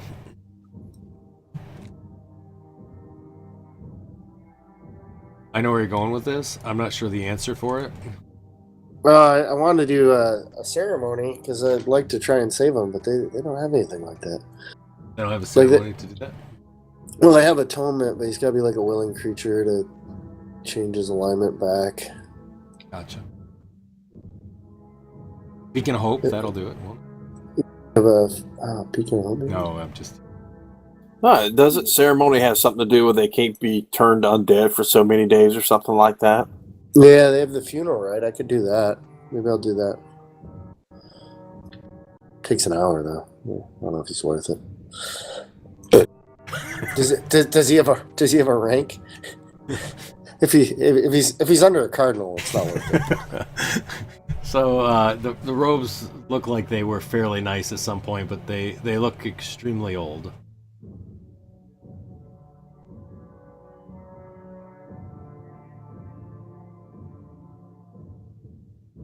Like maybe 20 years old? Maybe.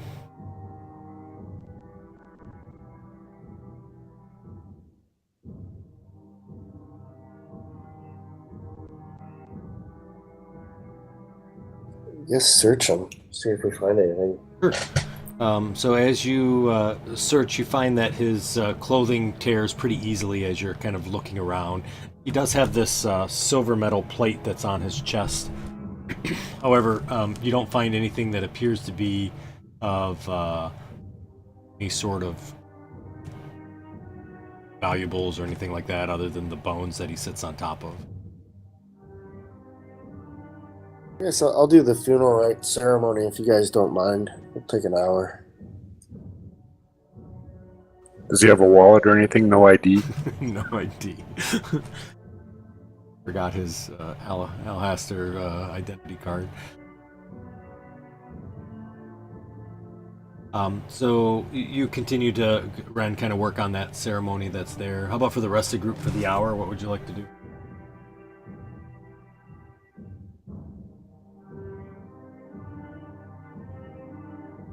I like to sling the rest of my boats out before my hour's up.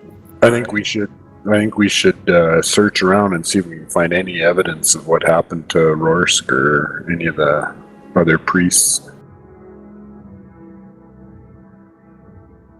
Yeah, that makes sense. I'll start, while they're doing that, I'll just look around and see if I can find like anything left over. So I already know what your passive investigation is. Anybody else want to help her with that? That's proficient in investigation. Eric, are you proficient in investigation? Good suggestion.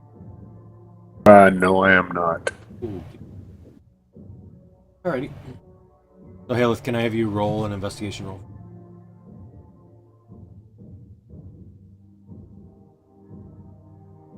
Wow.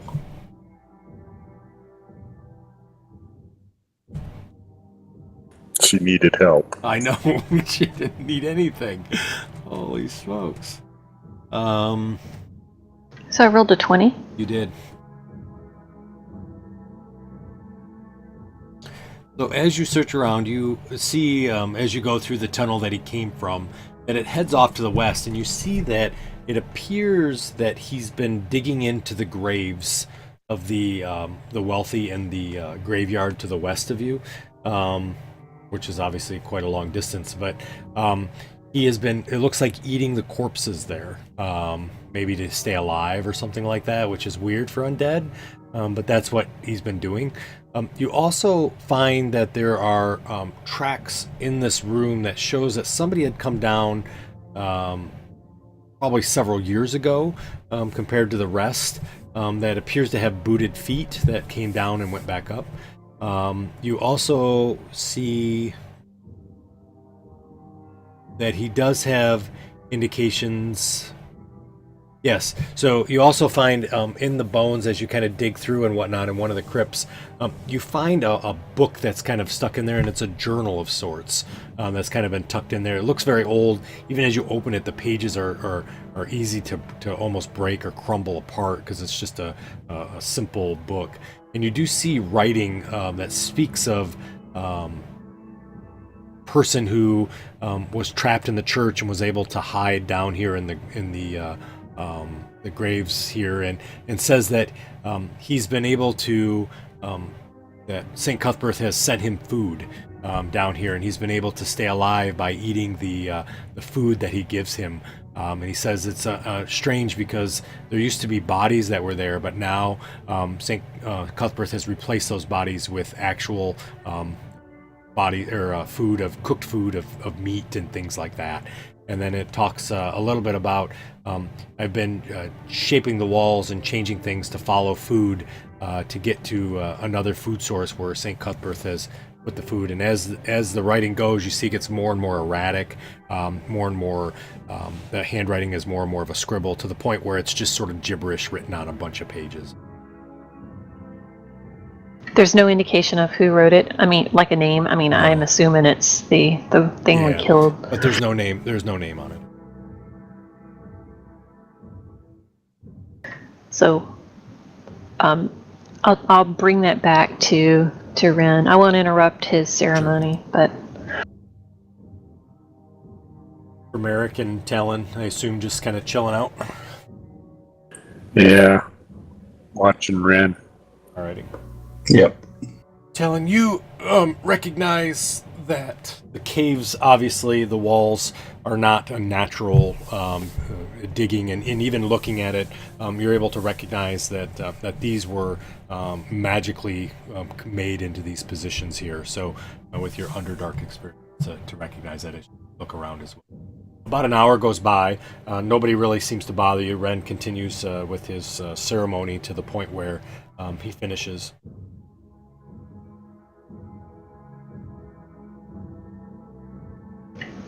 so Ren, it looks like this priest or whatever was eating some of the fresher bodies down here. And if you look at this journal, I think he kind of went mad. He started hallucinating that those bodies were actually gifts from St. Cuthbert. Oh, wow. That's horrible.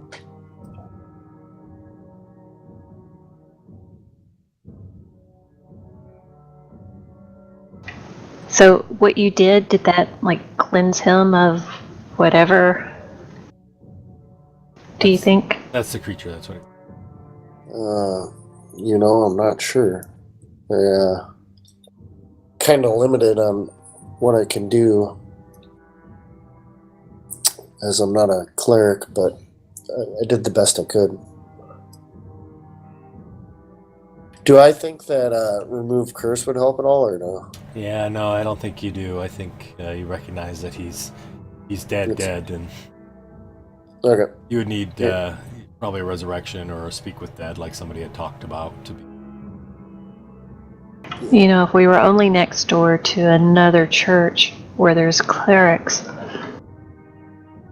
Well, you could grab up his bones and put them in your bag and take him there. Oh, yeah, that's a good idea. Yeah. Way to go, Ayla. I just said before we started out, I don't have any more room for bodies in here. That's okay. We could chop it up. It doesn't have to be whole. Oh, no. Yeah. We'll sort of carry him between us, Ren and you and me, like he's a drunk buddy. Yeah.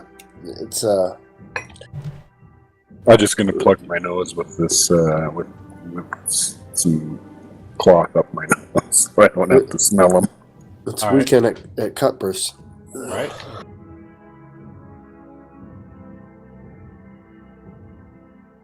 All right. So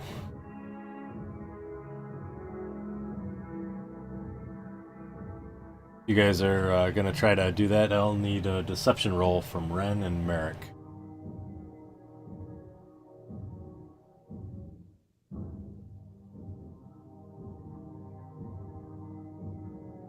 Deception roll? Yep. Deception will be great. What was the other one you said you could do? I think it was pretty much deception. I said Merrick can help you. Yeah, perception. Yeah. Decent. Yeah, so, yeah, strong work. So, as they do that, you see the legs are dragging behind as they're kind of have his arms on there. And as that happens, like a foot sort of falls off halfway through the rubble. I'm gonna look over at Merrick, satisfied. Like, yeah, we're killing this. Like, Easy now. thankfully, it's in the middle Hey, of the night. Alex, can you pick up that foot? Yeah, I'll pick up the foot, as disgusting as it is, and put it in my pack. God, I feel like Snowflake. So, thankfully, it's dark, and you guys are just going through the alley to come back to the church. But as you come around and go up the steps, you notice that Them is gone. Or at least not sitting there. Just like Snowflake. Disappears. So you all walk in, and as you do, obviously you open up the doors to the church. It's still the middle of the night.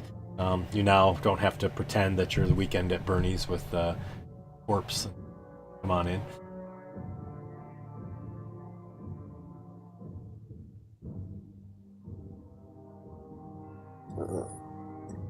Merrick, you know these clerics better than the rest of us. You mind seeing if they'll help us?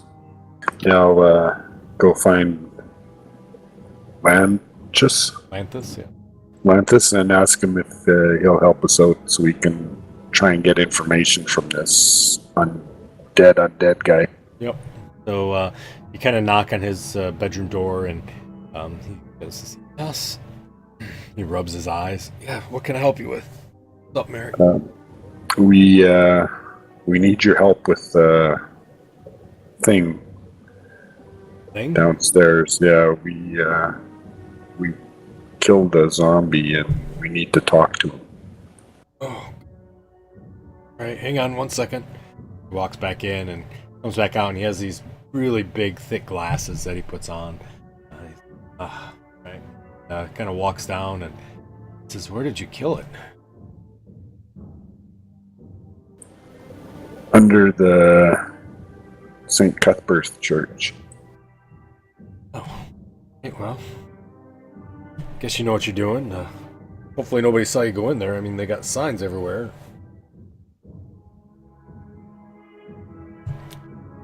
Well, hopefully nobody noticed us. Comes out and looks, and he's like, "Ugh, man, what is that smell? Oof, that thing's been dead a long time." Like, I'm not sure I can resurrect that, unfortunately. Well, I think this is this is your friend. Friend? Yeah, from the St. Cuthbert's Church. What? Can you cast resurrection? We found his journal. It's like, he looks to Spaz. He says, "I can't cast resurrection." Kind of rubs his eyes. He says, "Rorsk? Maybe. Could be. He's wearing the robes, correct robes, I guess." Ugh. Can you talk with him? Speak with them? Yeah, I probably can. You have specific questions to ask him that you'd like me to ask? I'll pass off to Haleth and Rand for that.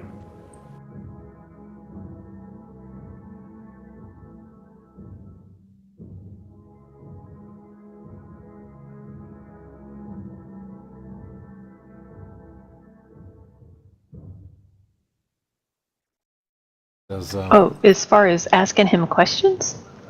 Yeah, what questions we need to ask him, because I can't remember why we needed Rorsk. Because it was in the note left from Balakard.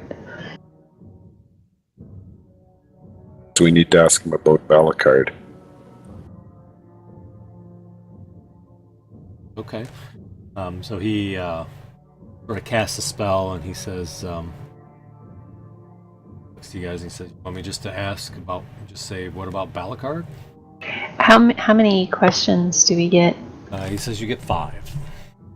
We should probably be specific about Balakard because he may tell us he's like a cricket player or something. Yeah, so that's why I leave it to you guys.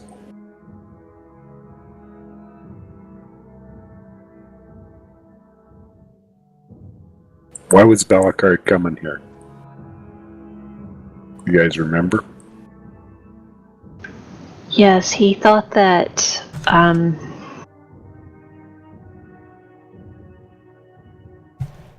I think he knew that the Ebon Triad. Did you guys read that note that was there? I can reshare it. I can't remember it now. It was on the MOTD. May not have.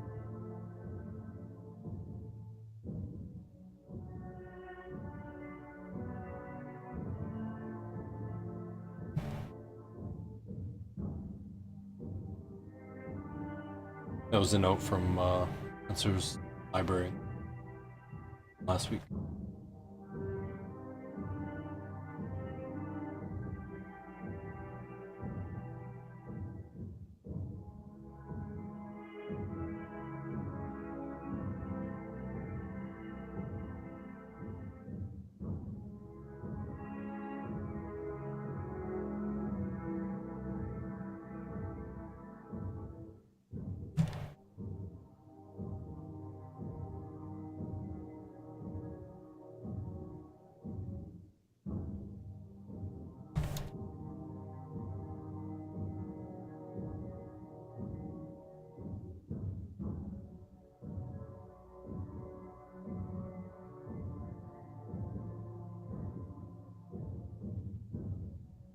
We could ask him why he stayed after Alhaster fell. I guess that could be one. I think we need to ask him. That's a good one. And then we need to also ask him about where the Ebon Triad shrine is, because that's what that last to-do list says about the Ebon Triad. Are they still active in town? And find out if their original hideout shrine is still exists. So let's ask him about that.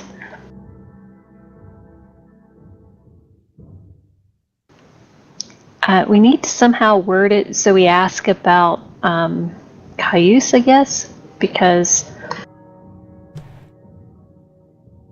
I think that's why Balakard came up this way. Makes sense.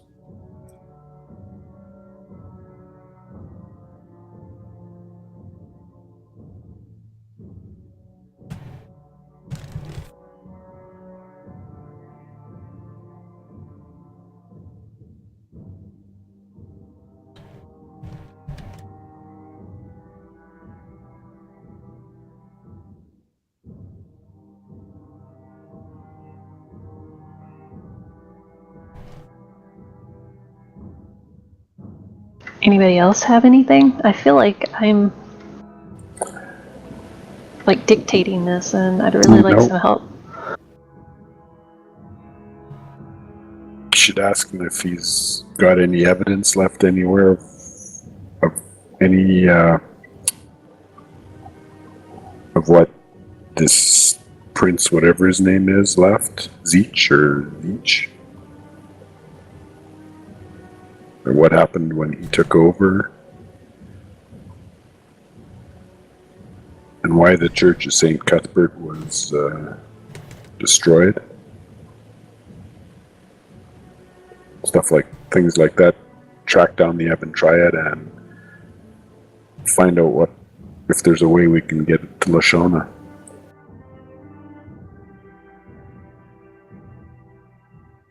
That's about all I can think of. But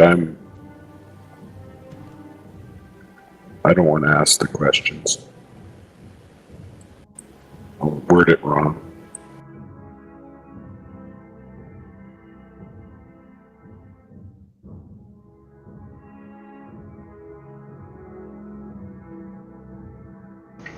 Guys, I need like 2 minutes to take care of something.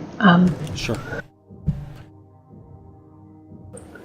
Um,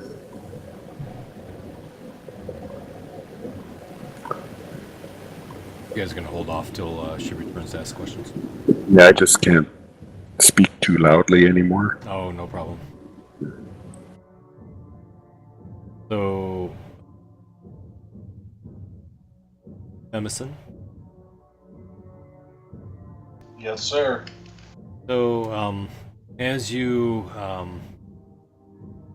have been moving around and out and about the immediate vicinity around the church, you have noticed that, again, there's not a whole lot of people that are here wandering through. You occasionally will hear some hobgoblin guards walking down the main street. You also see that along the main street are some various people that appear to be nobility in nature. They're in ice wagons and carts and carriages and things as they go by, and they do all appear to be going towards the deluxery and getting out and going in there. You also, kind of watching that building in itself, have seen that it appears to be sort of an all-in-one, kind of a gambling hall, because you can kind of see in the windows, as well as sort of a brothel and a large inn. That's the Church of Hexter, which is obviously right next door, is obviously very, very nice and beautiful in its own way. You do see that there is a nightly service at midnight time frame when a lot of people kind of wander into the church, who appear to be sort of the kind of the devout followers that are there. And you see there's a male human who's wearing robes of Hexter that kind of greets people as they walk in. Otherwise, though, the remaining area appears to be pretty uneventful for the most part. I'm imagining that I'm walking around not really fully cognizant of my surroundings. I might catch something here or there, but most of the time I'm like a drunk guy who's walking along talking to his imaginary friend. Right. Yep, and you're absolutely correct, and you don't really bump into anybody while you're moving around through the streets and everything.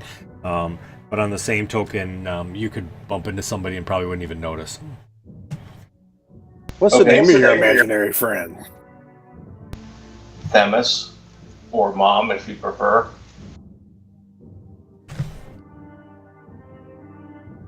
Mother. That's the name of your imaginary friend? Yes, my imaginary friend's name is Mother. What's her last name? I don't believe she has one.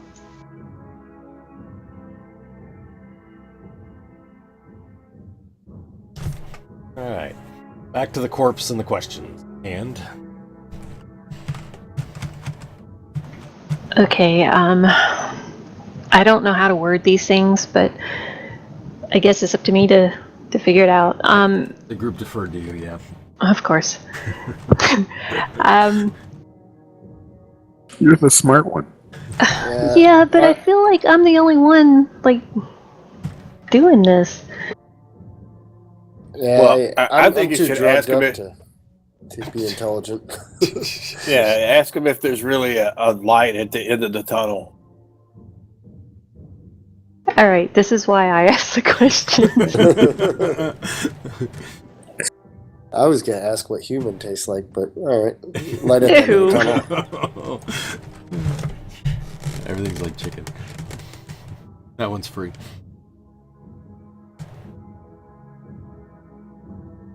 I'd like to know what happened to the church. I mean, we got 5, and we only have, 3 so far? Like, why did Zeech destroy the church? Yep, that's a good one. And then,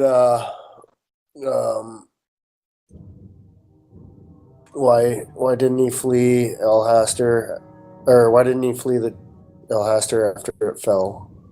Could be 2. What was the one you wanted to ask? The one about the Evan Triad, like their site or something? Yeah, where their Yep. shrine was. And why did Balakard come here to speak with him, if he is Rorsk. Ask why Balakard came to speak with him. So that's 4. And then we can get answers and we can save one, right? Right. Like a well, phone a friend or something. Yeah. yeah, maybe he'll tell us something we need to follow up on. You have 10 minutes, so yeah. All right. All right, so first question. You want to ask the Balakard one first, or? I thought you wanted to know about the church first. Yeah, church. So, well, I'm gonna ask him about. Can you ask Rorsk why he did not flee Alhaster after it fell? Sure. So he casts a spell and asks that very question that you had asked, and he states that to you. He says the Saint Cuthbert spoke to me and told me not to leave our people. Therefore, I stayed for anyone who still worshipped Saint Cuthbert. It's a pretty good answer, actually. All right, so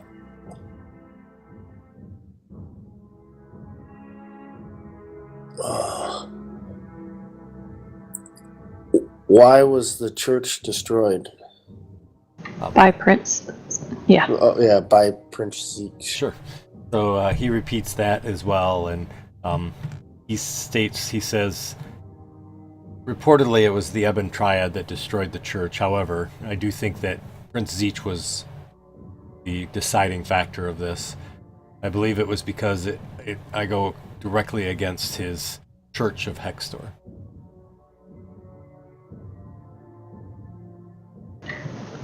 Why did Balakard come to speak with Rorsk?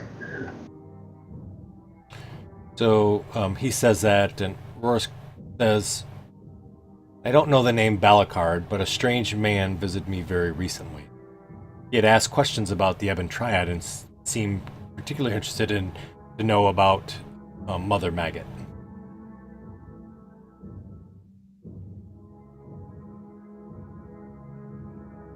I'm gonna ask the priest, not to ask Rorsk, but does he know Mother Maggot? He kind of looks at you and sort of shrugs his hands up like, no clue.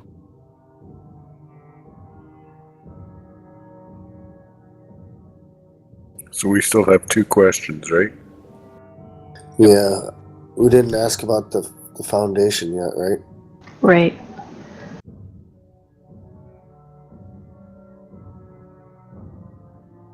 I'll let you word that one.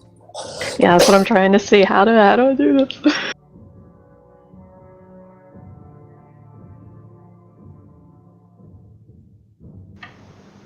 What do you know of Mother Maggot?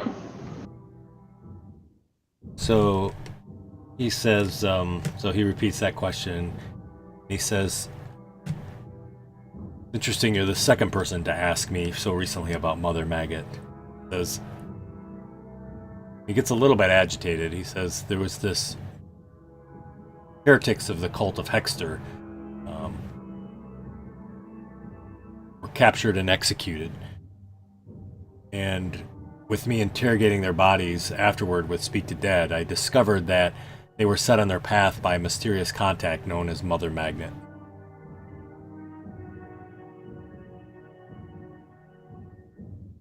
Then he continues to say, this mysterious figure, Mother Maggot, gave these cultists the worm-eaten undead they used to cause so much trouble, and apparently promised more support if they were successful in their crusade against Alhaster.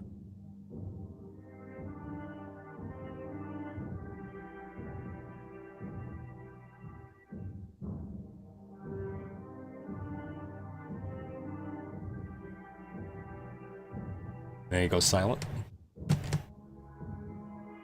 I think we need to know where the original shrine or original whatever meeting place is.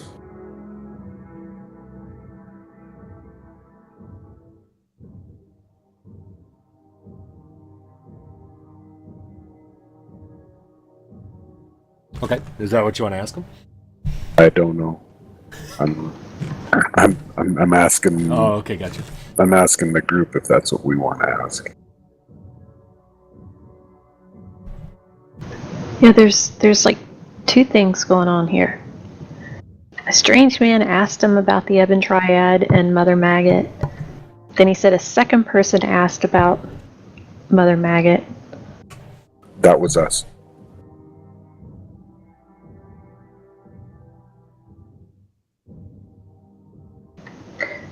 Where is the location of the original Ebon Triad shrine here?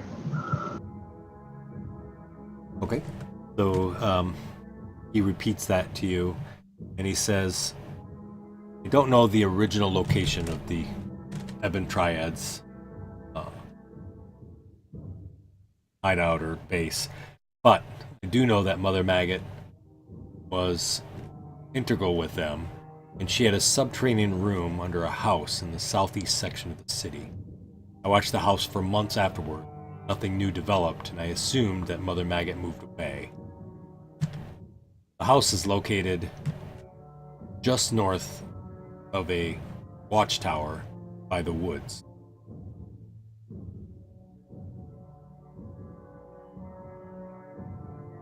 Priest then kind of looks at you and he says, I think that's all we got. And then he turns around to Spaz and he says, you owe me 10 gold. I think we did pretty good. Hey, Spaz, pay the man. What? Pay him what? 10 gold. He turns to you and says, you owe me 10 gold.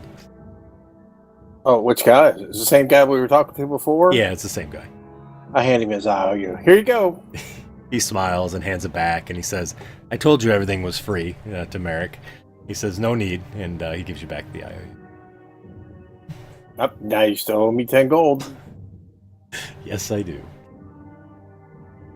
No, Hey, he doesn't. watch this. And I sling a mote off. Shoot it at something. Well, that's right. The hour's up there, so I can't do that anymore. Oh, yeah, it is up. Yeah, sorry. That's good, because you would have been desecrating the Church of Cord. May not have gone well. It's radiant damage, so I mean. That's true. Still wouldn't have been right. So, Lanthus, do you know or have an idea this area that he spoke of in the southeast? I can only assume it's down by the tower. We had talked a little bit about that before. Okay. It says I'm more than welcome to take you over there in the morning. Yep, in that general location. Says it's mainly slums and not really anything of significance.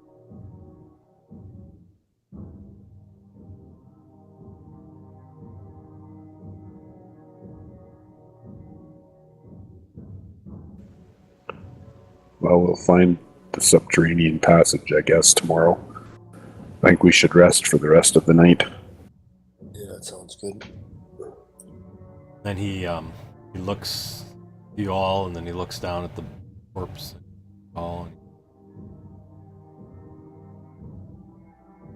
We'll take care of that. Thanks. Appreciate it. I'm not sure what my flock would think when they walk in and see a corpse laying on the floor. Do you have a fireplace? Ooh. I think that's very appropriate. And he kind of guides you back there.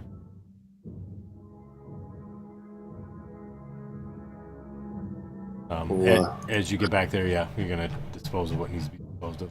Yeah. Good. Don't forget the shoe. Take that out of your pack. Alright, and then I assume you guys are going to sleep the rest of the night? Well, we don't know where Themyscinian went, do we? Correct. Merrick, she's been following you around like a puppy. Not really. She's really been following the rod around. But, yeah. She said she'd be fine, so I'd say we should leave her to to sort out her issues. Okay. Are we going to set up any watch or anything? I mean, we are in a church, but Yeah, we probably should. All right. I'm assuming the normal watch minus Femi, obviously. Well, she's got 2 pictures. Yep. All right. So you all are able to sleep throughout the night without any difficulties. When you awake, Femi is not in the church and not outside the church.